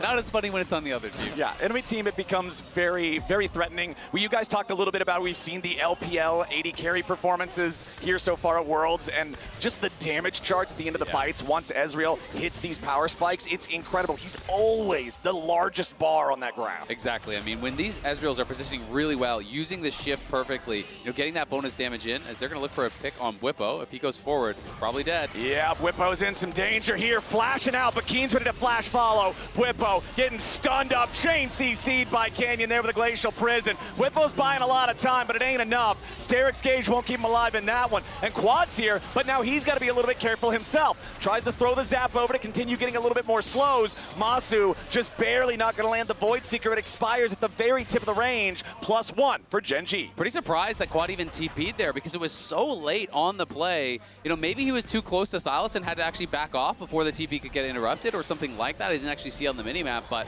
very late TP. Masu was close to actually connecting with that W, and if he had, maybe they pile in and try to actually get that kill, but Whippo getting punished in the side lanes here has been a problem for him at times. Keen level 16 now, the highest level in the game. This Renekton is going to be an incredibly difficult front line to have to deal with. FlyQuest, you're seeing how they're conceding a lot more on the map. These objectives are getting harder to contest. Gen.G are doing a good job of manipulating the side waves once again. Chovy has the push in top once more. They still hold on to their mid and top tower. And FlyQuest, it feels like the pressure is continuing to mount. Back to what we were talking about at the very beginning of the game when FlyQuest got that double kill in the bot lane. Canyon's behind him. Canyon coming in. Gen.G making their move. Inspired's going to be the target here, but he tries to force the enemy front line back. The Skarner's locked up in the front. He's going to get beat down. The Sterix ain't going to matter yet. Again, he drags two back. Into the back line goes Chovy. Inspired flashing away to barely stay alive, but now Bwipo's going to be in danger as well. The first kill is going over to the stolen ulti, and Chovy puts Bwipo in the grinder. Now Pei's got to be careful. There goes your Void Seeker. Pei's still getting away for now. Masu trying to fire a few more of these off. Quad and the rest of FlyQuest trying to get at least a little bit of mid lane pressure here. They're down a man. They got to be careful as they continue retreating. Inspired went back to the base to heal, but now Masu's got to be careful. There's your use of that cleanse from the Mikhails. As again, Gen.G continue the chase, but Masu's unstoppable. Lehens went in too far. Sept shoots out of the wall, and Key's got to be careful. So much pressure, but it's not enough. Masu cuts them down. Oh, ye of little faith. Believe in Masu on the AD carry. Chovy still trying to escape. He dashes back over the wall, and FlyQuest take a huge fight. And they're gonna go to the Baron Flowers. They're gonna go straight for it here. Bwipo is chasing for the kill. He has his ulti up in a second. He'll see if he can find Chovy, but it's Masu, the Canadian sniper, stepping up and getting the triple. And Bwipo even finds Chovy. He damages him with the grenade over the wall. Chovy's death is going to be certain. It is going to be delayed, and FlyQuest just found their moment. It felt like FlyQuest didn't have the damage to win the fight, but Gen.G kept going. They forced the fight, they kept chasing after, and it was at this point, Inspired, thanks to the Hex Gate, rejoins the fray. Lehens flashes forward, the front line reappears, and now FlyQuest can play the front to back. And Masu, look at this, E forward, going in Viz, flashing forward, getting a second kill, picks the perfect targets, gets into the back line, playing with the confidence. It's Masu taking over the fight against Gen.G. Bwipo just loving it. You can even see some surprise there on his face, not even believing what's going on for this team now. As the Drake is alive, FlyQuest is going to take this one without a contest to tie these up at 2-2, and they've got the Baron for another 2 minutes. I mean, you see now why they have so much faith in Masu, why they put the resources into him, why Bwipo is willing to give up his lane to TP bot to protect this guy, because he can step up when it matters most. He can carry the game. 7-0-1 with a 700 gold bounty on Masu. Ginsu's, Nashor's, Static Shiv, and an unbroken armband. He has all the tools he needs, and his team is ready to play around him. Gen.G uncharacteristically prioritized the fights and the kills over the objectives. Dragon, during that fight, was about 30 seconds off, and they chased with nothing left. No ultis, all the engage tools were gone. They invested everything to get that kill onto Inspired, and they paid the price. Now Inspired looking once again. Inspired's got to be careful here. Remember, this is the same spot of the map that he overextended previously, and it cost FlyQuest. But now, the state of the game is very different. It is a 5,500 gold lead for North America's #1 seed. It is a 5-man push through the top lane towards the tier 2. Keen waiting on the flank, but Busio's marking him, making sure the Renekton does not have a path into the carries of FlyQuest. Quad, 3-item power spike now as well, with his Blade of the Ruin King completed on the Zeri. FlyQuest push continues as Canyon, Pei's, and Lehens will back away from the tier 2, while Chovy takes a tier 2 over in the mid lane. Gen.G is applying split pressure. They're making FlyQuest answer Chovy as they continue pushing down the top lane. 4 turrets to 4. It is unbelievable that once again, FlyQuest, a team that no one had any expectations of, are forcing these gods from the LCK to have to take a knee. The pressure that they are exerting, the team fighting that they are demonstrating, they are going toe-to-toe with one of the best teams in the world. 6K is the gold lead. The Baron will wear off. And now we return to a state where FlyQuest must find one more fight, and if they can, they will bring Gen.G to match point. Interestingly enough, look at those timers in the top corners of your screen. Nearly identical for the next Drake and the next Baron. FlyQuest have lost their Baron power for now, so Gen.G will be able to much more easily clear these waves. Look at Keen, split pushing up in the top lane. That tier 2 turret is barely standing on FlyQuest's side, so he'll almost certainly be able to knock this one down. You're already seeing the early recall coming out from Bwipo, and now a TP onto the last remaining cannon minion as FlyQuest is sending more men to approach from the side. Inspired should be the first one there, as Bwipo should make it so that Keen cannot find an escape. He tries to run into the alcove, but a nice use of the Scryer's trinket to make it so Keen doesn't have a chance to teleport away in time. Masu waiting on the tanks to lead the way first, and immediately Inspire just slams Keen right back into the wall. They put the money where the money belongs, and Masu gets kill number 8. Masu grabs another kill. This one only cost them the teleport here. Thankfully for Keen, he didn't use flash, didn't use teleport, no big waste of resources there. But it's gonna come down to these next fights here, and Gen.G is up against it. 6K, sorry.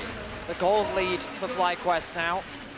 A minute and a half until both neutral objectives spawn. A nice pick found by FlyQuest, but not really going to convert into much for either side outside of another kill. The Void Staff finish from Masu means that his poke from the W is going to be that much more scary. And it's a valuable tool at the start of these fights because you've only mainly been seeing like the all-ins. But now, poke from the Ezreal, poke from the Kai'Sa is going to be crucial to how these fights kick off. Absolutely, and when you look over at the Gen.G frontliners, they don't look all that tanky. It's double Locket, it's a Warmogs. Yes, that is great if it's going to be poke, but in an extended fight, in a committed fight against double AD carries, with this Black Cleaver from Bwipo amping them, you are not going to be able to stand up that long. FlyQuest, 5-man push here in the bottom lane. Tier 2 turret in their sights, and Gen.G nowhere to be found. Fly, knock it down, and extend the gold lead to 7,500.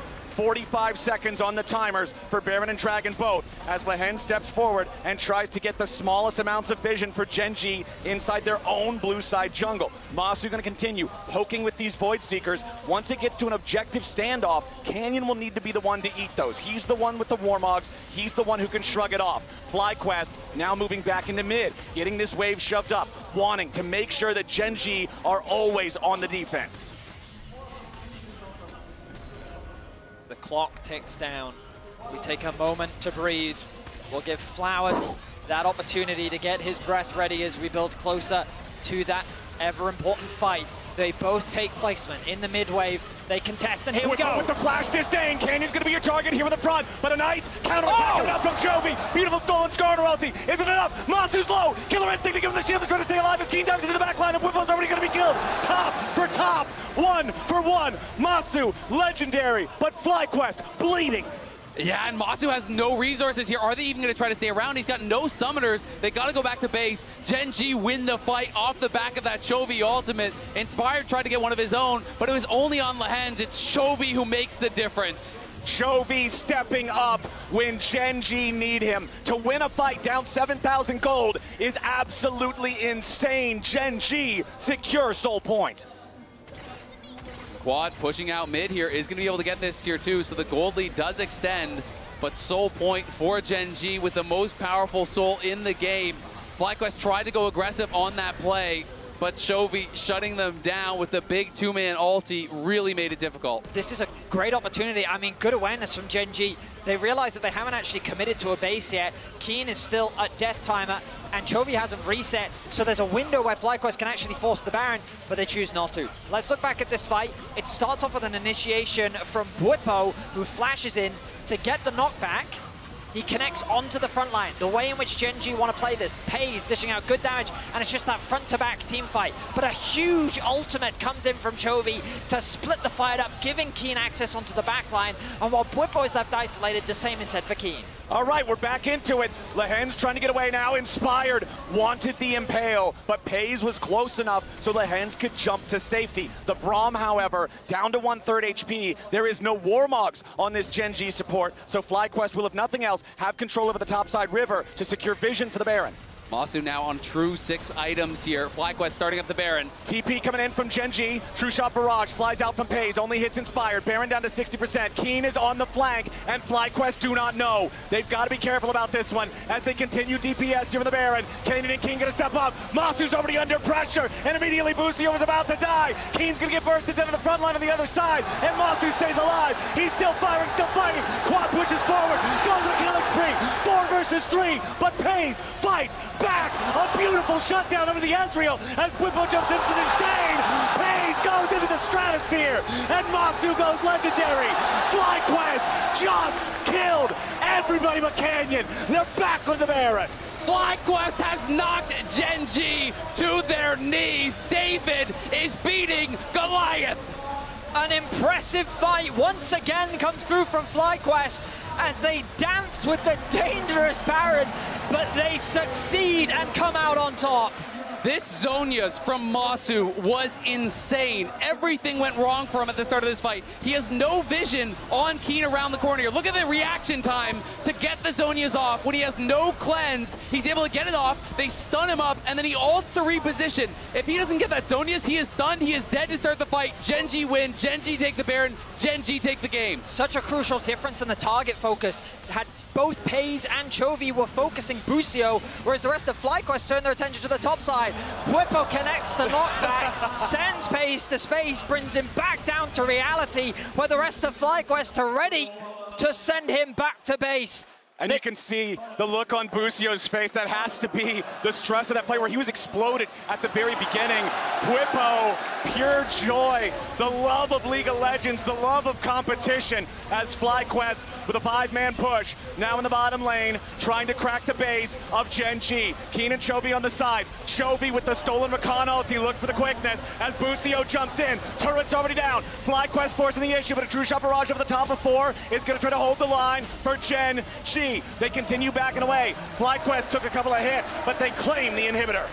Gen.G are not just bleeding, they are falling apart as FlyQuest, with a 10k gold lead here in Game 3, are resetting to set up for the Dragon. A minute's time, still a minute left on the Baron. They can still do good damage, but an unbelievable performance. What was meant to be a 3-0, a quick day for Gen.G, is turning into an incredible turnaround upset for FlyQuest. It's just a brilliant performance from the entire team, but it is not a win just yet. The Nexus must fall, and they have to prevent Gen.G from turning this game around by getting Soul, by getting into a better position.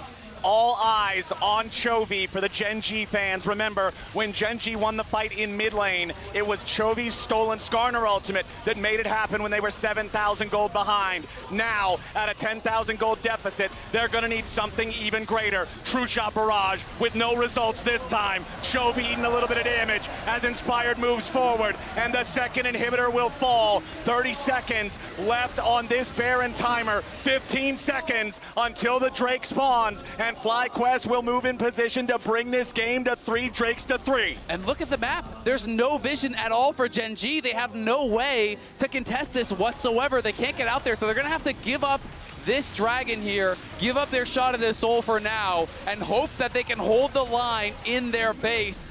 But FlyQuest crossing the T's, dotting the I's, getting everything they want to try to close out this game. The circumstances of the fight are a matter of which frontline falls first. In the previous fight, we saw the target focus being thrown onto Busio. The Silas ultimate, Ezreal's damage, a lot of it thrown onto this Rakan, who was happy to lose his life so that on the other side, Keen was being shut down. In this battle of front to back, Azel was talking about all that matters is which frontline falls first. And when you have double 80 carries with an Urgot on top of that, it just becomes a matter of time before these double 80 carries start to win out. And that's why Gen.G have to play so perfectly around cooldowns, so perfectly about that E from the Braum to utilize these spells, to buy time, to buy space. Because if you just run straight in and you fight to the death, FlyQuest wins every single time. Gen.G have to outsmart, have to outplay if they are to come back in this game. It's double Sterix, double Unending Despair on the 2 meatballs for FlyQuest. They are built to just endure forever. and it's 4 melee. So when you have these items here that give you that drain tank, it can be so much healing in a long fight with the Unending Despair. 4 melee champions around you, you absorb all of that extra life, you become so much more difficult to knock down. The path to get here for FlyQuest was one of great debate. Yes, sir. Did they deserve to be in the quarterfinals, knocking out a brother-in-arms to qualify for the top 8? It was, I mean, Azel, you talked about it on the desk. It's frustrating because people are always going to have that caveat. Oh, they made top 8, but they didn't beat anyone really to get there. Well, there is no room for question here. This has been nothing but a spectacular performance from FlyQuest. And regardless of the results of today's series, North America should stand proud as FlyQuest have upset the apple cart and done what no one thought they could. Absolutely. And when you think about the fact that they pushed HLE to the brink as well, almost able to take that best of 3, it becomes that much more impressive. FlyQuest now trying to close in on this final inhibitor. You can see Supers coming in bot, Supers coming in mid. That is going to be the moment where FlyQuest can try to pounce. There's 1 minute left until the bot lane inhibitor respawns. 2 left on the mid lane inhibitor timer. Tons of damage from Pays onto Inspired. The Mystic shots bringing him low as Bwipo buffers through some of the CC. Mikhail's to try to get him further back. Gen G doing a great job forcing FlyQuest away. Bwipo barely getting away from that last Mystic shot that would have triggered another Winter's Bite and could have potentially allowed Gen G to chase further. They do get the teleport though from Chovy critically, so now they go back, they regen up, and it's going to get harder. That's 3 ultis gone. Canyon ulti, Pays ulti, Lahen's ulti. The TP comes back in. FlyQuest are ready to fight. FlyQuest keeping it going. 3rd inhibitor turret under pressure. The wave is being cleared out as the super minions pressure the bottom lane and the mid lane together. FlyQuest backing away. The Baron spawns in 5 seconds. Exactly, and they're just going to go right in onto the Baron. Their supers still moving up mid lane here. It's going to get very difficult. FlyQuest can just 2-man this while the rest of them look to block out Gen G from responding. Masu does a ton of damage to this objective all by his lonesome. Canyon would lead the charge for Gen G. Chovy has lost a good chunk of HP here in the approach. The FlyQuest squad just trying to buy a little bit of time to secure the Baron, but Bwipo might die. Quad going in for the lightning crash. Gen G are dying. FlyQuest have already killed everybody. FlyQuest will push Gen G to the absolute limit. They will take a 2-1 lead. It's Quad with the Quadra. FlyQuest march on the Nexus. The first Nexus turret, the second Nexus turret, the Nexus itself will all fall to pieces. FlyQuest are 1 game away from semifinals. Where were you when FlyQuest pushed Gen G to the brink? Wow! Desk! Have at it! I believe it! We are right here! We're watching it! I can't believe it! Do you know how big this upset will be if it happens? This is the biggest upset ever! It's already amazing. The fact that they've already won 2. We consider they're 46-3 on the year. They've only lost twice to KT, once to HLE. That's it. In my 12 years, I've actually never seen anything like this. This is unbelievable by FlyQuest. They're on match point. But we're not there yet. No. Teams have been close to big upsets before. It is not complete yet. I want to take a moment to talk about Masu. Okay. Because Masu has a very long career ahead of him. That was a magnificent Kai'Sa performance. He got so fed so early on, and the confidence he had to play at 19 years old on the world stage, his first Worlds, the same year he had his first MSI. This is a kid that has such a bright future ahead of him. Key in the double 80 carry comp here for FlyQuest. 11 kill, deathless Kai'Sa. I think the FlyQuest drafts continue to be innovative, even though the Urgot didn't look good early, it got good late. Look at these accolades already from such a young player. And by the way, FlyQuest was the youngest team in World Swiss, okay? So they're already hitting these extreme levels despite being such a young team. I mean, I haven't seen a Kai'Sa deliver a shellacking for a rookie like that before since like 2018 Jackie Love when he won Worlds. This is such an insane performance from Masu. He's playing out of his mind at the moment. It's crazy, and I know we want to talk about FlyQuest only, right? And I want to as well, but I do want to take the Gen G perspective for just a second, right? Yeah. Because last year at the World Championship, they went undefeated in the Swiss stage and they got knocked out, right? Yes. When nobody expected them in the quarterfinals. Pays although he escaped the flame there, has sometimes been said that he wasn't stepping up. The finals is a good example in LCK. Like, their mental is wobbling. And Shocks, I was memeing on Thursday when we talked about biggest storylines at Worlds, because the storyline for Chovy, his whole career, is he's the greatest player to not accomplish X. It used to be greatest player to not win the LCK. He won 4. Greatest player to not internationally. He won at MSI. And then I kind of did a shitpost and said, now he's greatest player to still not win Worlds as FlyQuest beats him. And it's actually possible that it could happen here. So the nerves are actually very real for Chovy right now. FlyQuest, it's not a shitpost anymore, baby. Oh, Narrow my match gosh. point. Let's bring it back a little bit to the beginning of this game. I'm sorry for swearing. It's just the adrenaline. I did it as well because we're brothers in arms, you know, so they can't punish us both, right? Thanks to the reliable Cisco network, it was Masu who was able to grab a double kill. And when we look at this, I do want to look at kind of the decision-making also on the side of Gen G after their initial dive. Yeah, I mean, look, they tried to get this play, but it was a great TP coming through from Whippo to cover this. He was actually going for that push onto the tier 2 on top, like, to get some of the creeps, but here, he steps forward, Pace thinks he has that opportunity, but he arcane shifts into all members of Fly, and Whippo's not in range. And then even burning the barrier here means that Masu picks up the double kill off of the Q, and it's a great start for him that sets him up to be the carry in this game. They protect their teammates. They step up in front of him and they take those kills, and then they snowball with it. You know, it's not just getting some early money there. And we gotta say also, right? The draft came out and we were like, Theory, I'm not sure. I wasn't sure. You're giving the ult to the Silas, so, I mean, what do we say now? We shut up, I guess. I guess. I mean, I thought this was, to me, like the least cooking draft from FlyQuest, but they ended up punishing the Quadra Melee so well, and I think a lot of it probably is those early kills to Masu. Like, he just never let that lead go away, so he was always stronger in front-to-back fights. I do really like the build from Quad, though. Going for the Stride Breaker, you get that AoE, but you also get a big slow for a lot of those dives that are trying to get in onto Masu. Then you get the Runins, there's more AoE, and a Blade of the Rune King to add even further slows. It meant that you have so much that just keeps this melee tank kind of front line in check from Gen G, and works out perfectly for keeping this Kai'Sa safe.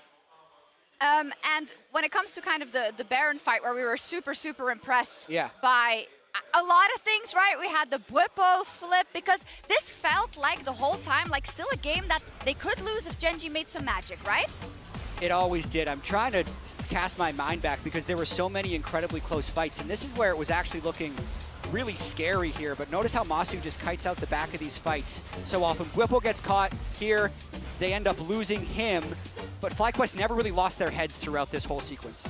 Yeah, I think the crucial part of some of these fights was, can Keen get access to Masu? Because you've got the stun, you've got that removal of the shield, but so often he just can't get through. And as they go through into this area, they've actually bought enough time now for the Skarner to come back in, and even Masu getting in towards the back line, then using that little old forward here just to get himself into position to follow up, finish off the back line, flashing forward with Quad, dealing that AoE in such a small corridor. It was a perfect turnaround from FlyQuest on all that time they'd bought. Yeah, I meant it was another one, because you know what, FlyQuest just did a lot of impressive things, and I think the fact that they have the presence of mind, because we always say it's the LCK teams, it's the LPL teams that have the presence of minds in these team fights, playing them out.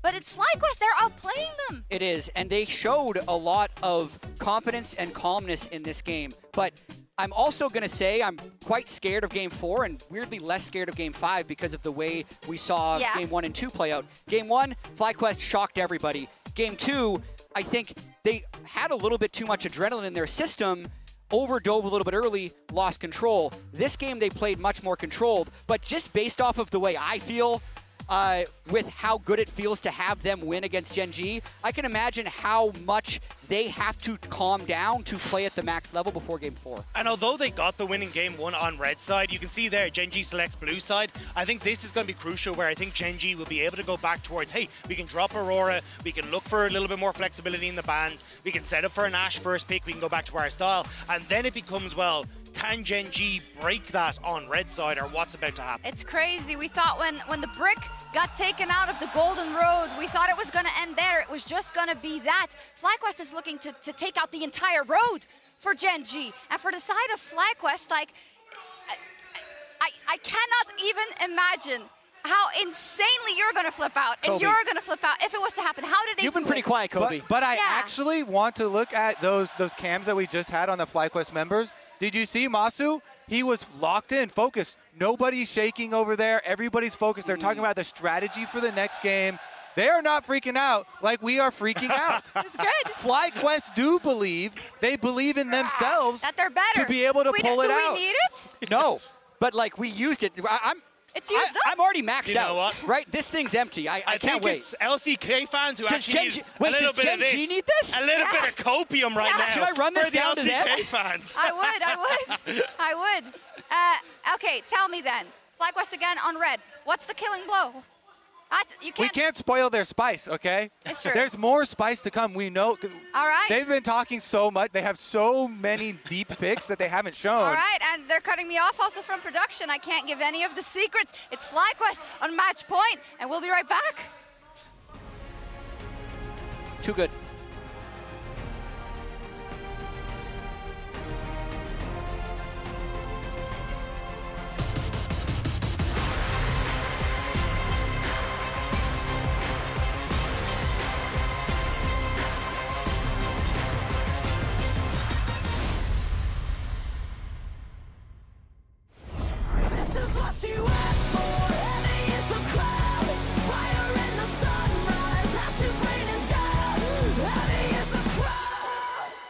This is necessary.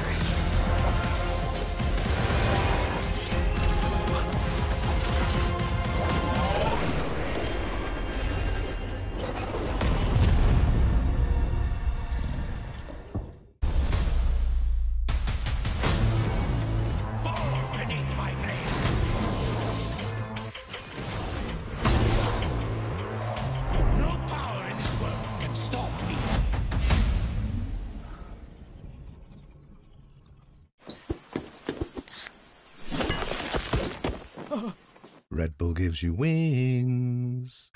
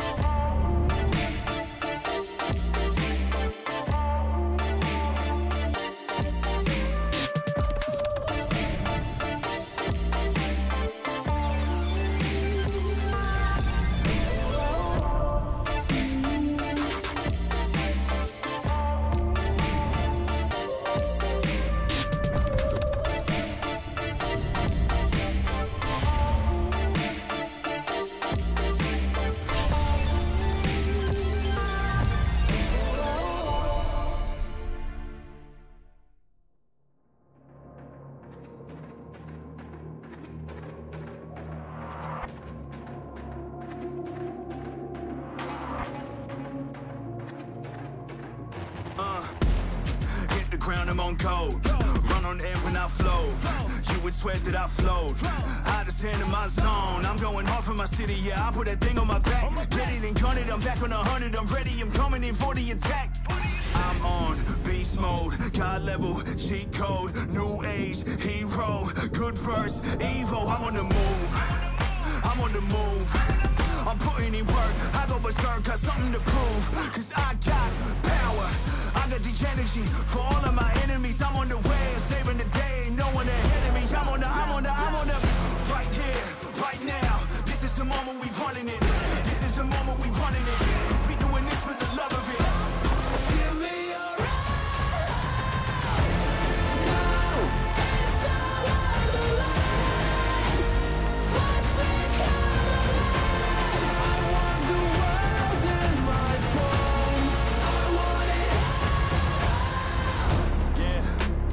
fire lives in my soul. It drives me to my goal. There's no distance I won't go. Cause the climb's all that I know. And I face it all on my own. So my name will be known, yeah, my name will be known. Right here, right now. This is the moment we running it. This is the moment we running it. We doing this for the love of it. Give me a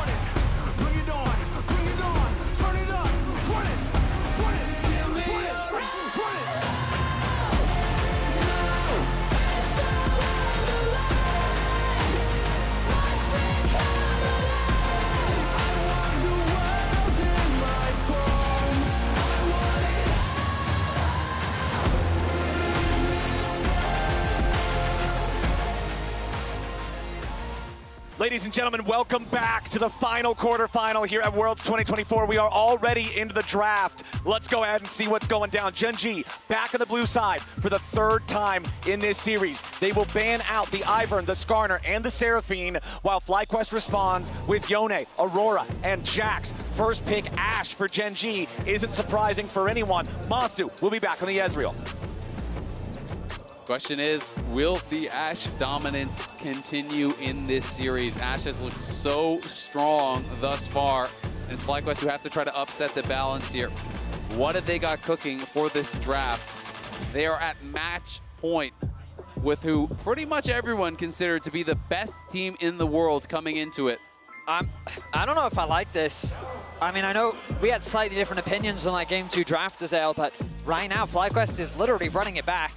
They've prioritized the Ezreal and the Orianna. The possibility of a Kassadin is right there. I don't expect Gen.G to pick it this early, but perhaps the idea from FlyQuest is they'll even look to ban it on the second rotation. One difference though, Jax is banned out, right? That is a big difference. That is a pretty big difference here. You know, Renekton is up, so they could go Renekton Nidalee if they do want to go that angle. The Nidalee is locked in. We touched on this before. Over 81% win rate for Canyon. This is one of the only junglers in the world who gets the pro play Nidalee pass. This guy can make it work. He is outstanding on it. And it's going to be the Tristana. So this was actually banned by FlyQuest in the second phase against them. And that's when we ended up having, you know, these kind of different wrinkles in the draft. But instead, it's going to be double AD carry here for Gen.G. But pairing with the Nidalee means they do need some frontline. They do need some support to actually create space for these carries. We've seen Rel fall to the wayside. It's been banned quite a few times by FlyQuest. Wouldn't be surprised to see it banned again here as Busio locks in the Rakan. But so far, an identical draft to what FlyQuest drafted for themselves in Game 2. Earlier, we saw them come up with the Nunu and the Renekton. Perhaps those will be where we see big shifts. Of course, with the Jax gone, maybe they want to run back the Renekton again. You guys know very well how comfortable Bwipo is on the champion. Yeah. But the question is, how will they round out this draft? I'm not expecting something like a Sejuani. Maybe they want to go for something a little more aggressive, but you want something that can kind of keep up with the Nidalee in terms of clear speed. I mean, that's the point that we were making about the Nunu the first time we saw this matchup, is Nunu's not afraid of all the invading that Nidalee likes to do, of the high tempo that she can create, stealing away camps, getting there faster. The Xin Zhao going to be the first ban from Gen.G. Remember, this was Inspired's pick in the Game 1 when FlyQuest first shocked everyone, took their first win in the series. Gen.G still paying respects back towards him in the jungle. Absolutely, and I think rightfully so. It did look really, really strong for Inspired. He performed very well on the pick. And not all is going to be that ban, so they are really trying to lock down some of these engaged supports that could cause problems here for Masu, for Quad as well on these carries, trying to make sure that they have the protection for them. And remember, Nautilus is another one of those champions that Gen G had in the game to win that they got. And I'm so interested now, do you go jungle on 4 here for Inspired, or do they just go towards the Renekton as a denial, right? Or are you willing to, if Olaf isn't banned out, are you willing to leave the Renekton up and say, you take Renekton, I'm going to take Olaf and just beat you? I really like these bans from Gen G, really trying to pinch Inspired's pool. I think from their perspective, they'd be happy to play into the Nunu again. But it looks like the Renekton priority is going to come through for Bwipo. Yeah, I mean, I think it makes a lot of sense. In my opinion, it is Bwipo's best champion. It is a lot of comfort, and it's also a denial. To me, it was either you take this or you are willing to hard counterpick it. So I do like the denial. We'll have to find out now where Keen wants to go, because Renekton taken away. We have the Jax banned. Does he go towards just like a Cassante or something like that? Because they need some frontline, especially for the Ashe. You have to have some champions that are going to create space for that Ashe, so you don't just get ran down by this Rakan Orianna combo plus the Renekton. All right, time's running out. What will be the 4th pick here for Gen G? Okay. Oh, we're gonna see either top lane or support. Probably support. Probably support coming in here, and it should be the Keen Sante coming through. Famous for this pick. The guy is a monster on it. Definitely one of his best champs, if not his best champ. I think he is very, very strong on it. Also, Lahen's just known for his unique, this is the singed support guy, right? Yeah. We've seen him bring out the Maokai before. He's going to be bringing out again, primarily with the role of providing that extra utility for his team. And now, you have to see how the early game is going to go for FlyQuest, because when you look towards the picks here for Gen G, really the only setup that they have for the Nidalee Spear is the Maokai, right? Which makes you believe they're going to be targeting down that bot lane.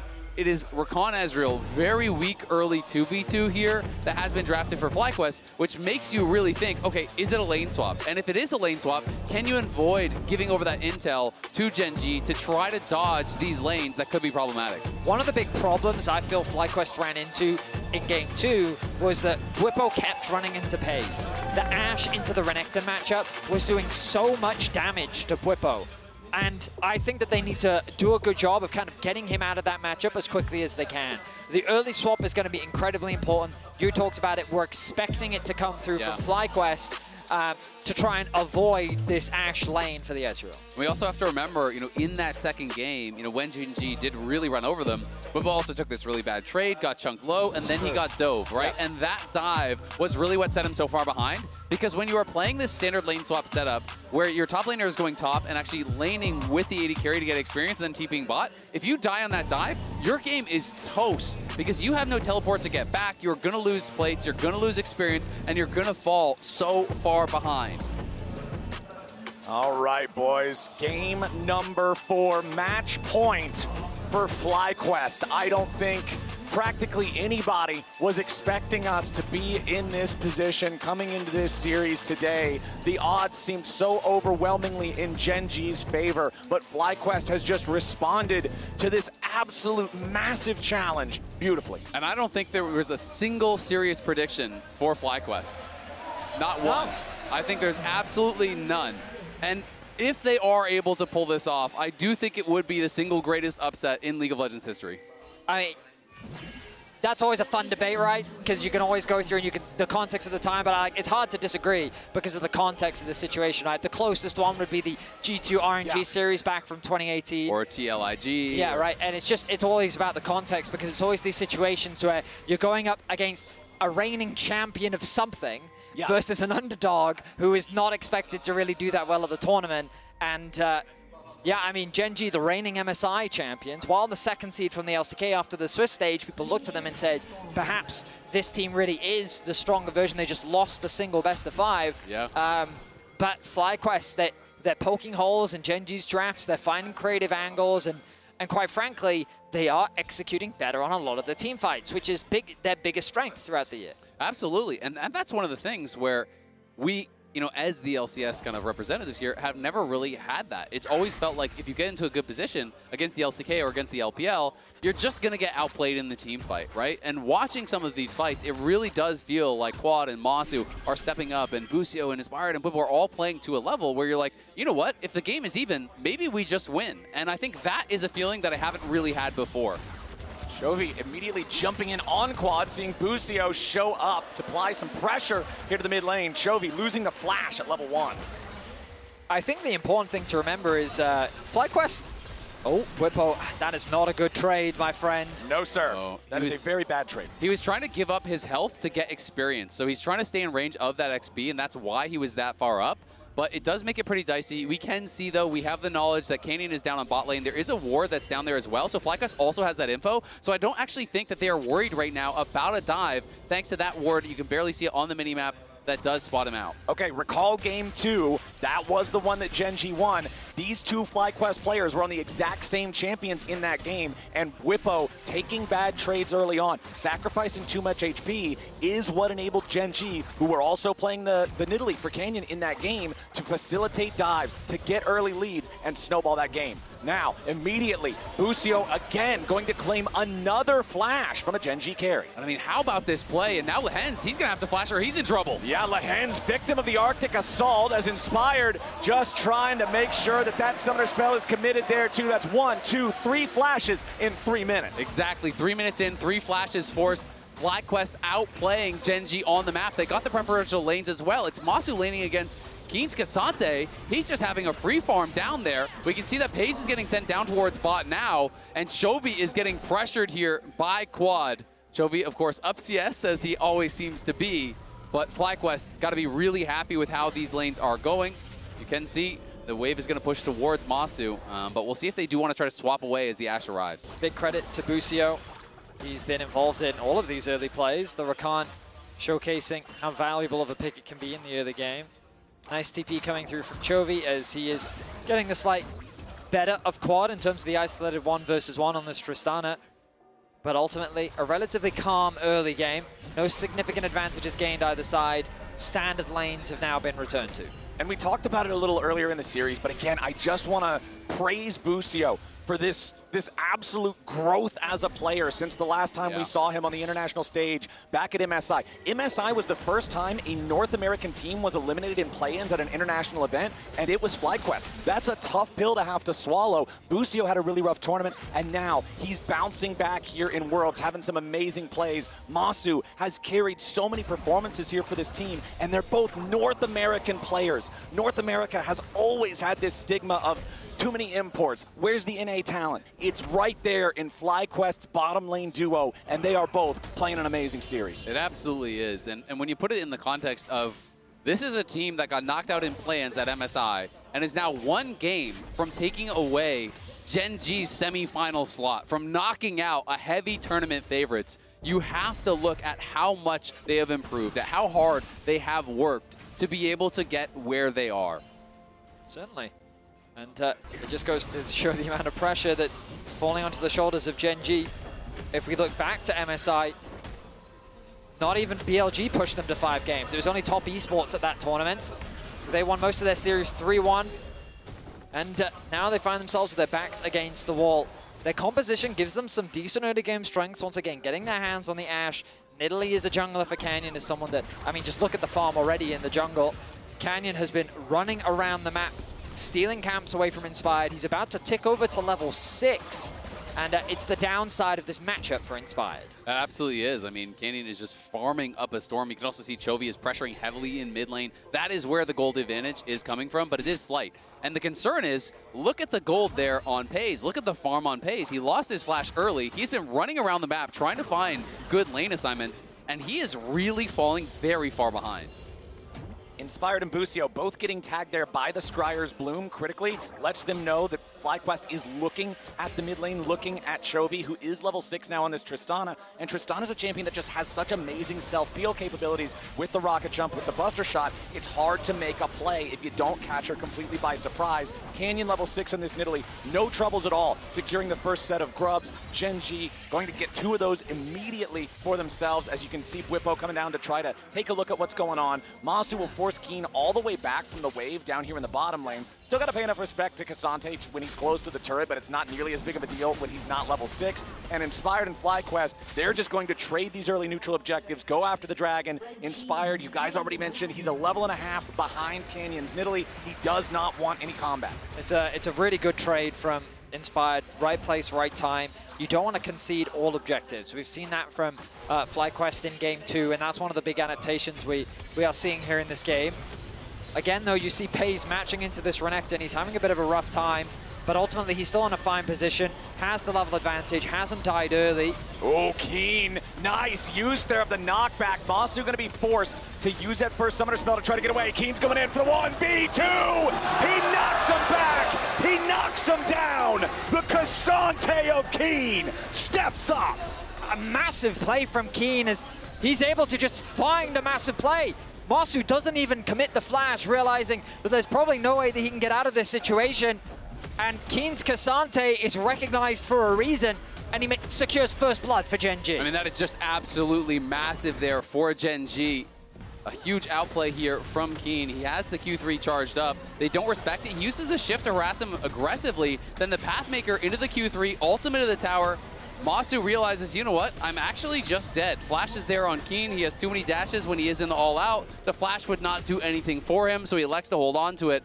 But that over-aggressive shift is punished expertly by Keen. How many times have I seen players, usually it's top laners, disrespect Cassante with his third in Tofo strike primed, with all outs cooldown available close to his turret. It is one of the deadliest combos in League of Legends. I mean, Cassante, he's what the copy pasta was made from. He's already doing great work for Gen G on the Rift, but it's important to always add that caveat of the overall gold state, and the reality is, even with that kill, Pays finds himself about 550 gold behind. As El was talking about it earlier, the experience and gold deficit that Pays has found himself in is a pretty significant one. Absolutely, and a lot of that credit, is deserved by Busio, who moved around the map, put that pressure on. They were able to get a lot done with him. Inspired and Bwipo trying to put on pressure where they can. Canyon has maintained his about 500 gold advantage, but is not growing larger at the very least, therefore Inspired. We'll see how Bwipo does hang on now in this 1v1, because despite the farm advantage, he's actually down gold, and Keen has a really good buy after that 1v2 kill. Yeah, Keen's feeling great about his current place in the game, as Inspired showing up here after Chovy. Arctic Assault flash to lock up the Gen G mid, and Chovy with a late flash wastes a summoner spell to still be dead. Chovy caught completely off guard there with a great gank from Inspired. Canyon wants to try and contest this crab, but he doesn't have a mid laner to help him. Bwipo comes down. Another objective, a small one, albeit secured for FlyQuest. And you can see the pressure mounting on Gen G. That is not normally a mistake Chovy would make, wasting the flash with no health remaining. He knows he is one game away from his World's Dream ending for this year. And he's been in this position many times before, by the way. The expectations for Chovy are not new. He's been regarded as a top-tier talent for many years. And even last year, falling short in the quarterfinals to BLG. Gen G are trying to eradicate the history. We were talking about it earlier, right? We're talking about how Gen G has been so domestically dominant, but internationally, they've never hit the level that they aspired to. They've gotten to the second highest step, but never that final step, never the world finals, never the world title. And now, being this close, we'll see if they can bring it to a game 5 against FlyQuest as Bwipo tries to flash away, going into Dominus here in a 1v4. But surely Gen G just get it done. Bwipo can't stay alive. Lehen's dancing with death there, but does stay alive. Now Gen G are just gonna drill through this turret health bar. And you look at the minimap, there's not a lot that FlyQuest can cross-map for. They don't have a wave stacked up for the top lane tower plate. They will be able to get the grubs, but it's just kind of a small advantage gained as, crucially, Pays' goal difference is going to be reduced significantly. Getting the kills, getting the plates, now that lead that Masu had built has all but dissipated. It is, but they are going to be trying to trade back on this top side, giving the local gold here all towards Masu, farming up some of these plates. But it is going to be first tower here, down on that bottom side for Gen G, and establishing themselves a nice early gold lead, just above 1,000 gold in their favor. Big early lead there in the bottom lane for the LCK squad. 1,000 gold lead in total just for Keen over Bwipo on this Renekton. We already saw Keen get the 1v2 outplay in the bottom lane with his experience on Cassante, with his mastery over this champion. You have to expect him to be an utter terror once these fights between the full team start breaking out. Absolutely. I mean, Keen on this champion with that gold lead can take over a game. And FlyQuest, I think, are going to do what FlyQuest sometimes does best, slow down the pace of the game, play towards their win conditions, look towards some of the really powerful scaling that they do have. You have these really difficult to kill carries in the late game. You've got great engage, you've got good frontline. I think they can feel comfortable to slow it down, to play it a little bit more reserved, and try to avoid some of this early game power that Keen and Canyon are going to have.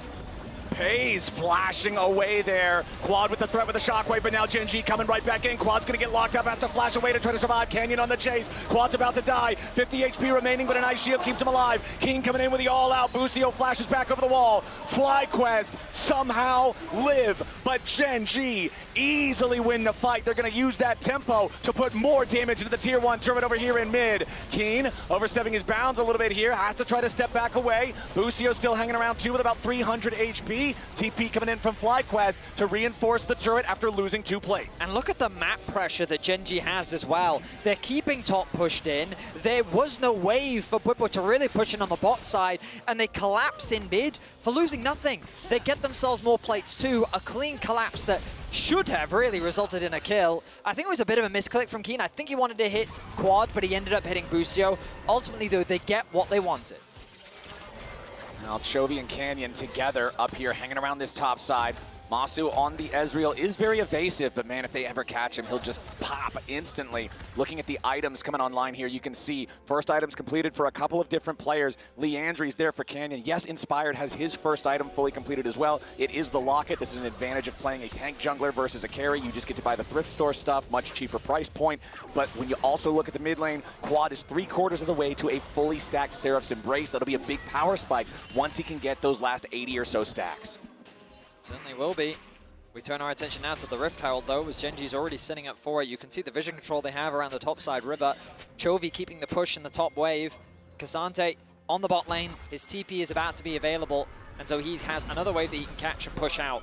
The problem for FlyQuest is there's not really any big points of pressure that they have access to right now. It's difficult to send Orianna off to a side lane. They're keeping Masu over there, whereas Gen G have already brought Pays over. And the threat of that arrow onto Quad is something that he always has to be cautious of. Now they moved him up towards the top side. They do have that top tower available to him, but the risk of a collapse from Gen G is something you have to respect. MasterCard lane economy snapshot showing that yes, it's a small lead for Quad and for Busio, but the big story being told, Keen building that lead. Again, a big part of that was the outplay in the bottom lane in the 1v2, and then Canyon naturally just using the pace of the Nidalee, the tempo this champion can guarantee to stay ahead of Inspired the entire time. Rift Herald now the target for Gen G, and FlyQuest can't really contest it. They just got to back away, so Gen G is going to enjoy another neutral objective. Yeah, they are, and I think that is kind of the advantage that they have earned for themselves with some of this early game power. Nice Scryer's trinket there. Does actually spot out that FlyQuest were trying to lay a trap. Inspired and Quad were waiting in that side brush, hoping that Chovy would overpush, but not going to be able to find a play. Drops the Herald immediately. They know that the mid tower is very low. There's no wave for Masu to really contest with. And there should be another objective secured for Gen G. Yeah, Herald should just knock it over by itself. Kaboom! All right, needs one more auto attack to do it. Oh, wow! Oh. Okay, Masu saves the day. The turret has literally 20 HP out of 5,000. Calculated. It's a shockwave top lane. Quad in trouble though. Inspired shows up to try to block it for him. Chovy flashing over, making the outplay to guarantee they get their man. But now Inspired and Busio are still looking to lock up the Gen G mid. Masu's there for a little bit of extra damage. Chovy doing everything he can to kite it out, but it ain't gonna matter. Inspired secures the kill. Canyon with a flash away from the grand entrance from Busio.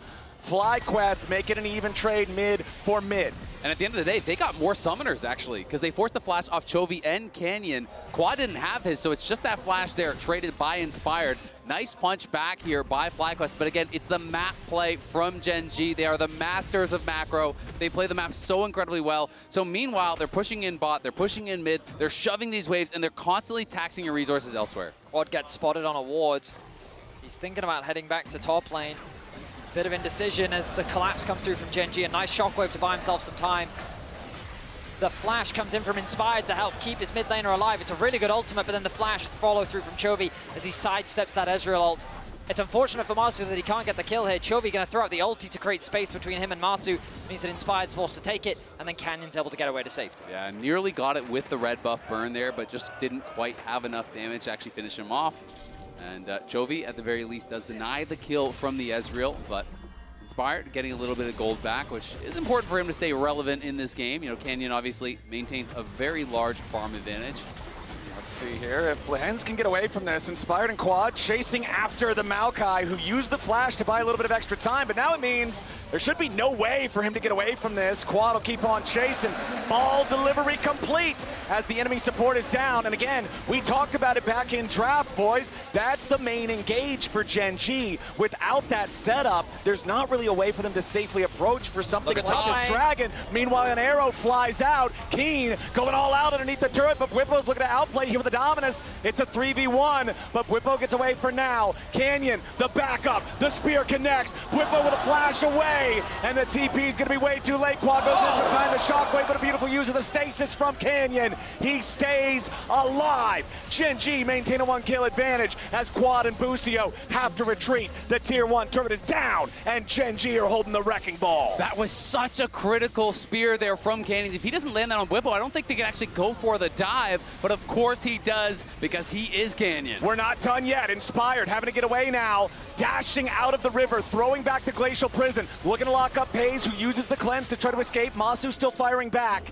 FlyQuest is down 3,000 gold. They've got to be very careful about these fights that they take, because Gen G are at a point of comfort. Gen G continue to demonstrate their mastery over macro as they lose Lehens and immediately, without hesitation, turn their attention to the top side of the map. Whippo, thinking that he can just catch this wave, does a good job of surviving the initial dive, but 3 members wasn't enough. Gen G had committed 4 to the top side of the map with Canyon coming in on the flank, and as Azael said, that spear was crucial. You look at the minimap, Canyon already making his way up, the Ash arrow, the TP commitment, just this level of awareness of where Gen G can play on the map to at the very least get something back for the Dragon was masterful. Yeah, I mean, it was really, really big, but Whippo played well to clear out the wave. If he didn't get attacked by that spear, I think you can just walk out the back and Quad can come in and actually TP in and save the wave, and Whippo knows that one hurts, because not only does he go down, it's the flash, it's the TP, it's the ulti from Quad, it's them losing the tower either way. Yeah. That was a critical moment in the game,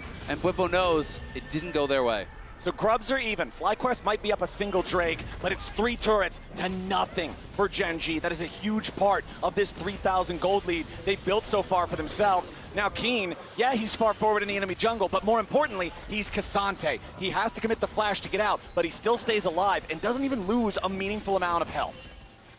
Gen G, you just turn your attention to the minimap and you look at how much blue there is. FlyQuest barely have access into the river as the mid is being pushed in, top is being pushed in. Lehens is continuing to extend his vision line forward. Meanwhile, on the bot side of the map, Keen with a full level over Whippo is this immovable object. And who's at his side? Canyon. They're literally playing through every single part of the map right now, which usually shouldn't be possible, but they know how strong they are.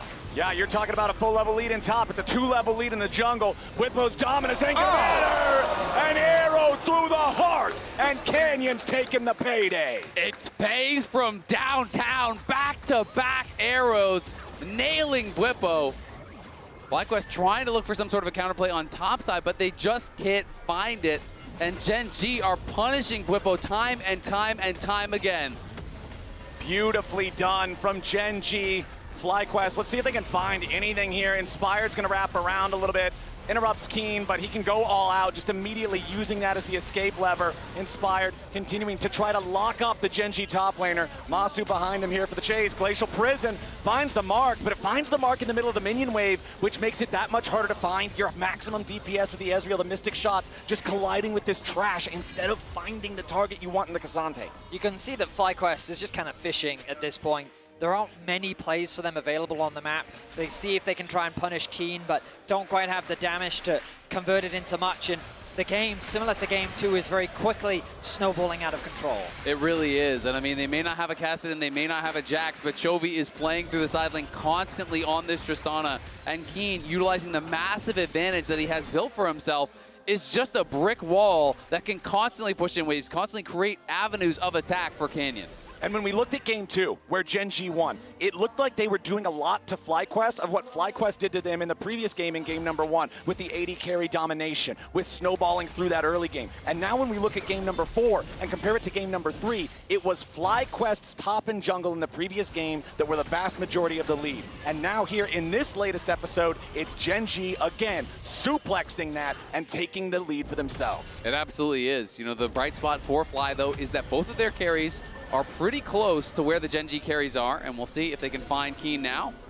They're committing a lot for a Cassante here. Bwipo and Inspire chasing after him. Keen still trying to get away. Gen G bringing in a TP. Cassante still not even taking any meaningful damage at all. Continuing to push forward. Arrow doesn't hit the target, and Chovy's gonna flash back away. All out from Keen. Quad's under pressure, and Bwipo's about to die. FlyQuest chased too far. Gen G are ready to punish, and they want even more. Beautiful engage from Kanan to keep on following it up. Quad barely trying to get away. He's got 200 HP remaining, and then Nidalee says no. It's nothing but a black and white screen for the FlyQuest solo laners, and Gen G want to take us to a game point. FlyQuest kept fishing, but they did not like what took the bait. The rest of Gen G were quick to collapse as Chovy TPs in and buys time for the arrival of Canyon. FlyQuest fall, another dragon to Gen G. And gentlemen, I feel like we're going to Silver Scrapes. I think so too. Gen G are just playing this game out so incredibly well. FlyQuest are going to keep looking for opportunities, but the opportunities are going to get fewer and further between.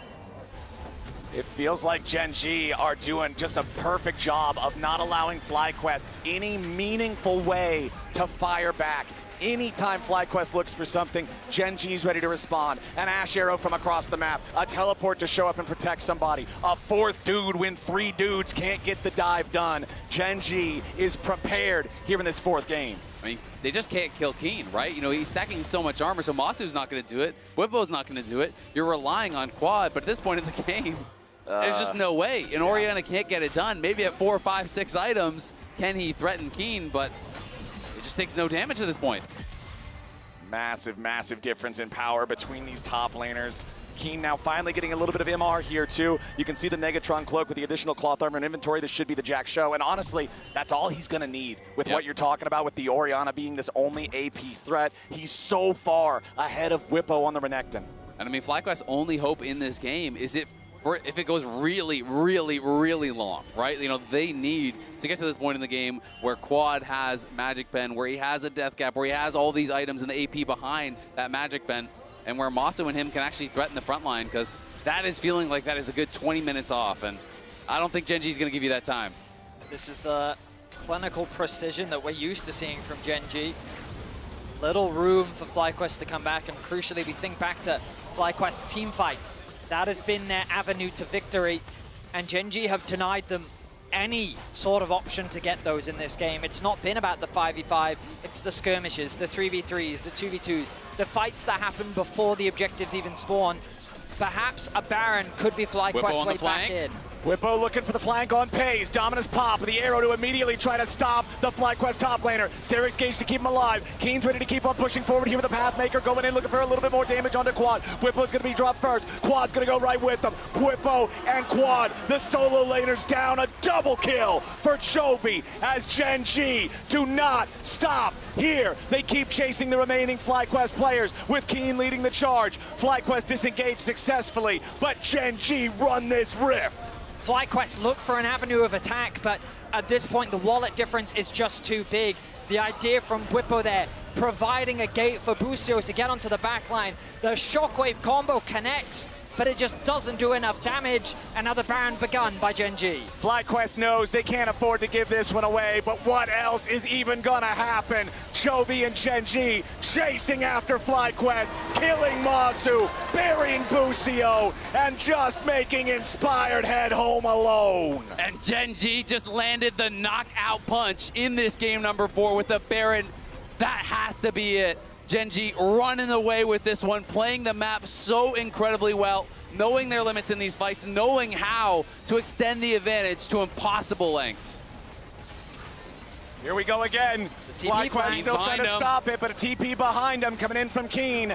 The Cassante that has run the whole game, start to finish, seals their fate. Canyon's unstoppable, and Quad is dead. Whippo and Inspired can't get anywhere close. Keen is a brick wall, and FlyQuest don't have any siege equipment. Inspired's trying to escape as Chovy jumps over the wall, but now FlyQuest is in an even rougher spot. Busio wants to make space for his team, but a third and Topo strike knocks back two. FlyQuest still trying to run, but Gen G's stronger, Gen G's faster, Gen G's better. The Titans from the LCK refuse to go quietly into the night. FlyQuest have put up a valiant fight, but just look at the decimation. Good target focus there from Gen G, immediately peeling for Pays. Once he creates space, the Shockwave does connect onto Chovy and Canyon, but it barely tickles them. With the damage done, FlyQuest have nothing left but to retreat. Exactly, and I mean, FlyQuest, they know it was always going to be a long shot in the position of this game, but you've got to look for those slim opportunities. This is Worlds. You don't get another series if you lose this one. You got to leave it all out on the Rift, and that's what they're trying to do here. Gen G, though, just far too strong in this fourth game, and it really starts to become about how are you feeling going into game number 5? What are the picks going to be? What is the draft going to look like? Because FlyQuest likely will be going back to the blue side here, which we have seen so much success on in Worlds. The Hens using the blast cone to get away as FlyQuest just trying to get any sort of a pick they can, just trying to slow this down any way they can. It's only 26 minutes on the clock, but it is a 12,000 gold lead for Gen G's side as they continue pushing up here in the top lane. Chovy, between his own rapid fire and the buff from Canyon's Nidalee, is an absolute machine gun on this Tristana. The DPS is out of control. He's got the quick blades, he's got the armor penetration on the Mortal Reminder, and he's got the rest of Gen G beside him. FlyQuest going in for their final Hail Mary. True Shot Barrage over the wall. Lehen's tanking up as Chovy gets back away. Inspired down to 300 HP, and Whippo does nothing. Shockwave on 2 won't matter. Inspired's about to bleed out. Chovy's dominating, and Keen won't stop. Double kill. Back over to Chovy. FlyQuest are gonna have to be ready for game 5, because Gen G are ready to clean this up. Masu and Inspired trying with everything they've got to defend the last 2 Nexus turrets, but Gen G is far too powerful. Lehins and Keen making the space. FlyQuest trying to hold on, but it's not gonna work. Ladies and gentlemen, it's time for Silver Scrapes. We are going to game 5. Everything on the line for these 2 teams. It's all gonna come down to one last game. You all know the drill. Y'all know the tune. Y'all know the song. We'll be right back for Silver Scrapes and game 5.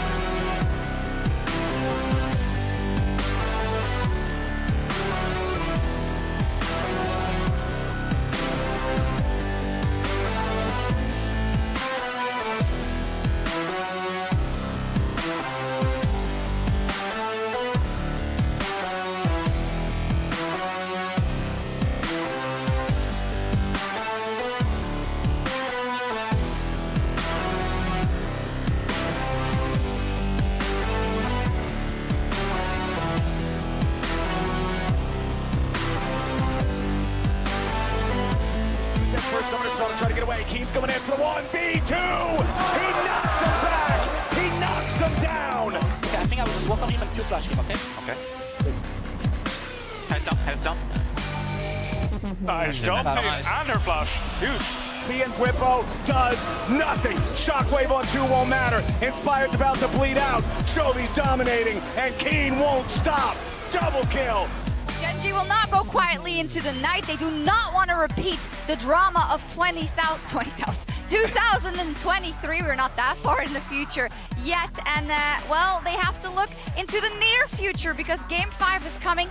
Either of these teams are on the precipice of, on the one side, one of the biggest disappointments for the LCK ever, and some of the biggest NA-phoria on the other side possible for FlyQuest. And Gen.G had to pull out some trump cards, you know, the King Sante, the Canyon Nidalee. They're pulling out all the stops here, Shocks, and we wouldn't want it any other way but being pushed to an epic game number 5. The Canyon Nidalee is so good. Wow. He's so good. It's this int pick for so many people, and he just dominates on it this whole game. He had an early camp advantage on Inspired Sejuani, and he just had tempo the entire time. It was actually incredible to watch. And Inspired did some good things in the early stages. Like, he burnt a couple of these flashes very early, but FlyQuest never really got to capitalize on it. And while he was burning these flashes, Gen.G were getting this Nidalee, those extra bits of farm, getting this Nidalee into a position where she could just take off. And in this fight, Chad, you were saying backstage, like, how does he have another mark? How does he keep jumping on them? He always has it. Canyon has the world champion skin on it for a reason. Also remember back to MSI, he's the one really driving this meta. This is why he is the jungle GOAT. He can pull it out and just control the map. It's so nice how they set it up for Gen.G's game plan as well. It's not, you know, just individual play, but then they keep on using that plus the Ashe arrows to get these picks on side lanes, constantly pushing FlyQuest around and making openings for themselves. I wish we were synced because how about then we this energy though? Yeah, and I think it's so interesting because right before I asked, we've been so many times at a Game 5 where we couldn't help but dance and shake, but it was when our team pushed it to 5. It's just, the momentum is so different. And it's the weird thing about emotions versus logic, because emotionally it feels worse to lose Game 4 going into Game 5, which is why I'm having a hard time getting super hyped, but logically, it is better for FlyQuest. It is much better for FlyQuest to have lost that game. They've won their blue side game already. They're going to be able to get it back again, and it does give them an upper hand at the start of this final draft. And that's the thing, if you look at it, apart from that one red side game, every game that has been a victory this series has been on this blue side. It's opened up picks like the Ashe. It's opened up the lack of counter pick for people like Keen as well. So I think it makes things significantly easier being on that blue side, but we'll have to see, because my word, has this been down to the tooth and nail fighting. The lane swap was also really big in getting them off the level 1 here. So really big start to the game for them. Keen, we're going to take another look at that Cassante pick that he is so famous for. The key here is that both Masu and Busio use their key spells right before in front of the tower. That is the knock-up from Rakan and the arcane shift from Ezreal. And so Keen says, you cannot use both of your dashes right in front of my tower. He punishes immediately and shows them why his name is synonymous with this champ. And that's what I was going to say. This is the champion he has so often made his name on in the LCK, taking over on this pick. And you're seeing the moment you mess up, he will pounce. He understands so much about how this champion operates, the damage it can output, and how it can take you down. Oh my God. I know we have vested interest. I mean, you guys as LCS representatives have, of course, but for neutrals, I mean, we're getting such an amazing best of 5. You can see it there, Lauren G-Sun on stage. And Jat, bring back, you need to huff it again, I think. You need to bring it back. I mean, we and already I got something for you. Here's a question, though. Is this going to be Misfits versus T1? Or is it going to be G2 versus RNG? That's exactly what I said before we got on the desk. What is it? Was that going to be your question to me? I'm sorry. It's okay, don't worry about it. G2 versus RNG, obviously. I don't need any more of the hopium. I'm trying to not have a headache right now because the energy in this stadium is crazy. They're actually going to blow the roof off this place. I've got some hopium for you though. Okay. Chovy this series. Has he been overpowering or not? I think he's been pretty invisible. I mean, the fact you saw this Silas come through, he had 18k damage, didn't really do anything particularly much. Even this game, yes, he had some moments, but this game was about Keen and Canyon taking off, and I think there's been moments where he's shown, but like, Chovy's not CSing great. Quad has had good matchups into him, and yes, he has some decent KDA, but like, you look at that damage percent, it is other people that are on this team that are really stepping up to make sure they come through. And for someone that is supposed to be the best mid laner in the world, for someone that has continuously stepped up for Gen G, for someone that we saw raise that title at MSI, this is not a championship winning performance. And against Quad, their friendship, them coming up together, the fact that this should be a done deal, but the fact that Quad is saying, no, even in lane, I will go toe-to-toe with you. I will hold my ground in this series. That is such an insane story. It absolutely is. I love the guts that FlyQuest has had this entire series and their ability to bounce back after a loss. If we're actually going to get a little hopium here, they got smashed even harder in Game 2 than they did in that Game 4, and they bounced back in Game 3. So I think they believe they can do it, even though they know how formidable these guys walking out are right now. This has been the best team in the world all year. I want to see what FlyQuest can do on blue side, not being locked into Yone Aurora bans here. The draft, we've been talking up this draft so much between these two teams. We know they are both creative. We know they both can still pull out surprise picks. 2,191 days ago it was that Cloud9 set aside a Freak of Freaks. LPL hadn't won Worlds yet. Chovy's debut year was at Griffin. Bwipo was a rookie. And now they could do it. Chat, I mean, what would it mean? It would mean absolutely everything. It would be massive for the LCS because FlyQuest is the representative, but they have spoken themselves about how they are only able to be this good because of the competition they faced within the region. They have confidence, they have great mental game, they look calm onto the stage, and if anyone's gonna do it, it's gotta be them. And do you know who is on that Freak of Freaks lineup? Keen. Same man that is sitting there right now. Hey, this could be another one of those moments where the LCK just cannot match up against North America. Oh my gosh, and we still have a minute. We're not even done yet, but we've used up all the hopium. It's unbelievable, I have to say. Also, just kind of the manner in which they're playing, right? And it's for Gen G, the stress is so high. Can you imagine coming into this matchup the way they have? Can you imagine, you know, being knocked down a peg for the summer finals and saying that is not going to happen again? Our eye is on the prize, because if this roster can't win Worlds, who can? Well, you're about to fly out in the quarterfinals. Time for FlyQuest to channel some KT energy. How about that? I love it. I also have to say on the side of Gen G, it could be a career-defining game for Chovy. If he wins, people will forget about it. But if he loses, falling short 2 years in a row in the quarterfinals of Worlds, while coming in as the best player in the world, would be disaster. It's the year of the duck, baby. It's finally arrived. And I was going to say, for Gen G, like, the stumble in finals, I was trying to get shaken off. Oh, well, they beat Hanwha again. You don't get a second chance here. This is it. This defines your entire year for Gen G and is the potential for FlyQuest to have the biggest upset we have ever seen in League of Legends history. Emily had a really good quote that she said yesterday when she was on the desk. This is why we watch Worlds. I think it is very applicable to this moment right now. Absolutely. This is why we watch Worlds, and this is why we're going to watch that Game 5 and hope that FlyQuest bring it home. Welcome back, one and all, to the final game in the final quarterfinal of Worlds 2024. No one expected FlyQuest to be able to push Gen G, a team that has experienced utter dominance for the rest of the year, to this level. But here we are. It is the edge for both teams. One goes to semifinals, and one has a long flight home. I mean, it is so much pressure in these final moments. The stories that will be told about these teams will be defined completely by this game. It's an interesting parallel because you gentlemen, it could be a misfit situation where you fell just short, or it could be a G2 situation where you can ride that glory home. It's fascinating to see is the Nidalee taken away from Canyon, respecting that jungle pick.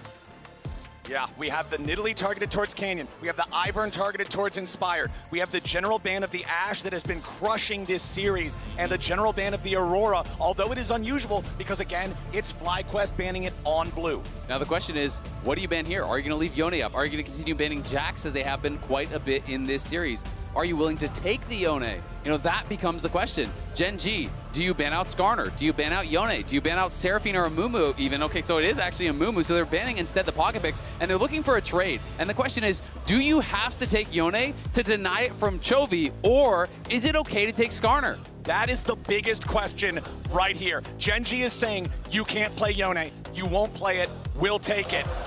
Will FlyQuest? They do. FlyQuest will answer the challenge. They will lock in the Yone. Gen G's prepared for this though. They've already banned away the Amumu. They're locking in the Skarner, and they've paired it up alongside the Smolder as an answer. We saw this in the Swiss stage as a means to deal with the Yone because of the scaling power of the Smolder. But if you can get ahead early, you can quickly shut that Smolder down and its ability to farm up into the late game.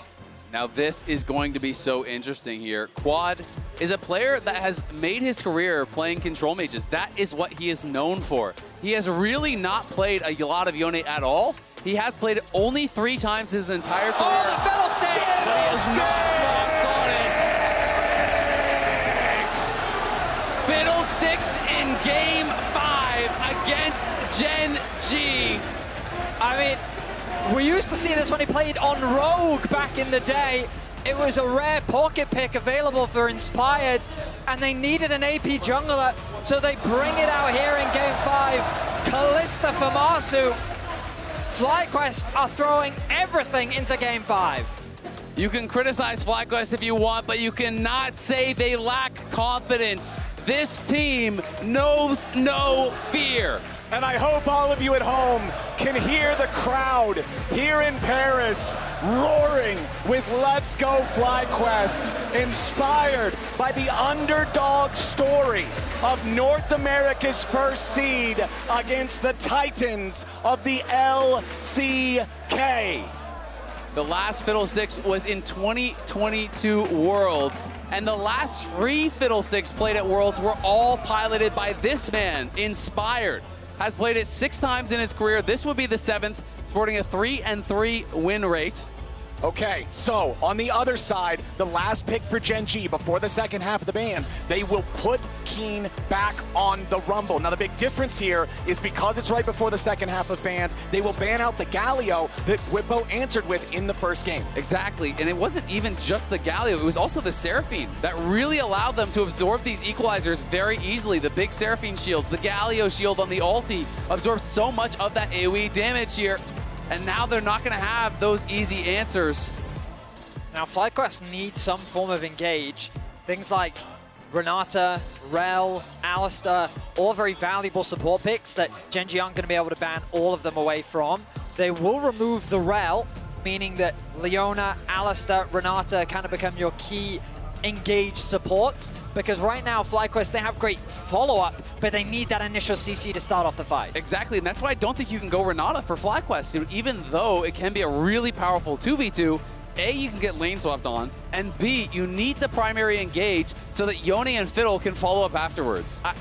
There's a part of me that's thinking Whippo might go on.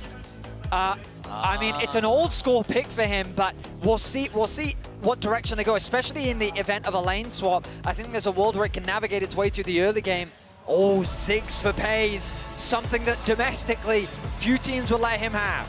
This is a champion that, remember, was all over the bans earlier on in the tournament, and now it is locked in for Pays and Gen.G. And it's another champion that has some of that mobility. You know, you can use the satchel to try to disengage, to try to create that space. But there are these clear targets here for FlyQuest for their engage. Will he go for it? Set against Rumble top. I think that's just a cheeky hover, surely. All right, Masu, we already saw the fiddles, I think he's going to lock it. So locked in. FlyQuest in Game 5 of the quarterfinals against Gen.G are playing 2 picks that have not yet been played in Worlds 24. This is incredible to see, and if FlyQuest can pull it off, not only would the upset be one of the most incredible of all time, if not the most incredible of all time, they would do it in such a unique fashion, in their own style, playing their own game. What am I supposed to think about a set? You're supposed to think, hell yeah! The Maokai gonna be the final lock-in for Lahens, going towards the bot side of the map. So much utility on the side of Gen.G. The Maokai ultimate, the root, the ultimate from Canyon, the wombo combo capabilities of Rumble +6, the team fight comp, the scaling from Gen.G is very real. But that doesn't mean that FlyQuest don't have teamfight tools of their own. Wow, for so many years, we were even talking about this between the games earlier, there have been so many criticisms, and rightful criticisms, when we look at teams from North America trying to play whatever they can copy from Korea or from China. And now, FlyQuest is saying, you know what? How about not? This is a FlyQuest draft for FlyQuest players in a series where FlyQuest has the potential to do what so many thought was unthinkable. CLG in 2016, C9 in 2018, and Team Liquid in 2019 have made so many upsets come to fruition and reignite the hope and passion for North American fans. Here in 2024, after so many years, FlyQuest are on the precipice, using their own style of bringing that faith back once more. The first set top at Worlds since 2021 has not been played in years alongside that Fiddlesticks. This is not something Gen.G will have prepared for. This is not something Gen.G will be familiar with. But you look on the other side, Rumble, Skarner, 2 of the most common champions in the whole tournament. The question is, does that give FlyQuest enough of an edge, knowing the matchups better than your opponents will? It's so fascinating because this is the style of comp that you'd be seeing in them domestically. This is the playoffs type of Gen.G that we saw from the LCK. Meanwhile, FlyQuest have just said, this is our meta, baby. We're going to do what we think is best. And it makes sense, Gen.G, you are up against it, going towards comfort here in a Game 5 where your whole year rides on this. Exhaust for Lahens. That'll be very useful against the Fiddlesticks. Yep. Inspired also with a Summoner's Spellbook, though. That's something we don't see a lot of it these days. We'll have to keep an eye on when he changes those spells and what they become. It isn't something you see a lot of, and something that I have actually seen in the past, watching some Fiddlesticks one tricks, is for key fights, they can go over to cleanse. You can cleanse Exhaust. That's a good idea. So you can actually play, in a way that is pretty surprising. But Fiddlesticks, one of the biggest things about this champion is you need to maintain vision control. Yes. You have to be surprising your opponents. You will always be getting reacted to if you are, on vision, if you are on wards. So controlling space, controlling fog is massively important. And we'll see if they can do that against Gen.G, who is known as one of, if not the best macro teams in the world, is an expert at stopping that sort of play. Well, here we go. We're getting into it. The laning phase. Nice knockback. Exhaust already expended. Yeah, Masu hit with that summoner spell means FlyQuest will just accept that as a win. No lane swap, importantly, in this 5th and final game. All right, Azael, I'm going to rely on your expertise here. Do you know much about the Sept Rumble matchup top lane? I mean, Sept is just really difficult for a lot of melee matchups because you can walk forward. The E and the passive autos do so much damage. It is very difficult to deal with him, in these early levels. I do think Rumble will struggle if you get in these committed trades. For Rumble, it's going to be about keeping distance, using the Electro Harpoon to slow him down when he pops the Q to walk forward, and just looking to scale, looking to not get caught into a full-on team fight. Well, that wave is a bit of a horrible spot for Quads. Yeah, all the minions are just at slightly awkward HP, which means he's going to lose a lot of farm there. This is kind of the idea behind the Smolder. You can easily stack up against the Yone, and you can just kind of bully him out of the laning phase. At a certain point, it will be possible for Quad to win out on the 1v1 trades, but in this early phase, he's just going to have to accept the futility of the matchup. Exactly, and remember, it's not just the last hits for the stacks. Every time Chovy hits Quad with that snot, it's another one of these stacks. It's more acceleration towards those critical breakpoints for making sure the Smolder can become that insurance policy Gen G needs it to be. And Chovy is just making this a nightmare for Quad. He is playing past the minions as far as he can up, without getting hit by the tower. Every single time you're going for a minion, you're getting autoed and then you're getting queued. When you back off and you're limited in where you can go, you're going to get hit by the W. It is very difficult for Quad in this position because he needs to get as much farm as he possibly can. He's falling extremely behind, and it is only 3.5 minutes in. I mean, this is Chovy at his best, dominating a lane. And this is what he needs to do. We've talked so much about how Chovy considered the best player to never win Worlds, considered potentially the best player in the world right now, but always coming up short in these big moments. He's got to step up now when it matters. Look at the potential dive in top lane. That is a mega stacked wave, and Inspired has made his way back towards the bot side of the map. Yeah, Bwipo, though, respecting the potential of that, he's not contesting the wave. He knows it's pushing towards him, so you don't need to step up in that spot. You bounce the wave, it'll stack and push to you, so stay under your tower. And Sept is notoriously hard to dive because of the Haymaker. You absorb all that damage, you put it right back around on them. And so they can't look for it. They only really could have gone for that play if Bwipo overextended, and he didn't. All right, Bwipo happy to just fall back here as Keen gets the wave shoved in. Bwipo is also down in farm about the same amount as Quad. Of course, he will have more to collect up here as the wave crashes into the turret. Canyon showing up down here in bottom lane, wards the Tri-Brush, but does not make his presence known as Masu and Busio are at least the lane that is holding on, that is breaking even with their counterparts on Gen G, but winning both solo lanes is a very good omen early here for the Korean team. Yeah, it absolutely is. And I mean, Bwipo not able to land the center of that Haymaker. So, you miss out on that True Image, you miss out on that bonus damage, and Keen is really making this difficult here for Bwipo. Sept obviously does have a lot of health regen. You can be pretty durable, but when you get put that low, it's time to go back to base. I mean, Keen finding advantages in the 1v1. I imagine the big advantage of Sept is when you're looking into a Smolder and a Ziggs, they can be difficult to lock down. But when you've got a Maokai diving into you and a Skarner, they're great backline delivery tools. Yeah. So that's where Sept thrives. And so if he is the person that Gen G becomes scared of, what does that draw your focus away from? Inspired in the jungle, who typically when you're coming into these team fights, so much of the conversation is care for the fiddle, get the exhaust ready for the fiddle, get ready to lock him down, CC him, whatever. But if you've got this Sept just drawing all this attention, it can create a lot more chaos and panic that Gen G have to deal with. And I mean, it's going to be, tough here for Bwipo. Canyon looking for the enemy top laner. Bwipo using the showstopper to get back away. Remember, once he goes into that animation, you're not going to cancel it with CC. So nicely uses Canyon as an escape mechanism. But even with that, he was losing minions during that time. Inspired was moving up towards top, and they will spot Canyon. He's trying to get behind Lehens.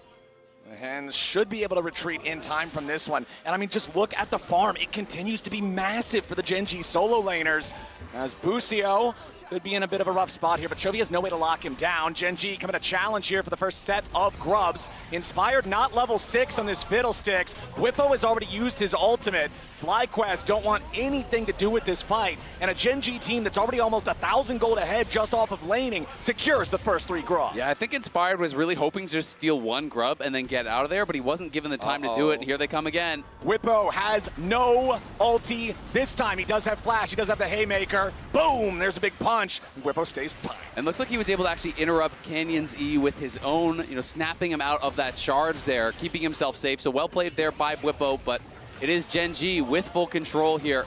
800 gold ahead. They scale very, very well. And when FlyQuest commits to a team fight, it's going to be all about having the perfect execution in the first moments of that fight. Yes. Fiddlesticks ult, Yone ult, Sept ult, all of these have to be picture perfect, or Gen G is going to disengage, and then they're going to kite you out, and they're going to burst you down in the long run. All right, here we go again. Lehens and Pays versus Whippo, using the Haymaker early to try to nullify a lot of the upfront damage. Whippo exhausted now, flashing to try to get away. Canyon coming around from the side, expect the Impale here from the Skarner. Whippo with beautiful footwork to get away from the 3v1. I genuinely thought Whippo was dead there. He didn't flash until the exhaust came through to create enough space between him and the bot lane of Gen G. But he's doing a good job of soaking up a lot of this pressure to provide space for FlyQuest on the bot side of the map. Exactly, and look where that gold is going. It's going to Masu here, pushing in that wave, trying to farm these plates. Whippo really stepping up. They have pressured him hard. Gen G and a lot of their wins have been able to prey on Whippo in the side lanes. They've been able to put him really far down, and clearly they are seeing that as the recipe to success, but Whippo's not giving it to him this time. I'm actually very surprised to see that he's caught up in farm to Keen. I'm curious as to what Keen was doing in that window because I wasn't keeping track, but the fact that that gap is closed, Whippo was able to get a bunch of waves on top side, and I guess Keen was at risk of getting dived, so he must have been zoned a lot with that heavy investment from FlyQuest on the bot side of the map, because I was getting worried for FlyQuest. The thing about their comp is it's exciting, it's cool to look at, the idea behind it is good, but they're conceding a lot in the early game. They don't have a lot of tools to really contest. And that's why Gen G is very quick to find these advantages. So finding that punish on the cross map to deny Keen that farm and experience is crucial. It absolutely is. I mean, it's so important to be able to stay relevant, to stay close in gold, and they've done just that. They're only down 300 gold at this point. You can see Inspired has actually spellbooked over to Ignite, so he does not have Smite right now. So he is trying to look for some sort of a fight. We'll see if he can find it during this window. Canyon up top again, this time finding his way towards Busio and Masu, who have swapped up to this part of the map, but it's not going to work. Busio is level 6 now, Unbreakable Will available on the Alistar. We're talking about wombo combos a lot for FlyQuest in this composition. Part of that includes Fate's Call from Masu, throw Busio in there, the Bowling Ball of Destruction, the original Callista buddy in the Alistar to try to, again, have that massive AoE CC. But back on Gen G's side, they've still got a pretty even state in terms of gold. They're still stacking on this Smolder. Quad, again, going to be safe, but under pressure from Canyon. And quietly, we have to note, Inspired is creating a pretty big farm advantage. It's been Canyon nonstop looking for these plays, but not really finding them. And Inspired is just farming away, farming away. Fiddlesticks can be such a threat in these team fights. You find that good ultimate, you can decide the whole game for yourself. All right, the thing I'm still looking at, first 3 grubs did go the way of Gen G. That was back when Inspired was still only level 5. We'll see if FlyQuest can secure any kind of a neutral objective for themselves now, as the second set of grubs is not yet alive, but the Drake is still around, that first spawned Drake, and that's going to be Gen G's property. Canyon will take it no contest. Being able to secure those grubs would be a big deal for FlyQuest. I think that something worth noting is, as Azale has mentioned so many times this series, FlyQuest are willing to show restraint. If they feel they're not strong enough to fight, then they will just concede the objective. And to their credit, in the games that they've won, they've been more than happy to do that. They've fallen behind before, and they've leveraged their strong team fighting to claw their way back into games. So the fact that they find themselves at these deficits, sure, is a little bit concerning. It's understandable, but at the end of the day, they're playing for the fights. They're playing for the 5v5. Exactly, I agree completely, Vetty. And I think it's so interesting when you consider that it wasn't that long ago that there was this narrative about North American teams at Worlds that would do nothing and then just lose the game. You'd get outplayed in the one fight where you have a shot and then the game would be over. FlyQuest is changing that narrative. FlyQuest is showing that, no, you can go toe-to-toe with these teams in a 5v5 if you draft correctly, if you play to your win conditions, if you execute on a high enough level, you can take on Gen G head-to-head and beat them. And right now, that head-to-head is still very close. A few hundred gold, favoring Gen G overall. Still about a 10 CS lead here for Keen over Whippo. Still about plus 25 for Chovy in the mid lane. 125 CS here on this Smolder. Just a little bit over 11 minutes into the game. Stacking up a storm. We'll see hopefully so soon whenever we can get an update on what that checkpoint is. I assume he's got to be getting close to 125 now. Here comes the fiddle. Okay. Inspired on the approach, but he is going to walk over a ward. The Sapling's going to see him there as well. So stack update, Chovy at 120 already here. Okay. 11 minutes in, that is a ridiculous pace. He's going very fast at this point, and it is just going to speed up and speed up. I mean, hasn't purchased any CDR, so to be at that point is very impressive. FlyQuest, though, over on the grubs here. Gen.G moving to potentially contest. Inspired, working on all of them. He can use that W to drain them all down. There comes Mom, but FlyQuest look like they're just going to secure all 3 grubs. No Void Mites for either team in Game 5. FlyQuest is grateful for the leash. 2 ultimates invested, and easy secure from FlyQuest. You can see the idea there from Gen.G. Use those ultimates to try and steal, but great patience from FlyQuest to resist the urge to lower the HP enough to allow the steal. Exactly, no panic there. And Quad, yes, he is behind, but the disadvantage has stabilized, and he got a call, and it's about to cash out, and that's going to eliminate actually a lot of this gold disparity in the mid lane. So, you know, Quad hanging on, you're laning against Chovy, it's range versus melee. Of course, Chovy is going to be very far ahead, and now with that call cashing out, he is dead even. He is down less than 20 gold behind Chovy, so the mid lane lead is nothing. Which is crazy, considering he's, what, 30, 25 CS down? Call's not bad. Yeah. Works out, works out. The gold itself for the entire game is now also back to dead even between the sides. We've talked a little bit about it, but I want to revisit it. Canyon has been all over the map. He's been making trips to mid. He's made a lot of trips up to top, but it hasn't resulted in anything yet for Gen.G. We are 13 minutes into the game, gentlemen. 45 seconds left on the clock till plates fall. No kills. And this is the Game 5 we wanted. No early snowball from either side. It's going to come down to the 5v5s that we wanted to see. And we talked about it in draft, this old school draft, which is kind of what defined the previous patch's meta on the competitive circuit, into FlyQuest's meta. A meta where they have been experimenting, exploring, and deciding for themselves what they think the strongest champions are on the patch. And I truly believe this series, this game, could be something that completely changes how people perceive draft, how people perceive champion strength, and how people perceive the meta going forward in League of Legends. If FlyQuest is able to take down Gen.G, utilizing champions that no one else is playing, doesn't that just mean that people are not evaluating champion strength correctly? Oh yeah, I completely agree. But it does come down to winning. If you get close, that doesn't get you semifinals. People can wipe it away, say it's a fluke, it's a couple games, but you couldn't seal the deal. The narrative shifts so dramatically right around the win versus the loss. It does. At the end of the day, people remember the results, not the nuances behind them. And North America don't want to be in a situation where they were close. They want to be in a situation where they can hold their hands up. I mean, they should be proud of this performance regardless. But to get a win would be, I mean, as many have already said, one of the most historic, if not the most historic upsets in world's history. We brought it up in Game 1, but to remind everybody, or to let you know if you weren't there for it, it was all the way back in 2020, the last time that a North American or European, a Western team at all, took a single game off of a Korean team in a best of 5. It was all the way back in 2018, Cloud9 versus Afrika Freaks. That was the last time that North America beat a Korean team in a best of 5 series. That is 6 long years ago. And now FlyQuest have the chance to get rid of that international ignominy and put themselves in a spot where they can make other teams respect their presence here at this tournament. Exactly. I mean, it's absolutely incredible, you know, for the journey of these players, and not just the North American players, the European players, and Quad, who retired after, you know, a disappointing performance in the LCK where he couldn't even come close to touching the likes of Chovy. Now here in North America has been really showing up. Okay, FlyQuest are starting up the Drake, but they're doing it on top of a ward. Busio's going to clear out the control ward from Gen.G in the banana brush on approach, but it looks like Gen.G is not interested in contesting this Drake. FlyQuest going to take that one.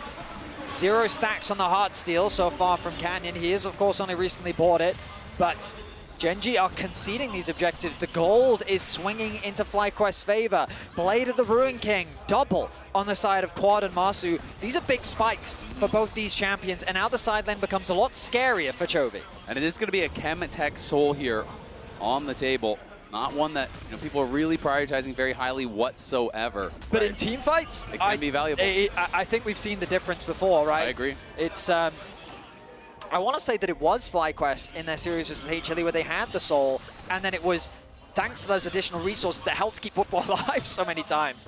But point is that 1-to-1 in Dragons right now. Yeah. No first blood. We have to be approaching. No one's pinged me in my ear yet, but we have to be approaching the longest first blood of Worlds. I think it already is, because I remember in an earlier game it being about 13 minutes in when we were called for the longest first blood at Worlds. Well, they want quad. It's going to be TPs coming in from both sides. Fate Sealed arrives, but he buffers back through the Impale with a soul unbound. Mom roars in. Quad is low, but he ain't dead yet. Keen's in trouble, but he turns it back around. First blood over to Chovy, and Gen G get their moment.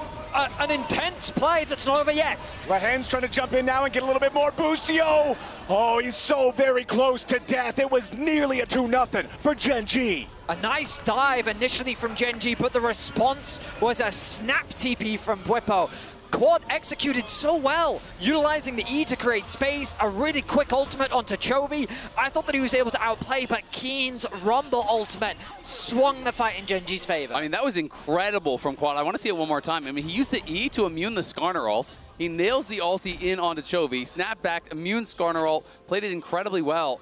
I didn't see quite what happened with Busio when he flashed forward. I'm not sure if it was a failed combo or if he did get disengaged on. I kind of want to see that one more time because there was so much going on in that little moment. Well, I have now just been informed, yes, that was the latest first blood at this Worlds. Game number 5, slow and steady. Both teams all too aware of everything on the line in this one. Chovy continuing to stack up down here in the bottom lane as Inspired will move up and look to secure the Rift Herald for FlyQuest. I think that, Bwipo needs to be careful, doesn't have the ulti available. Does get a nice stun there onto Canyon. Haymakers the rest of the wave just to get rid of it and make sure that Gen G have to back up. So as this objective is going down, we'll do a very quick stack check. 212.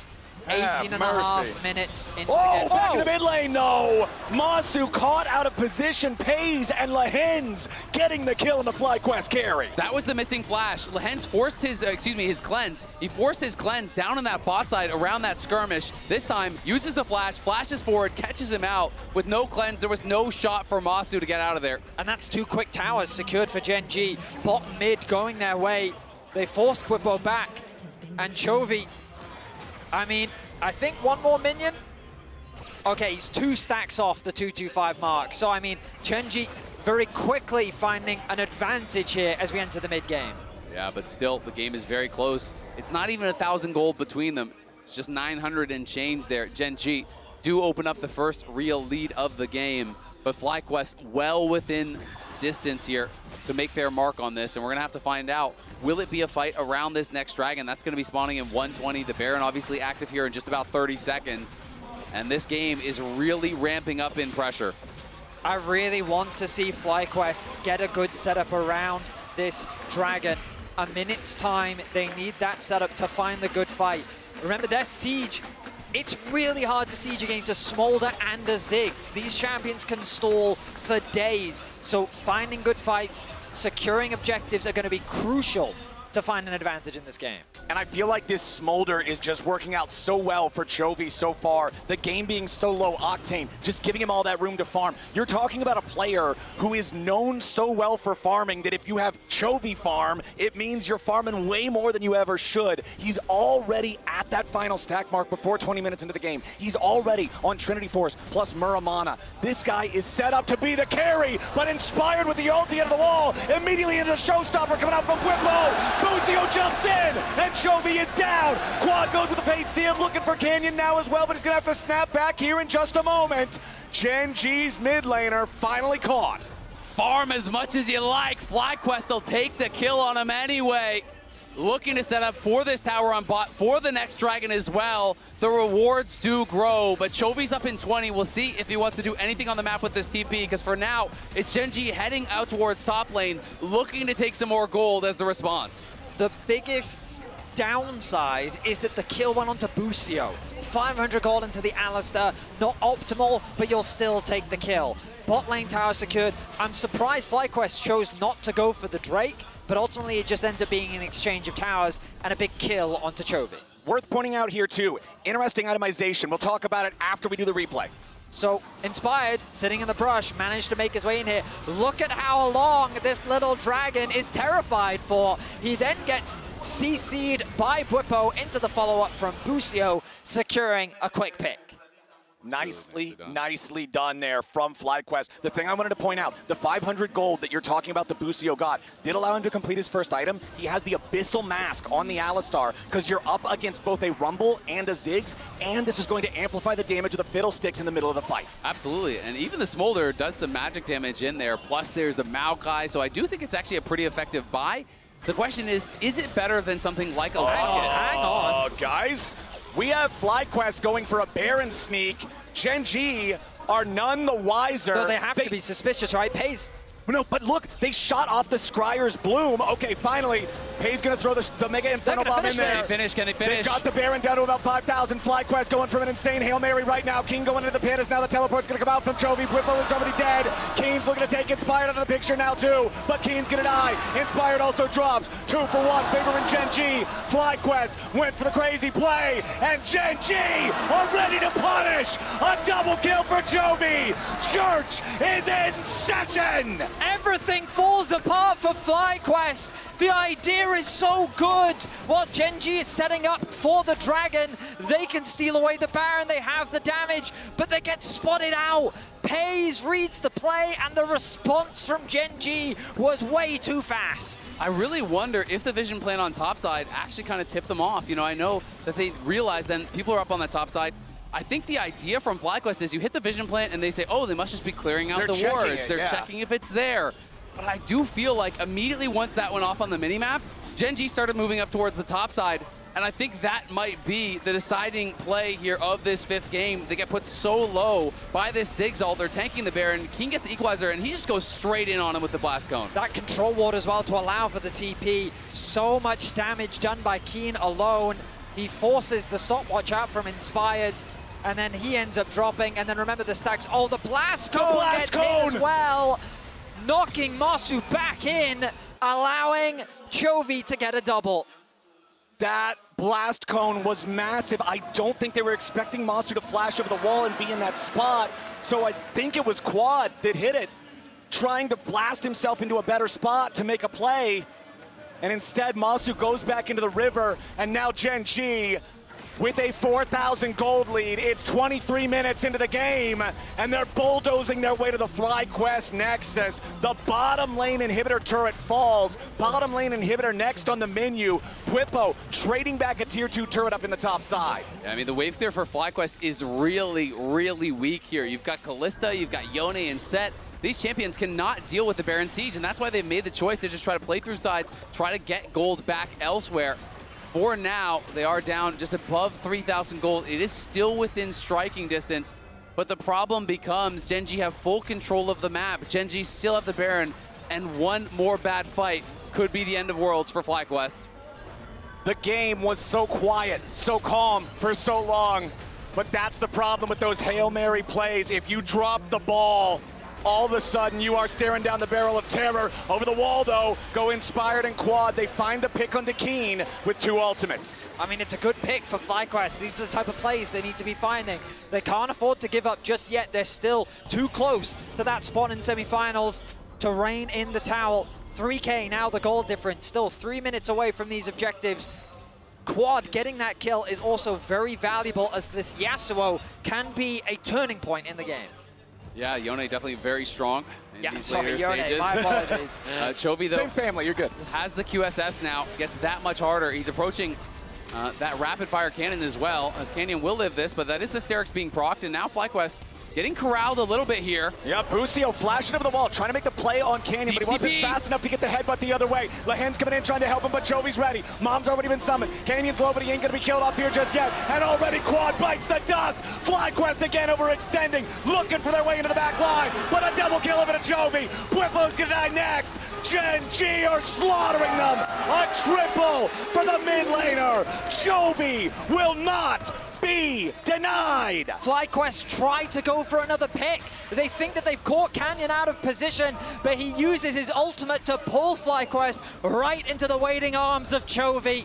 The flank from Bwipo looked good, but the play just didn't come to fruition, and Gen.G back in the driver's seat. They just didn't have the damage to make it happen. There's no ult Inspired, and Masu wasn't even there. So They can't finish off these kills, and now Masu gonna get caught out. He's gonna go down as well. Surely there is no way out here for a Kalista. They'll give the kill over to Keen this time, and Gen.G, over the course of 5 minutes, have taken a dead even game and shoved it straight through the heart of FlyQuest. A crushing situation for FlyQuest to find themselves in. Chovy's gonna TP in, Busio.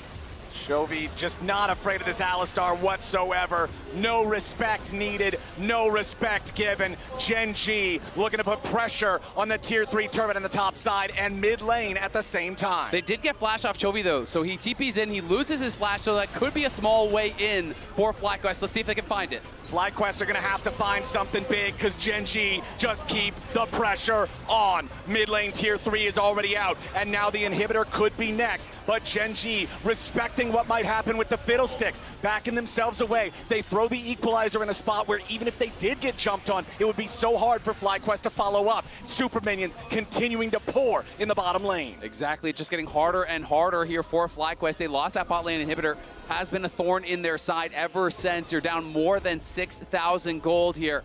Chovy did lose his flash, but still has the QSS, has those 3 items, has an immense amount of stacks now. 315 on the Smolder.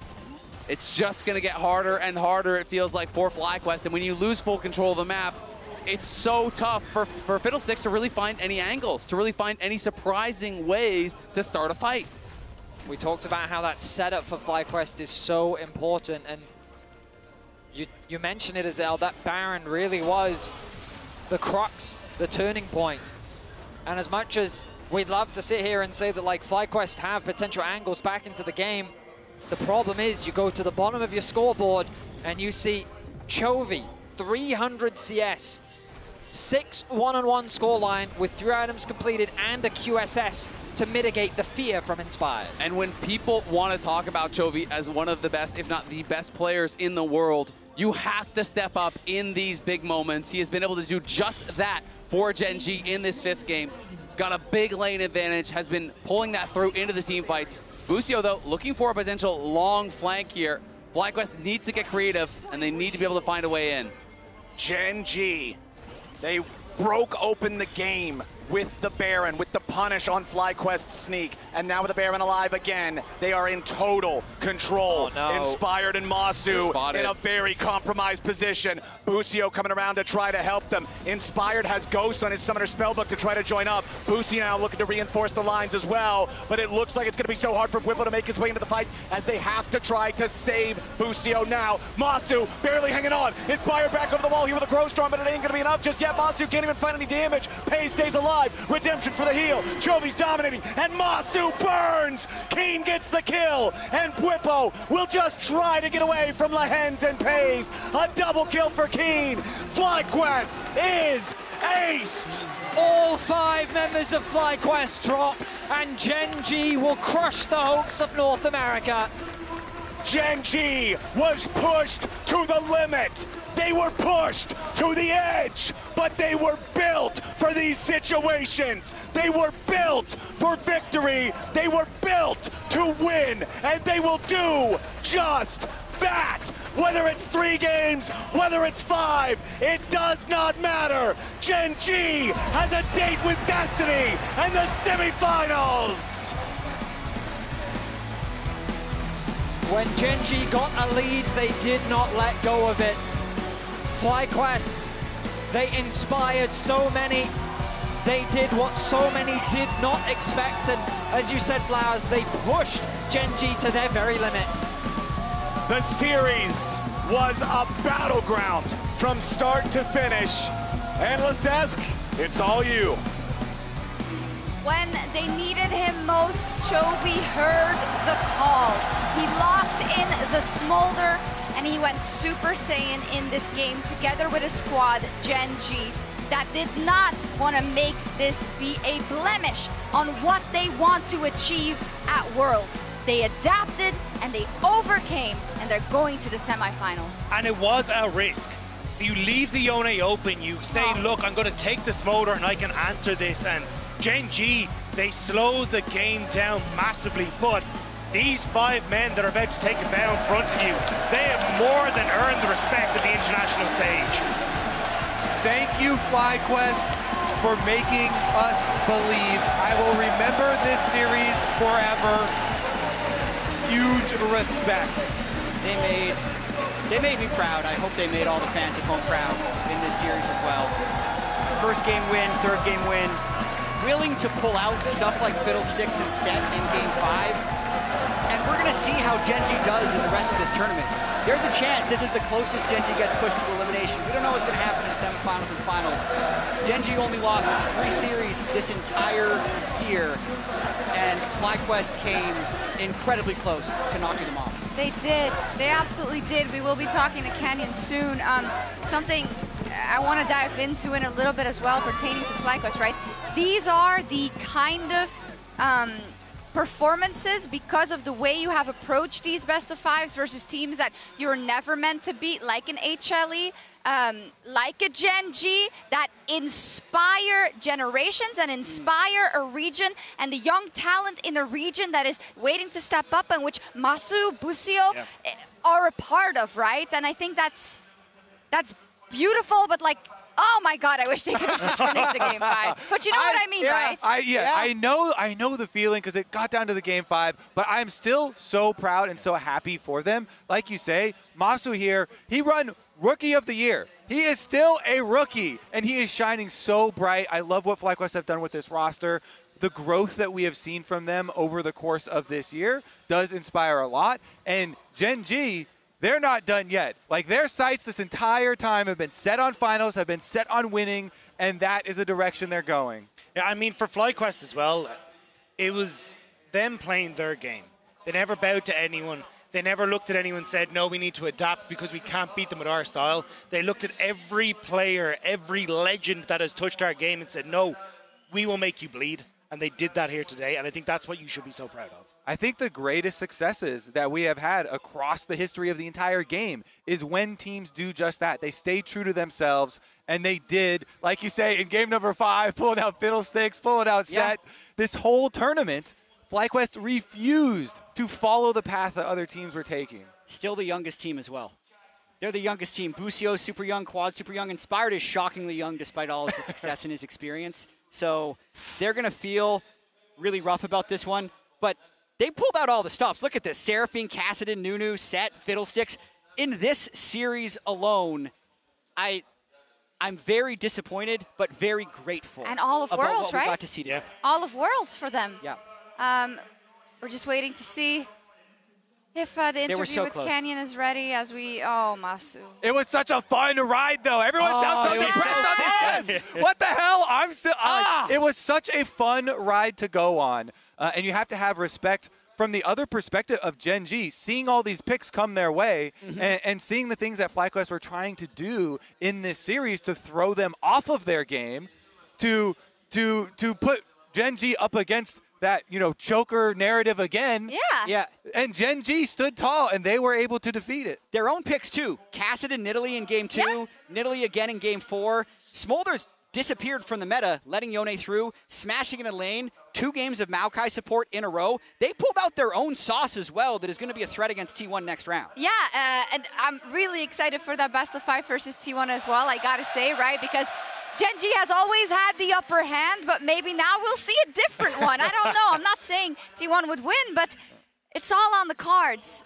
And what doesn't kill you makes you stronger. Gen G are going to be stronger because of this. You know, 5 games out here with the audience. They've talked about it. Multiple players have talked about it during this tournament. We're going to talk to Canyon on stage. Quelle série incroyable ici. Messieurs, dames, du bruit pour Canyon et pour Gen G, vos deuxièmes de finalistes. Canyon, thank you so much for joining me. Jason, thank you so much for being with me as well. Je pense qu'une première question qui s'impose ici, c'est comment on se sent après 5 games comme ça, après avoir été poussé dans ces retranchements par l'Amérique du Nord. Canyon, what are your first thoughts about this series after being led to game 5 by FlyQuest? How do you feel right now? 정말 5세트까지 가는 접전이었는데요. 지금 드는 생각이 궁금합니다. 소감이 어떠신가요? 일단 지금 드는 소감은 정말 다행이다라는 생각과 그래도 이겼으면 됐지라는 생각이 제일 강합니다. Right now, I am so relieved, and a win is a win, so I'll take that. Une victoire est une victoire, on la prend, et c'est surtout du soulagement ici pour Canyon. Un soulagement qu'on n'aurait peut-être pas attendu, étant donné que Gen.G sont forcément une des équipes favorites. Et ce qui caractérise Gen.G généralement, c'est le contrôle, maintenir le rythme de la game. Et ici, c'est vraiment pas ce qu'ils ont réussi à faire durant cette série. Donc, qu'est-ce qui a été compliqué ici? I think when you think about Gen.G and your style, it has to be control. It has to be the fact that you're going to be in control of the pace of the game and dictate the pace of the game. And it feels like throughout the entire series, you were not able to do so. I'm just wondering why. 사실 젠지라는 팀을 떠올릴 때 언제나 좀 지배적인 모습이 많이 나왔는데요. 언제나 게임의 컨트롤을 할 수 있고 언제나 템포를 본인들이 원하는 대로 끌고 갈 수 있는 그런 팀이었는데 이번 시리즈에서는 그런 모습이 잘 나오지 않았던 것 같습니다. 어느 점이 가장 어려웠나요? 일단 상대방이 1세트 때부터 준비를 엄청 잘해왔다고 생각했고 이제 그 순간 뭔가 저희가 긴장을 했는지는 모르겠는데 좀 초반에 많은 실수들이 나오면서 상대에게 초반 게임 주도권을 내준 게 좀 큰 실책이라고 생각해요. From the get-go in game number 1, I realized their prep was so on point. I think that maybe could have gotten into our minds. So we were feeling a little nervous after that, and then we started making a lot of early game mistakes, and we were not having prio. So I think that was the biggest kind of hurdle here. La préparation de FlyQuest était vraiment au point ici. Et après l'issue de la Game 1, justement, ils se sont demandé si ça n'allait pas trop leur monter à la tête et si ça n'allait pas leur empêcher justement de dérouler leur jeu. Ça leur a fait faire beaucoup d'erreurs dans les débuts de la partie. Et il a fallu se ressaisir justement pour gagner la série à la fin. Et quand je pense à la préparation de FlyQuest, ils en avaient parlé, ces pics qui sont un petit peu uniques et justement le fait qu'ils peuvent innover dans la méta. Et j'ai l'impression que pendant ces Worlds, on peut jouer à peu près n'importe quoi. Et c'est surtout ça qui est important et c'est surtout ça qui peut faire la différence dans une préparation. On va voir ce qu'il en pense. I think that something that is typical of the meta right now at Worlds is that you can pretty much play anything. And I think about Fiddlesticks, for instance, that inspired Wes playing in the last game. What is your take on the meta right now and how flexible you can be and how many opportunities it can open for you guys to draft? 이번 월즈 메타는 굉장히 유연하다고 생각하거든요. 굉장히 많은 픽들이 언제나 등장할 수 있는 그런 상황이고 오늘 경기에서도 피들스틱 픽이 등장했잖아요. 그런 만큼 현재 메타에 대한 캐니언 선수의 생각이 궁금하고요. 또 본인 스스로 어떤 픽을 좀 꺼낼 수 있을 것 같으신지 젠지 자체는 또 어떤 다양한 픽을 꺼낼 수 있다고 생각하시나요? 일단 이번 롤드컵 메타는 확실히 엄청 다양한 챔피언이 나올 수 있게 좀 이제 밸런스가 잘 맞다고 생각하고 있고요. 이제 저희 젠지도 이제 많은 챔피언을 좀 준비하고 있는데 아마 다음 대회도 쓸 기회가 엄청 많다 생각해요. 왜냐면 요새 좀 메타가 그렇다 생각해서. 네. Yeah, I agree that right now this meta kind of allows us to play whatever. You know, we can play whatever we want to try. Gen.G has been cooking stuff up actually in the kitchen, so I think in the next match we'll be able to showcase what we were prepping because the meta allows us to do so. Effectivement, la méta permet beaucoup de choses ici et apparemment il se passe des choses dans la cuisine de Gen.G qu'ils ont préparées. On n'a pas pu les voir aujourd'hui, mais j'imagine que c'est quelque chose qu'on verra la semaine prochaine contre T1. Ce qui m'amène à ma question suivante.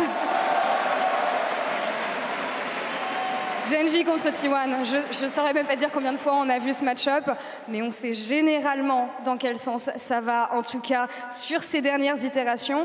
On a vu que Faker hier était vraiment hype à l'idée, il voulait un banger justement pour cette série, donc on va voir ce que Canyon peut en penser. Gen.G versus T1, I don't know how many times we've seen this matchup, but this is going to be the semifinals for you guys next week. What is the anticipation for you, Canyon? Because talking to Faker yesterday, he wants a banger.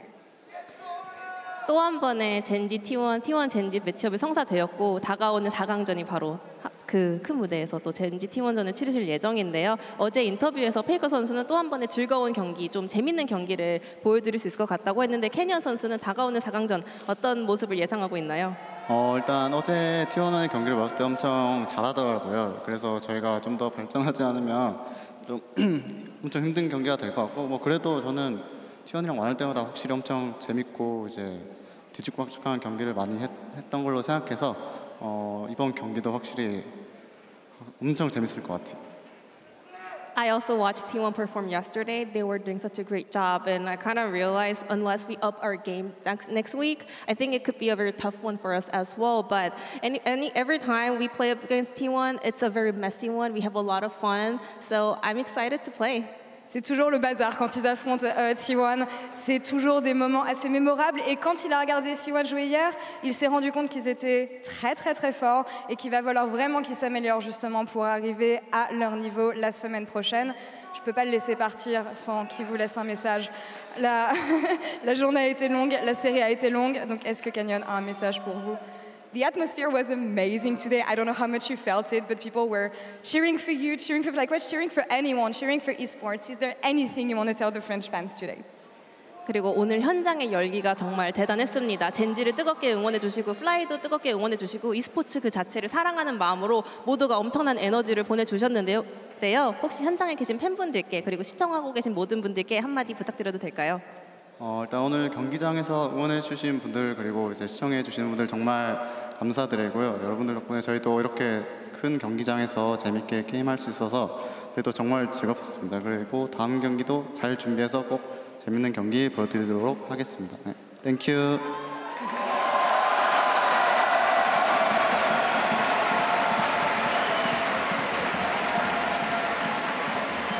I really appreciate all the support coming from you guys. You know, thank you for coming down to support us. Also, thank you for watching online to support us.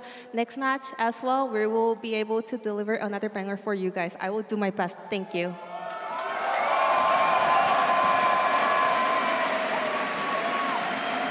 Il fera et ils feront de leur mieux la semaine prochaine et il est éternellement reconnaissant du soutien que vous leur avez tous apporté aujourd'hui. Paris, encore une fois, pour Canyon et pour Genji, s'il vous plaît.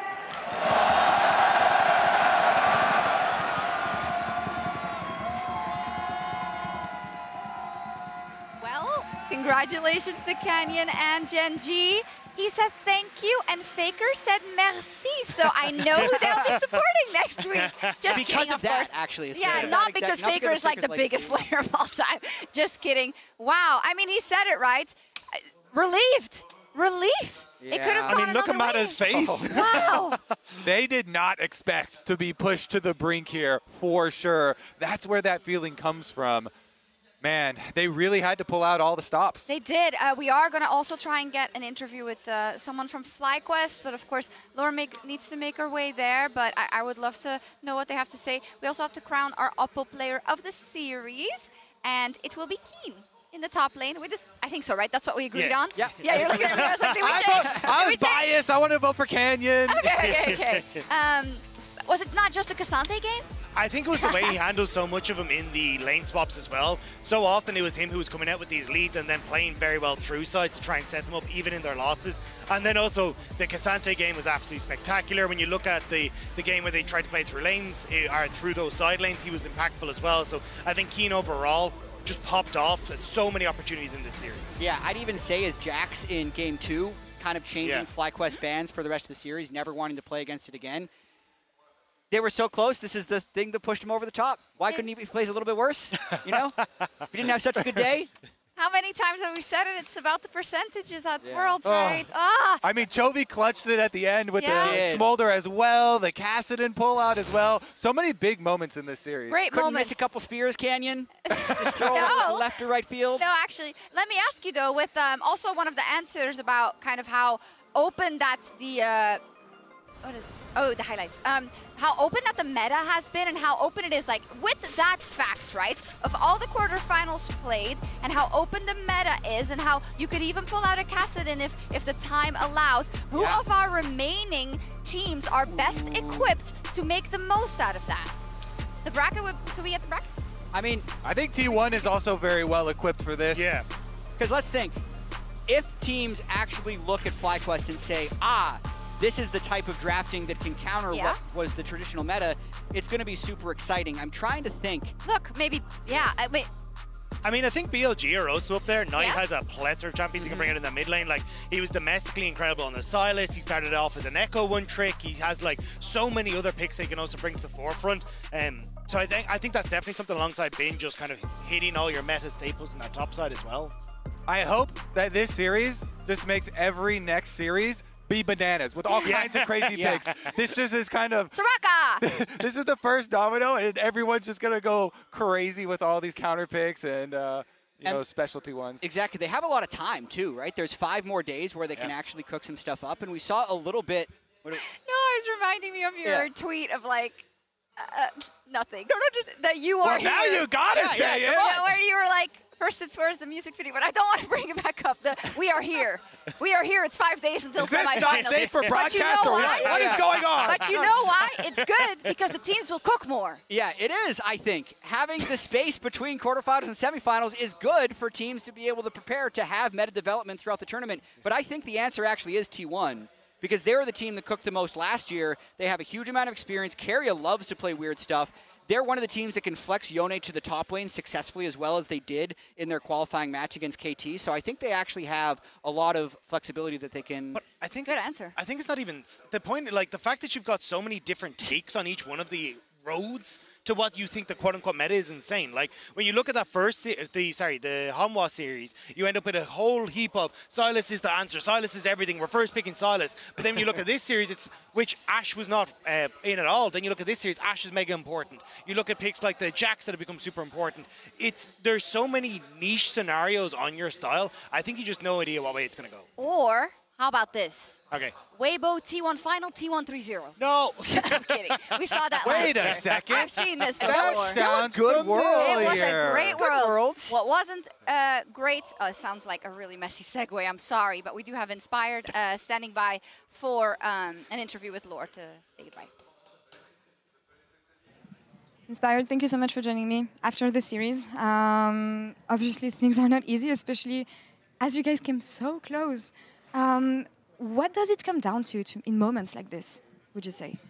I feel like Gen.G had really good adaptation. Like at the beginning, the first games, they were playing like playmaking champs like Ahri, Sylas, and we kind of like playing against that because we like to draft for scaling and like going for late game team fights with like Seraphine like we did and some other picks.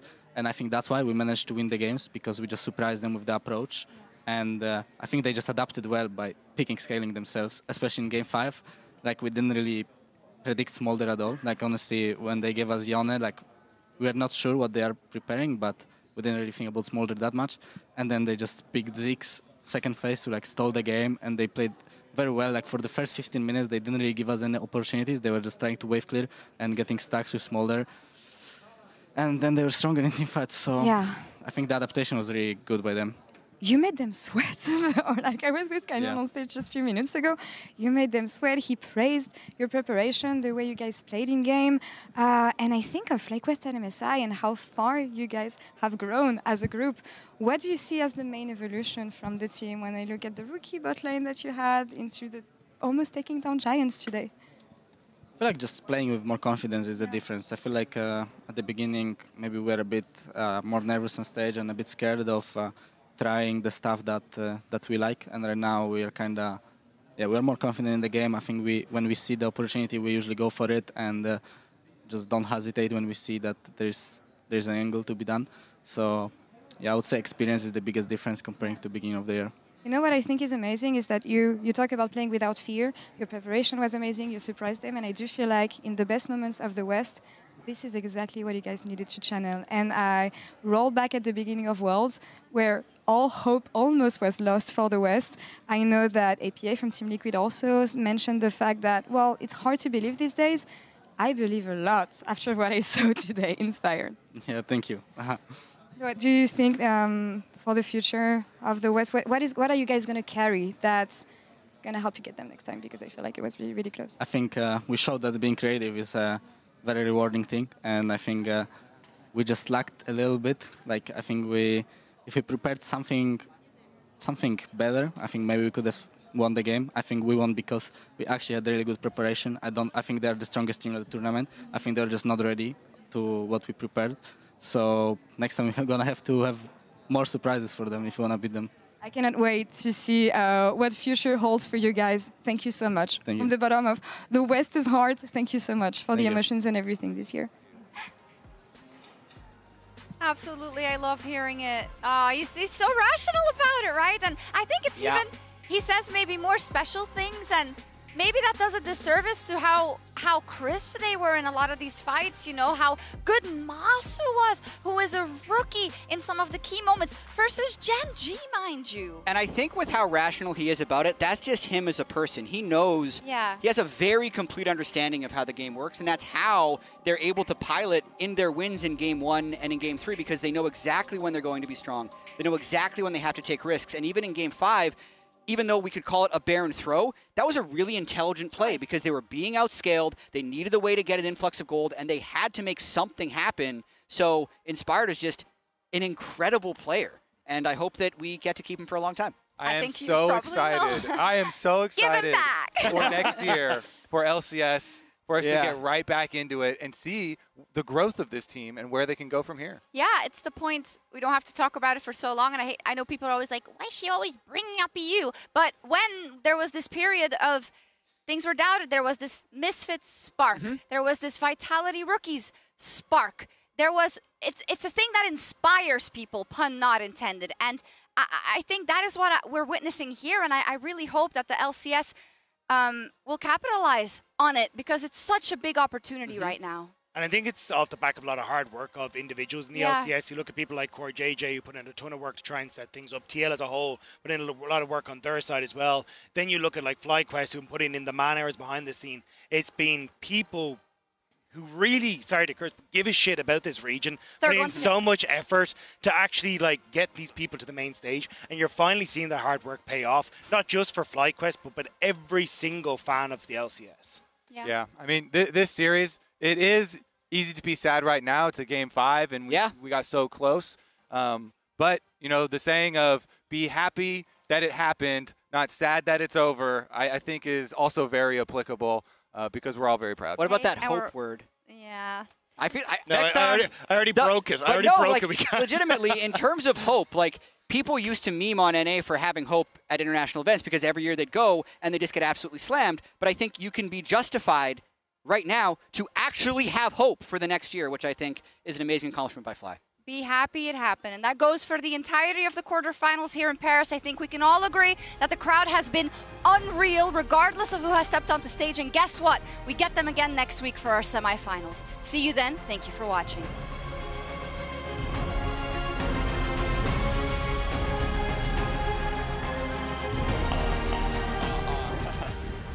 Are you Blitzcrank Quad? No, it's just Korean style mic check. Oh. Blitzcrank is Korean? Immediately engaged, coming up from Bokio. First blood of the FlyQuest, and Trophy is down. Darabin ulti roars over the top, and Gen G has lost. Ivy, he does. I'll play team. I want to flash in, okay? Jinx knocked up. Jinx no flash, no clutch, no flash, no clutch. Dead. We can go mid, no? Yeah, we can go mid. Lehen's gonna lead the way. Whippo trying to stay alive. He's barely hanging on as he flashes out. Page trying to chase him down. It's first blood back over to the Ash. Page shifts forward. Busio and Masu still fighting, still fighting. Double knockout. First blood over to Masu. Double kill over to Masu. It looks good from. Okay, that guy injured. Okay, maybe. Blocking. Yeah, looks good. One by one. Front to back. We win here. Yeah, you can hit, guys. Just hit. You can hit. We aced them. Holy He damages him with the grenade over the wall. Chovy's death is going to be certain. It is going to be delayed. And FlyQuest just found their moment. Let's do it. Holy. Talk about a countdown. Monster's going to be forced to use that first summoner spell to try to get away. Keeps going in for the 1v2. He knocks him back. He knocks him down. Okay, I think I will just walk on him and Q flash him, okay? Heads down. He and Whippo does nothing. Shockwave on 2 won't matter. Inspired's about to bleed out. Chovy's dominating, and Keen won't stop. FlyQuest again overextending, looking for their way into the back line. But a double kill over to Chovy. Whippo's gonna die next. Gen G are slaughtering them. A triple. Man. Sad. Yeah. My bad last game, nearly. No, it's okay. It's my bad too today. Nice try, guys. This is what you asked for. Enemy is the crowd. Fire in the sunrise. Ashes raining down. Try to hold it in, but it keeps bleeding out.